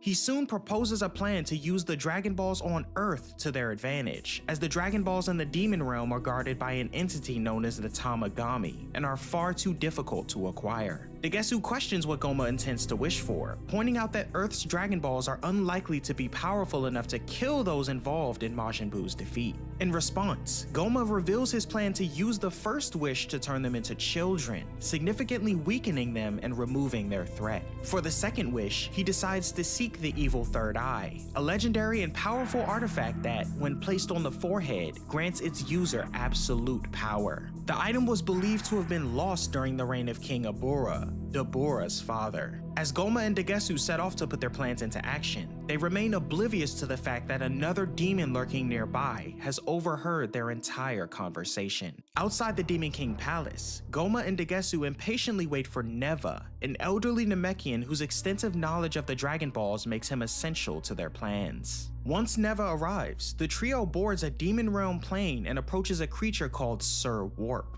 After providing the correct PIN number, Sir Warp allows them to travel to a relay point en route to the outside world. At this relay point, they meet another, smaller Sir Warp who facilitates their journey to Earth in Universe 7. During this, they discover that Dr. Arinsu had previously visited the same location for reasons yet unexplained. Meanwhile, at Capsule Corporation, Goku and the others celebrate Trunks' birthday and the revival of Earth following Majin Buu's defeat. Trunks proudly announces to Krillin that he just turned 9, prompting Krillin to tease him about his height. Trunks, in turn, points out that Krillin is just as short as him. Goku interjects, explaining that Saiyans experience why a did I growth see a spurt around survivor the with age of a Zamasu 15, skin? before taking the opportunity how to that makes tease any Vegeta sense. about his height. During the celebration, Goku notices Shin and Kibito and is surprised that they're no longer fused as Kibito Kai. Goku expresses confusion, believing that the He's not Patara on the- he's earrings not were on the leaderboard permanent. anymore. Shin and Kibito clarify that their separation was looking occurred at it after earlier, Goku and Vegeta and he was unfused like from top- he Vegeta was in the inside top 10 and Majin he had a Buu, as Zamasu Buu's skin. internal environment contains a special Has to gas be a hacker or capable of something. nullifying the Patara's effects. They also mention convincing Buu to absorb and release them, which This already facilitated says- their diffusion. already at Shin then questions where 7,500, Gohan it is, makes no to which sense. Goku explains that Gohan has been distant, focusing on his studies during this peaceful time on Earth. After the group eats, Goku invites Vegeta to train with him to burn off the meal, I an legit saw offer this guy with the Vegeta Zamasu eagerly skin, bro, accepts. in the The two Survivors. take to Makes the no skies sense. and engage in a fierce sparring match, Has to be landing blows hackers. on each other until Vegeta blasts Goku away. Determined to push his limits, Vegeta powers up and unleashes his Gallic gun, which Goku counters with a Kamehameha. Though Vegeta's can't see blast is my- it's not showing me overtaken, my Goku Survivor skin. surprises him with an unexpected know what rank attack. I'm at. Observing this battle from the lookout, Mr. Popo and Dende choose not to join their friends at the celebration, opting to remain watchful instead. Well, we found Suddenly, another match. the It started in Demon 2 Realm minutes. spaceship arrives. As its inhabitants step out, Neva is stunned to see Dende, a fellow Namekian alive after thousands of years. Dende, taken aback, questions the identities of the trio.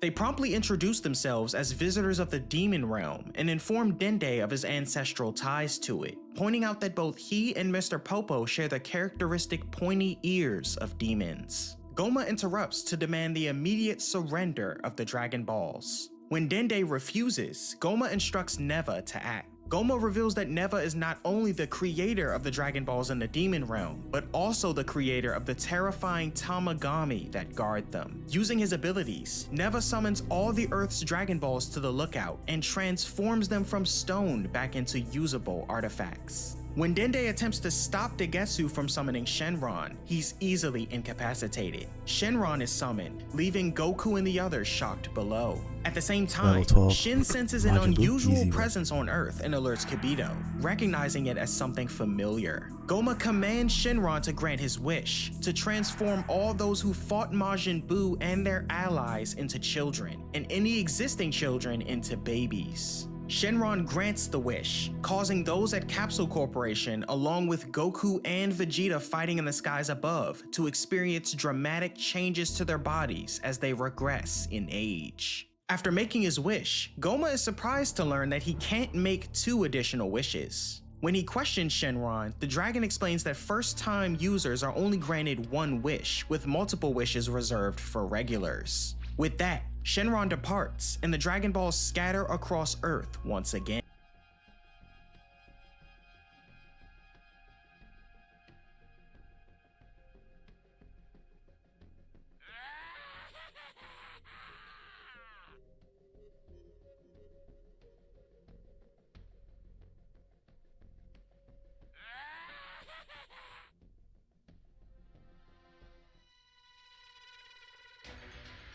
Alright, bro.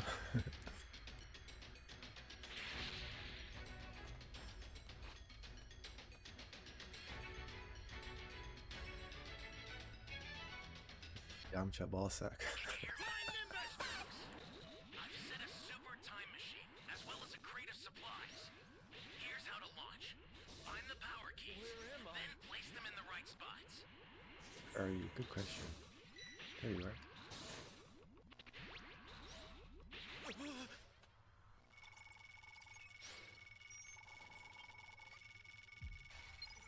Thanks.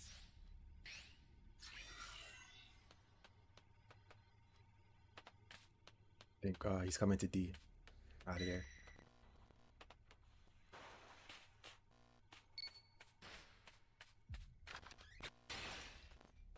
Ally down! If you intend to rescue them, look for enemy. We were just talking about this guy. He already went down.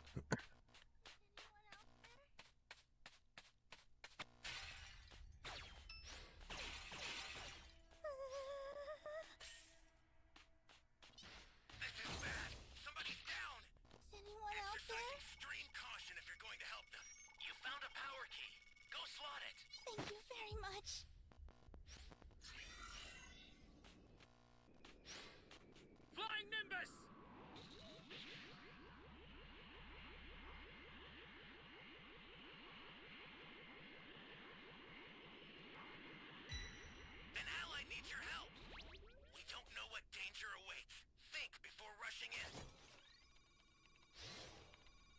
This was supposed to be an easy match. What the hell happened?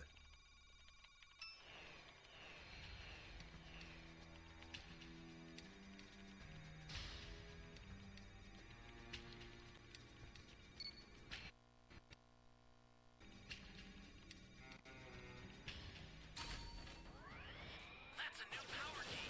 Place it now. Hey, great! You found another power key. Use it quick. Flying Nimbus!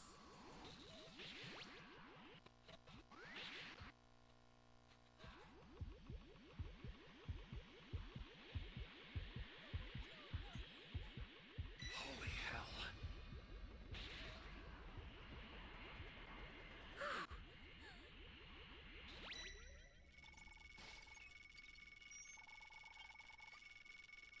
Thank you so much. Allied. If you intend to rescue them, watch out for enemies.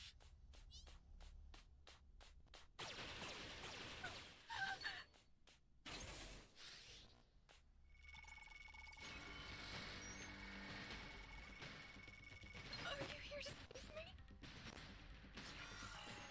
Flying Nimbus!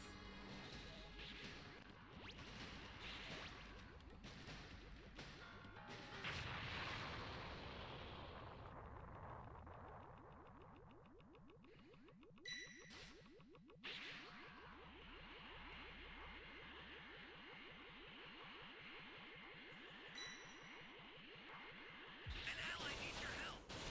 You don't know what danger awaits. Yo, Terrence, what happened, man? Ally down. If you intend to rescue them, watch out for enemies.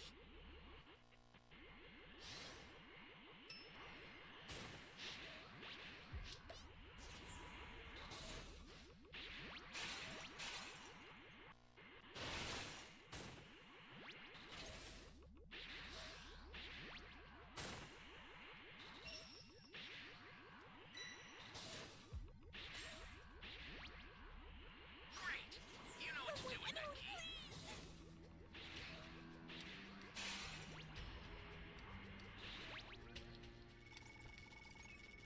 I think we lost this one. Thank you. Thank you.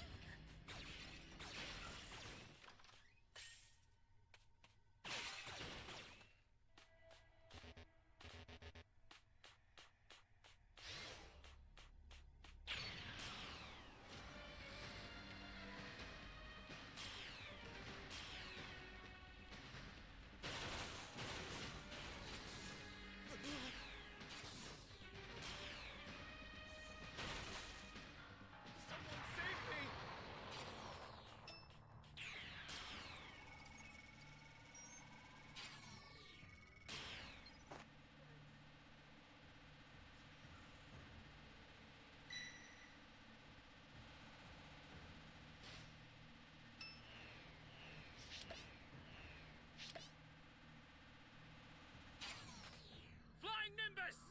I think I know where the B key is. An ally needs your help. You don't know what danger awaits. Think before rushing in.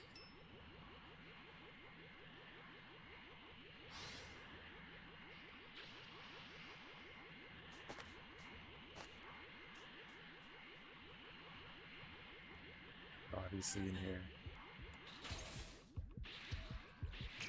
Right there, actually.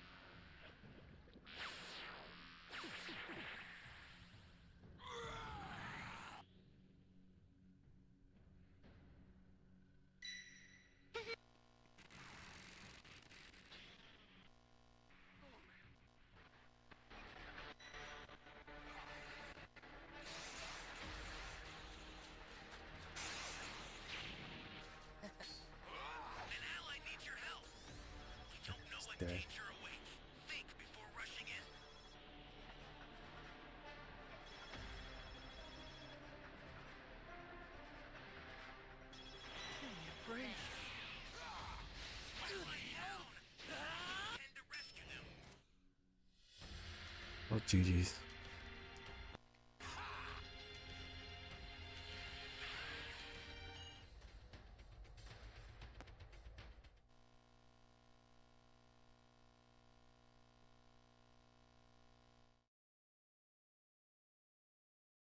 Meanwhile, at Capsule Corp, the now much smaller Goku and Vegeta fall from the sky, nearly colliding with Krillin. As the initial shock of their transformation sets in, the scene transitions to the Lookout, where an irritated Goma vents his frustration, lamenting that if he had only known about the restriction, he would have wished for the evil third eye instead. He questions Neva on if the Demon Realm Dragon Balls can be gathered in the same manner as Earth's, but Neva explains that he can't repeat the summoning process. Shifting focus, Goma approaches the childlike Dende and Mr. Popo, deciding to abduct Dende to prevent the Earth's Dragon Balls from being used again. The Demon Realm trio then depart in their spaceship to return home. Back at Capsule Corporation, Goten and Trunks have been transformed into babies, and the group begins adjusting to their altered appearances. Vegeta questions what happened, and Piccolo deduces that it must be connected to the Dragon Balls. Shin then informs Goku of the sinister presence he sensed at the Lookout. Goku attempts to fly there, but quickly loses control and falls. A young Master Roshi points out that Goku's new body requires time to adjust to its balance, and Kibito uses Kai to teleport himself, Shin, Goku, and Piccolo to the Lookout. Upon arrival, Mr. Popo informs the group that Dende has been kidnapped by pointy-eared individuals from the Demon Realm, including one named Degesu, who Shin identifies as his younger brother. The mention of Neva sparks recognition in Piccolo, who recalls him as the legendary Namekian who remained in the Demon Realm to protect his Dragon Balls long ago. After Mr. Popo explains Goma's wish, Goku resolves to rescue Dende immediately. However, Shin points out that teleporting to the Demon Realm is impossible and orders Kibito to retrieve their spaceship from the sacred world of the Kai. Kibito returns with the ship, but Shin discovers it's non-functional due to years of neglect. Goku suggests asking Bulma to repair it, and due to his struggle with flight, nearly plummets again on his way off the Lookout. Piccolo chastises him, only to crash into a tree himself during his attempt to fly. As the two practice regaining their flight skills, Kibito transports Bulma and Vegeta to the Lookout. Bulma examines the ship and notes its external damage, caused by Goku and Vegeta's battle with Majin Buu in the sacred world of the Kai. After inspecting the interior, she estimates it'll take about 10 days to repair. Goku questions whether they can afford to wait, but the Supreme Kai reassures him, noting that Goma and his allies abducted Dende alive, indicating they have plans for him. 2 days later, as Bulma works on the ship, Goku continues training to adapt to his new body, gradually regaining his ability to fly, but struggling with his shorter combat range. He comes up with an idea and takes off, as Shin and Kibito explain to Vegeta the workings of the Demon Realm. Long ago, its inhabitants, the Majin, or Demon People, were freely able to leave their world for the outside world. However, as time passed, it later became forbidden, and now special permission must be granted in order to arrive and depart from there. Meanwhile, Goku heads to Korin Tower to ask Korin about the location of the power pole. Korin directs him to Master Roshi, who's been using the legendary weapon as a clothing line. Returning to the Lookout at night, Goku presents the power pole to everyone and demonstrates its strength, rekindling memories of his youth. Settling into a feast with everyone, Goku questions Piccolo if he remembers the Demon Realm, but Piccolo explains that he wasn't alive during that era and only heard stories. He notes, however, that the Namekians area in the Demon Realm was supposedly pleasant. When Bulma inquires why they left, Piccolo explains that Namekians dislike being ruled. Suddenly, an unfamiliar plane appears in the sky, startling the group. Upon landing at the Lookout, a pale, blue demon steps out, identifying himself as Glorio. Shin recognizes him as being from the Demon Realm, and Glorio turns his attention to Goku. He requests Goku's help in defeating King Goma, shocking everyone. Goku questions who Goma is, and Glorio explains that he's an evil Majin who ascended to the throne after Dabura's death. Shin cautions Goku and the others, warning that Goma shouldn't be underestimated. This prompts Goku to agree and tag along, wanting also to save Dende. However, Shin questions how Glorio knew about Goku in the first place. Glorio reveals he was sent by the king of the third demon world, who had watched Goku's battle with Majin Buu through a magic monitor. Although Glorio doesn't serve the third demon world's king, he accepted the request to come to Earth in secret. In response, Shin decides to join the mission due to his brother's involvement and his own knowledge of the demon realm. Before departing, Bulma examines Glorio's plane in order to expedite repairs on the other ship. At the same time, Shin warns Goku not to trust Glorio completely, given his apparent knowledge of their childlike transformations. Upon finishing her inspection, Bulma now has a better understanding of the ship's mechanics, confident that she can complete her repairs sooner than expected. Vegeta also decides to tag along with Goku and the others, but is unable to due to Glorio's plane being limited in capacity. Shin, however, reminds him that he can join them once Bulma finishes her repairs. With that, Glorio, Goku, and Shin board the plane and take off to begin their journey into the demon realm. Glorio's plane hurtles through the skies at breakneck speed, leaving Earth far behind in an instant. Shin explains the demon realm planes operate using magical energy, making them incredibly fast. Confirming their destination, Shin verifies with Glorio that they're headed to Sur Warp, a transit point linking the demon realm to the outside world. Glorio mentions that the nearest Sur Warp to Earth is located in the Raka system near planet Batapi. As they travel, Shin reviews their mission with Glorio. He was dispatched by the king of the third demon world to defeat King Goma. Glorio describes Goma as small, cunning, and immensely powerful in magic, but assures Goku that defeating Majin Buu proves he can handle Goma. Goku enthusiastically agrees, eager to save Dende and get everything back to normal. They soon arrive at planet Batapi, where Shin requests a brief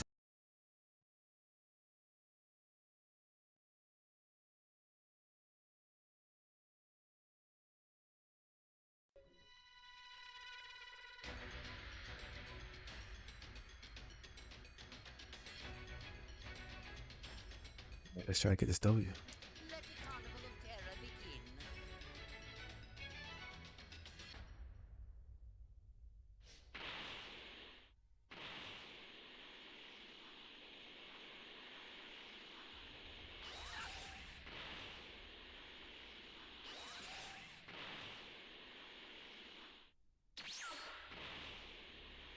Give me the Dragon Ball.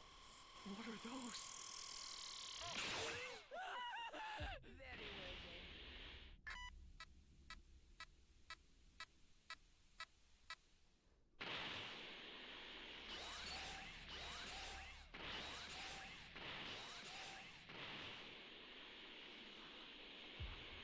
Give me the Dragon Ball. What do you mean? Very well. Two keys so far. Give me the Dragon Ball. You have my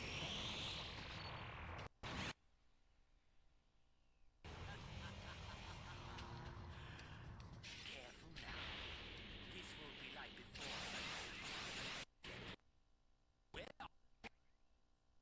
What do you mean?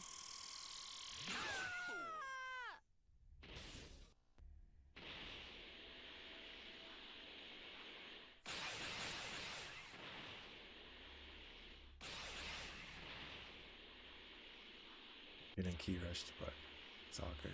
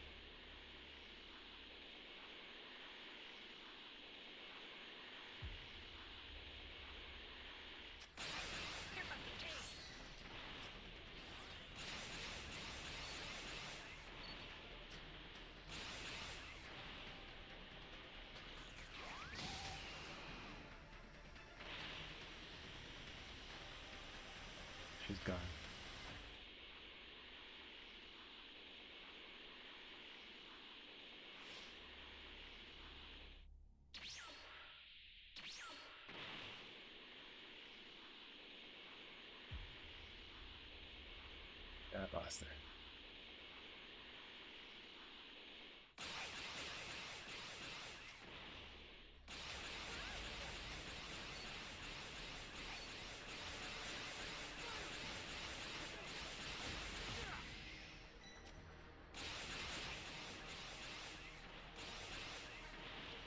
These guys are playing good.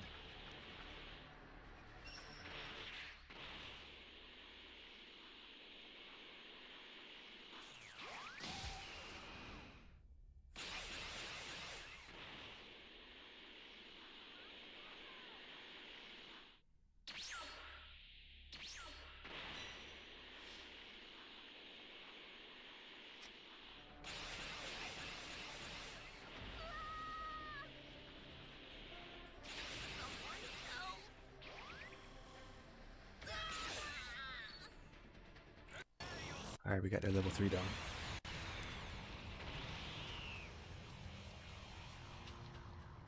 I know where that E key is.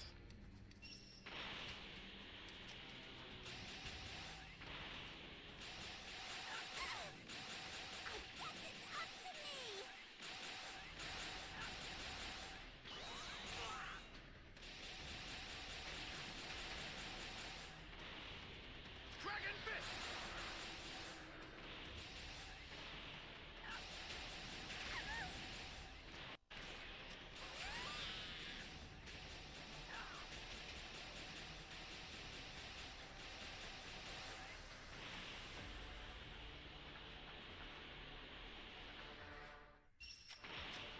Hey man, I don't want to have to camp your body, but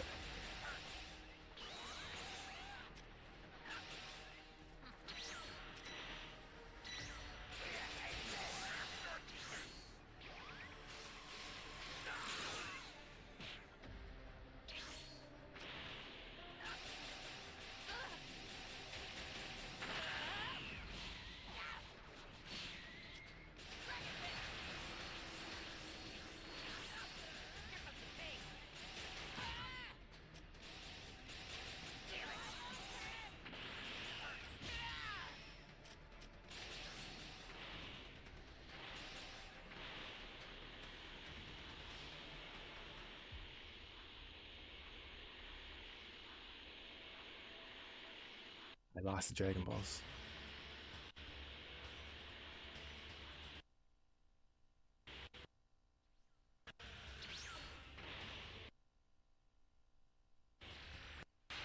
I can still cook though. If he tries to summon, go for it.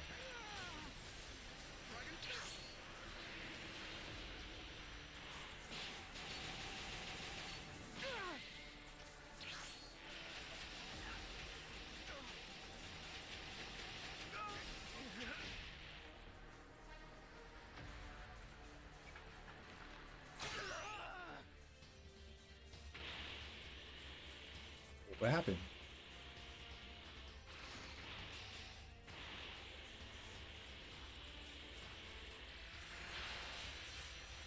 I don't know why you didn't die.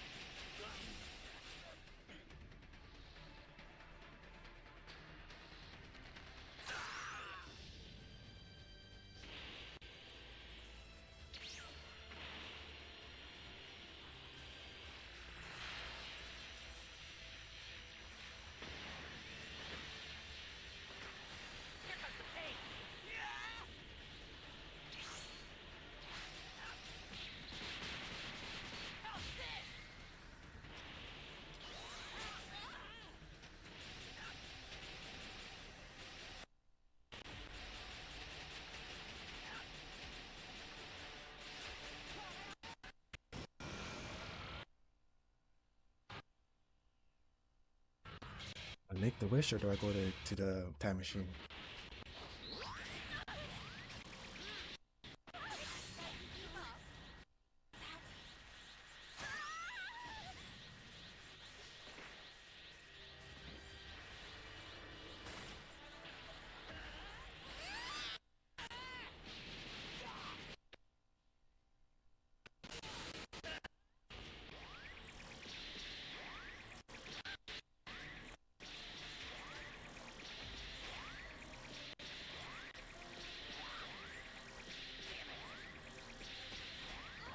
Gosh, can you fucking die?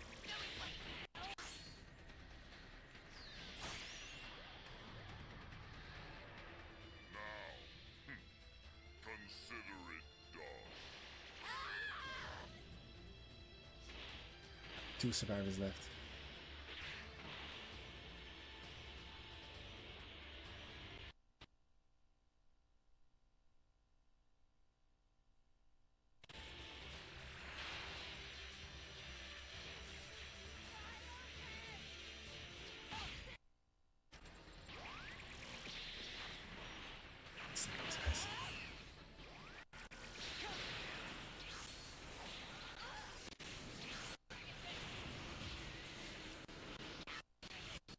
Everything is Dragon Fist, bro.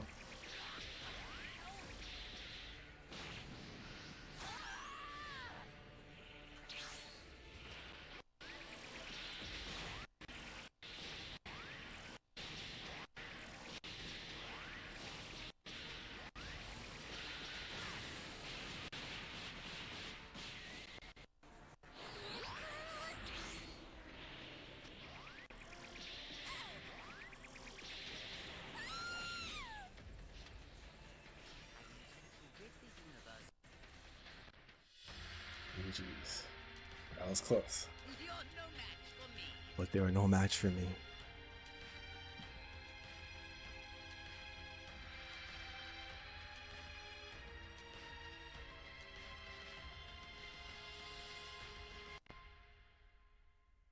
Kaioken, Dragon Fist, fuck out of here.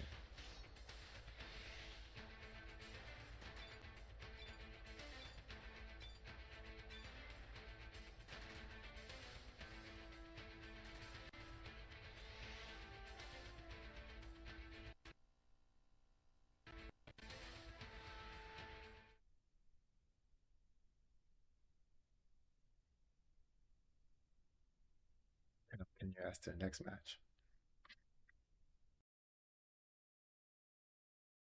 Paused to relay their location to Kibito. After concentrating for a moment, the group resumed their journey. In the distance, Goku spots Sir Warp and excitedly remarks that it resembles a giant goldfish. Sir Warp, unimpressed, takes offense, but Goku can't shake the comparison. Shin nervously tries to hush Goku, worried that offending Sir Warp might jeopardize their passage. Despite his efforts, Goku continues speculating, wondering aloud if Sir Warp might be more of a pop-eyed goldfish. As Sir Warp demands their identification, Shin physically restrains Goku as Glorio formally introduces them, claiming that all 3 are from the Demon Realm. Sir Warp demands proof by inspecting their ears. While Shin's appears normal, Goku's appears human until some magic from Shin subtly alters them. Satisfied, Sir Warp requests the necessary pin to proceed. Glorio explains that Sir Warp now requires applications and pins for access, which surprises Shin as this wasn't always the case. Glorio provides the code, and the group pass through Sir Warp's mouth. Shin realizes he forgot to share the pin with Kibito, but has no time to dwell as everyone is rapidly whisked to the next transit point. A bit disoriented, Goku and Shin ask if they've reached the Demon Realm yet. Glorio, however, clarifies that they're still in the transitional zone. The Demon Realm is divided into 3 worlds, each with its own entry point. Since their clearance is only for the third hatch, found another match. they That was pretty proceed, quick. despite it being the farthest from Just started 2 Goma. minutes. Small Sir Warp appears to confirm their destination and ushers them through the third hatch. Violently tumbling through space once more, they finally arrive in the 3rd Demon World. The realm is an otherworldly expanse of floating rock islands, sparse shrubbery, flying dragons, and erupting volcanoes, all of which surprise Goku, who finds it amazing. As they survey the landscape, Shin frets about the forgotten pin, I but got the beat Goku down guy, the optimistically hot dogs. assures him that it'll work out. Below, Goku spots a giant tunnel, which Shin identifies as the 93, remnants of an bro. ancient transportation system between realms, now sealed off by a shield of light, leaving Sir Warp as the sole method of travel. Shin also questions how Glorio, supposedly from the 3rd Demon World, has access to Sir Warp, given the only ones who can use it are members from the 1st and 2nd Demon World. Glorio evasively replies that he works in the 1st Demon World, but avoids elaborating. As they fly on, Goku notices a deteriorating statue of Dabura, the previous Demon King, and comments on the slightly strange but surprisingly Earth-like sky. He also notes that he thought the demon realm would be more creepy, and Shin explains that the third demon world features unique ecology, such as different plants, animals, and floating land masses. When Goku insists on stepping out, Glorio lands the plane. Goku immediately complains about the foul-smelling, stuffy air, which Glorio attributes to volcanic gases that make the atmosphere heavy. Goku bounds ahead, marveling at the sights. Meanwhile, Shin reflects on this being his first visit to the third demon world. Glorio recognizes Shin as a Glend from the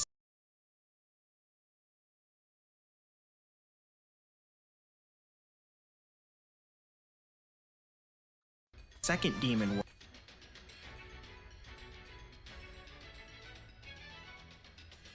Can you hear me? Flying Nimbus! Trunks! I've set a super time machine, as well as a crate of supplies. Here's how to launch. Find the power keys, then place them in the right spots.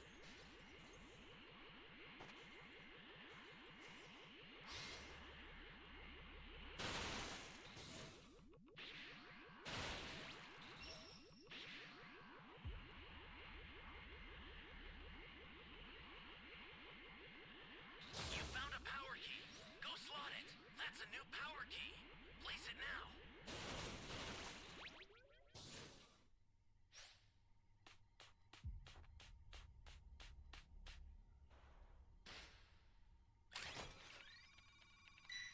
Ally down!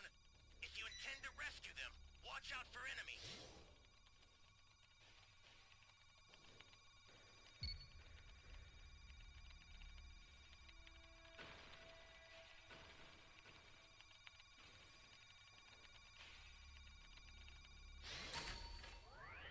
Flying Nimbus!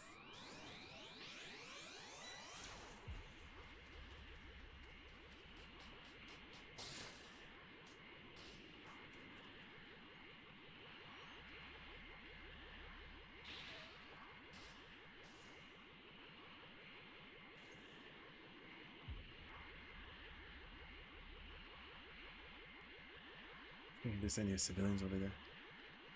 Just gonna head to AV.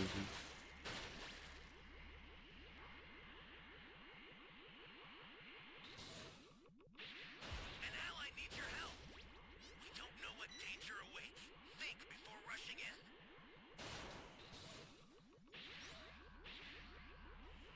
Great!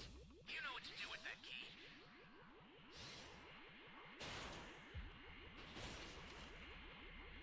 That's a new power key. Place it now.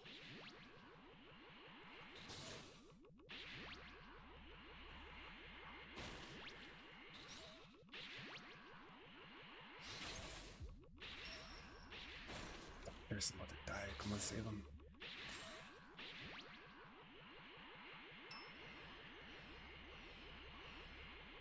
Save him. All the way on the other side of the map. Calm yourself. Well then, thank you. Close.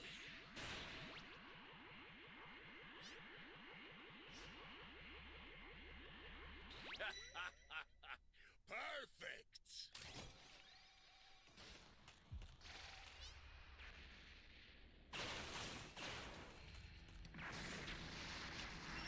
Hey, great! You found another power key. Use it quick.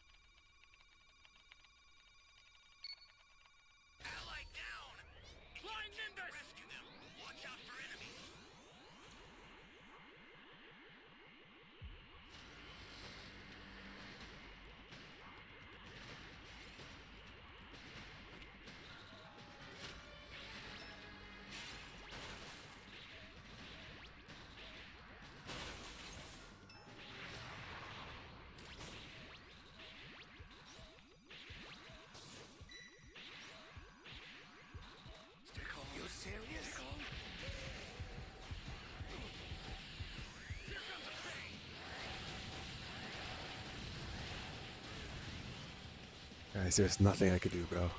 There's nothing I could do. Get beat the fuck up.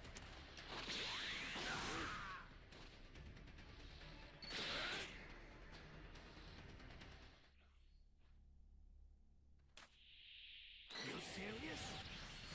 I really don't want to do this.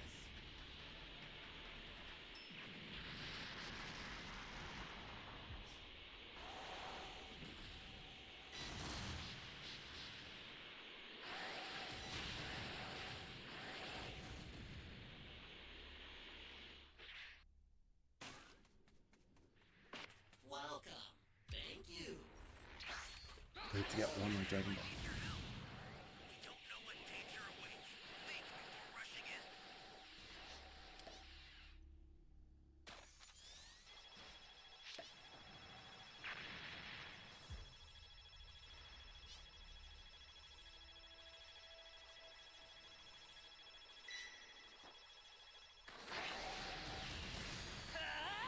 It's all good, man.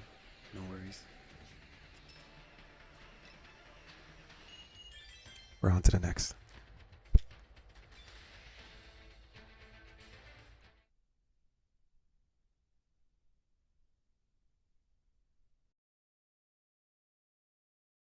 World, and notes that such a sophisticated kind likely never visited this harsher terrain. As Goku playfully interacts with a rodent, he nearly tumbles off a cliff, prompting Glorio to warn that falling into the sea of darkness below would instantly kill him. Suddenly, armed demons watching the group from a distance launch a flurry of arrows from the cliffs above. Goku nimbly dodges the attack, while Glorio evades projectiles and counters with his gun, forcing the bandits to retreat. With a long journey still ahead, the group heads to a nearby town to rest. At the hotel, the owner demands an exorbitant 30,000 Dokuro per room. Glorio, irritated, flashes his weapon, and the price drops to 5,000. Securing keys, Glorio promises to fetch Goku and Shin in the morning. Hungry, Goku suggests heading to the bar across the street for hamburgers. At the bar, the trio draws unwelcome attention. Glorio orders drinks and food while Goku enjoys his meal, jokingly wondering about its ingredients. Glorio, however, tells him not to ask. Suddenly, trouble brews when a green demon notices Goku's unpointed ears, sparking an argument. Other demons circle around Goku and the others, and as tensions escalate, Glorio disables two of them with a tossed drink and quick moves, surprising Shin. Goku joins the fray, effortlessly fending off an attacker with plates in hand and a hamburger in his mouth. Between bites, he adjusts to the heavy air and fights on, taking everyone down one by one. Still hungry afterward, he orders another burger. That night, as the group rests, the vengeful demons plot retaliation. The next morning, Glorio gathers the group, only to discover his plane missing with a threatening note pinned to a hatchet. Without their ship, the group have no choice but to travel on foot. Shin worries about how they'll return to Earth, but Glorio assures him he'll figure something out. Goku suggests they could simply fly the rest of the way, but Glorio explains that the dense, heavy air makes prolonged flight exhausting. Goku gives it a try and immediately agrees. Shin warns that draining their energy too soon would be reckless, so walking is their best option for now. Their journey soon leads them to a dead end, a massive cavern stretching over the ominous Sea of Darkness. Flying across seems like the only option, but before they can get far, a monstrous winged worm bursts out at them, nearly eating Goku. Shin critiques Goku's sluggish reactions, and as Goku explains he isn't used to the air yet,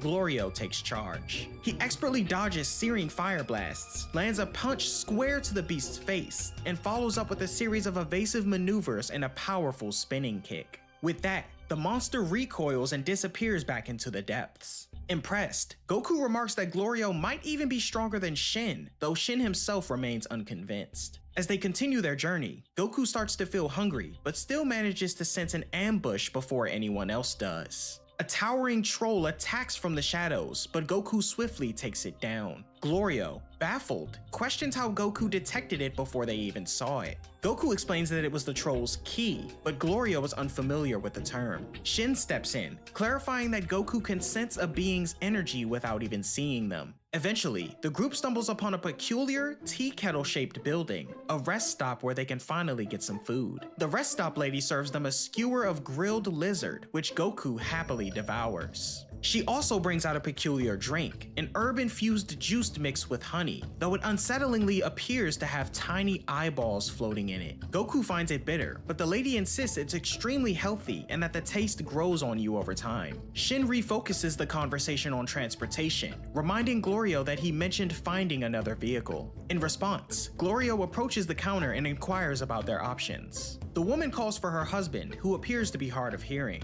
When she loudly announces their request, the old man offers to sell them a sky seed for 8,000 Dokuro. Glorio questions how far the seed can take them, and the man estimates about 120 kilometers for their group.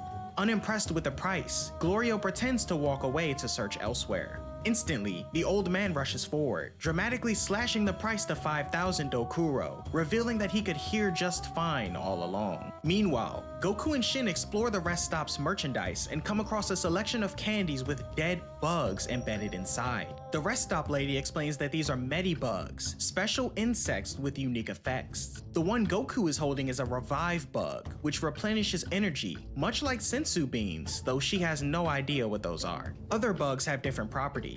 Achichi bugs soothe burns, Zutsu bugs relieve headaches, Butte bugs enhance skin, and the join bugs temporarily merges two people for enhanced strength, similar to fusion. Excited, Goku calls out to Glorio, butchering his name, eager to buy some. Glorio agrees, and the rest stop lady notes it's been so long since anyone bought souvenirs. Outside, Goku happily examines his new items, once again thanking Glorio, but butchers his name again. The rest stop gent leads them to the Sky Seed boarding area, where he launches into an elaborate routine, enthusiastically welcoming them as his wife rolls out the Sky Seed. The peculiar transport resembles a Q-tip, which Glorio identifies as the seed of a great fiend flower. Shin, unimpressed, notes it looks nothing like he expected. After confirming their intended direction, the woman preps the seed for launch. The group is instructed to hop on, hold tight, and keep their heads low. The old man dramatically counts down, removes the tail, and they blast off. As the Sky Seed rockets Alright, found another forward, match. Shin questions how Glorio is steering. Just started To 2 everyone's minutes, level horror, 16, he so. isn't. It's just flying on its own. Realizing they have no control and are rapidly losing altitude, the group braces themselves. As they start plummeting toward the sea of darkness, they have no choice but to jump before it crashes. Despite the chaos, they've made significant progress, but they still have a half-day's journey ahead to reach the castle. Goku suggests flying the rest of the way and eating a revive bug if they run out of energy, but neither Shin nor Glorio is a fan of the idea. As they continue on foot, Goku recalls something Piccolo mentioned about the Dragon Balls existing in the Demon Realm. Glorio confirms not only their existence, but also claims that these might actually be the original Dragon Balls. Goku immediately wants to find them, but Glorio explains that their locations are no mystery. Each of the 3 worlds in the Demon Realm contains one Dragon Ball, each guarded by a Tamagami, powerful beings who must be defeated to claim them. This information piques Goku's interest. Shin then does some quick calculations. If there are only 3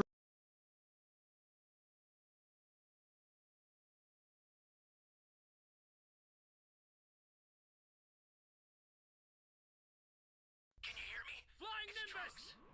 I've set a super time machine, as well as a crate of supplies. Here's how to launch. Find the power Quick civilian. in the right spots. You're my savior.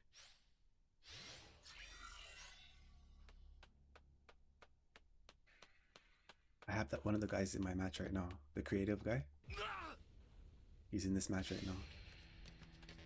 Flying Nimbus!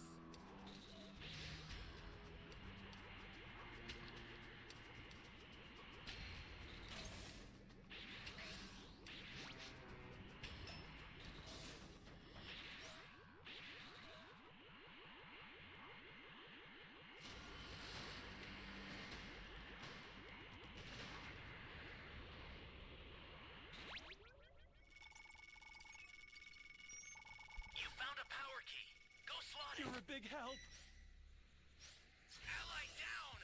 If you intend to rescue them, watch out for enemies.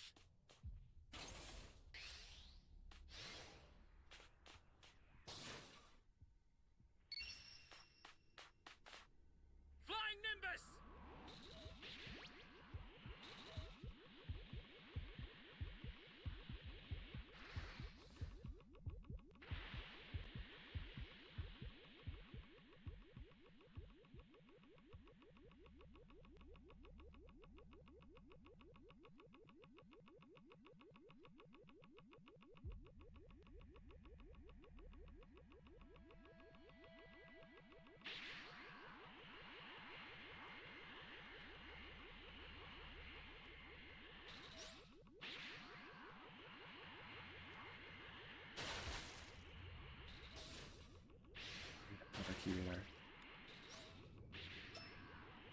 We should start fighting him because he's level 2. Another power key. Use it quick.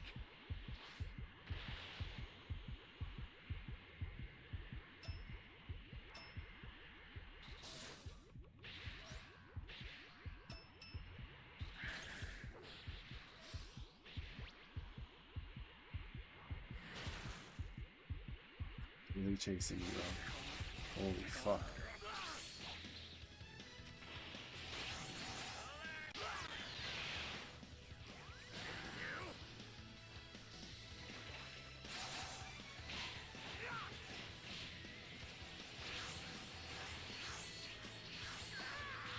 Go! Cocky little worm!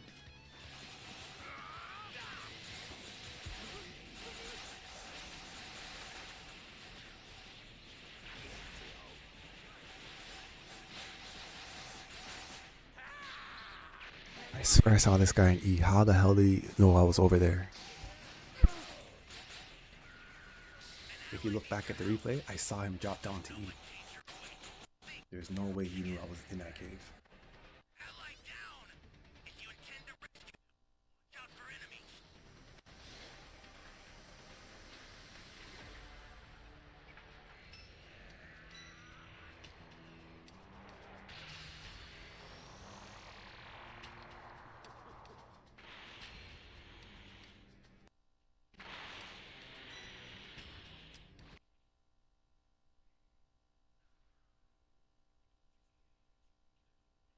Remember? No, it doesn't look like I did.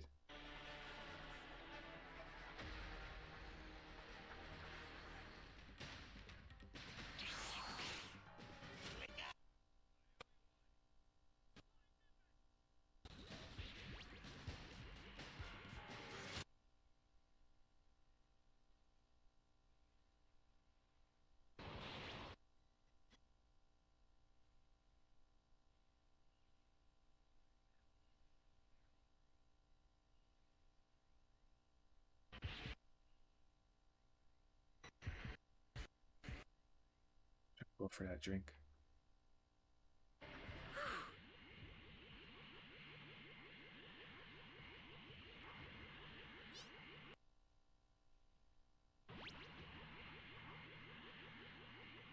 We just have to find this A key. We're down 2 players though.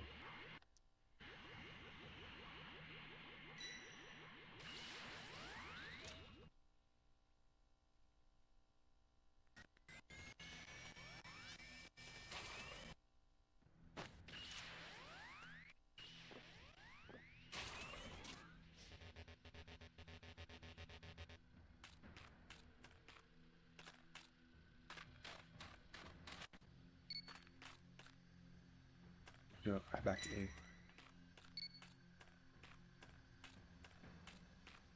Flying Nimbus!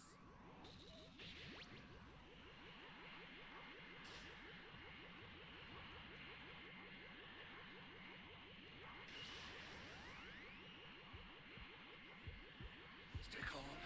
Stay calm.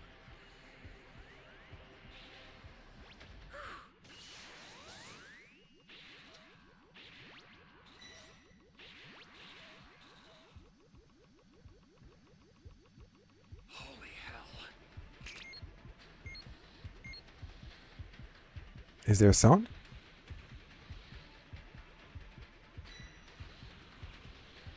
Works on my end, homie. This is bad. Somebody's down. Exercise extreme caution if you're going to help them.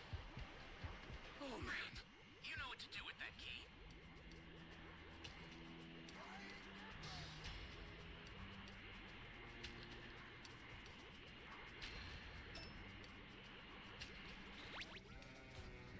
Gotta get the hell out of here. Be careful too, okay? Finally. Chat. Access the startup system from the central area. Just a little more to go, then you're done. Oh, well.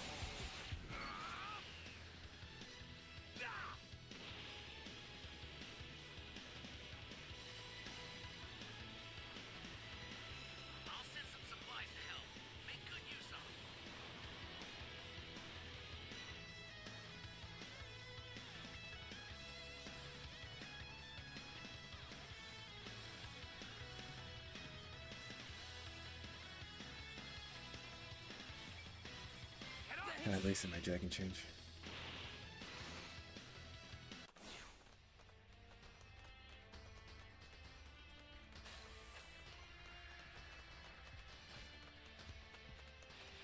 Still, it came back. Holy hell. Makes no sense.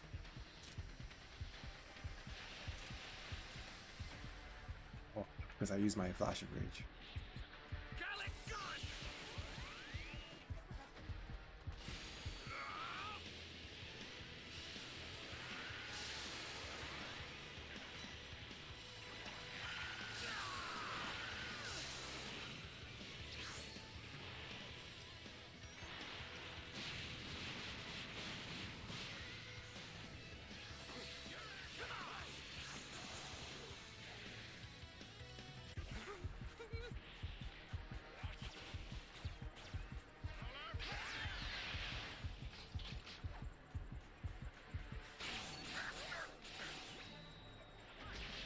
Let's wait for this Dragon Balls. Allied down! If you intend to rescue them, watch out for enemies.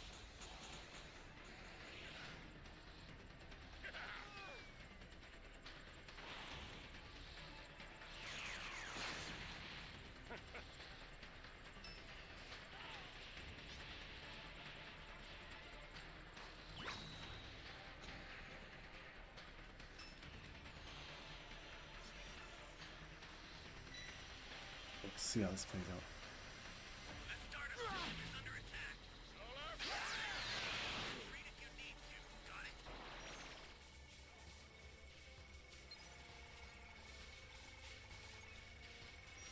An ally needs your help. We don't know what danger awaits. Think before rushing in. Ally down! If you intend to rescue them, watch out for enemies.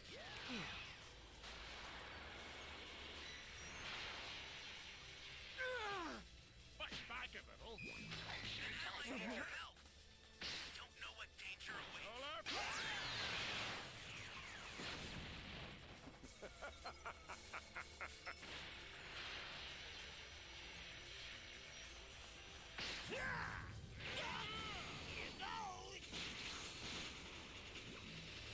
Let's try this next.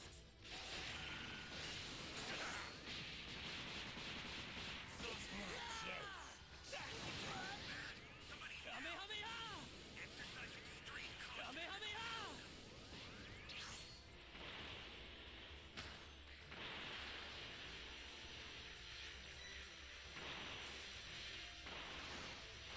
The startup system's under attack. So tread carefully if you want to go closer. The startup system's destroyed. The escape time machine's almost prepped. You need to head for the beacon that's indicated by a blue light.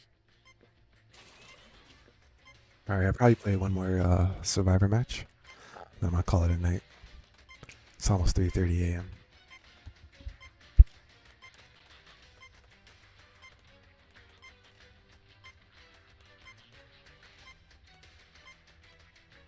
Actually, no, I'm gonna call it a night now because I got shit to do in the morning.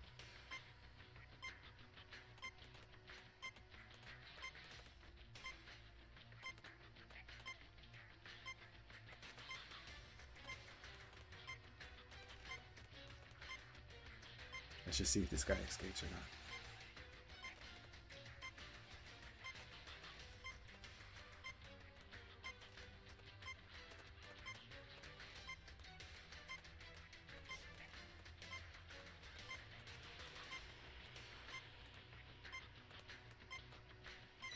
Crap.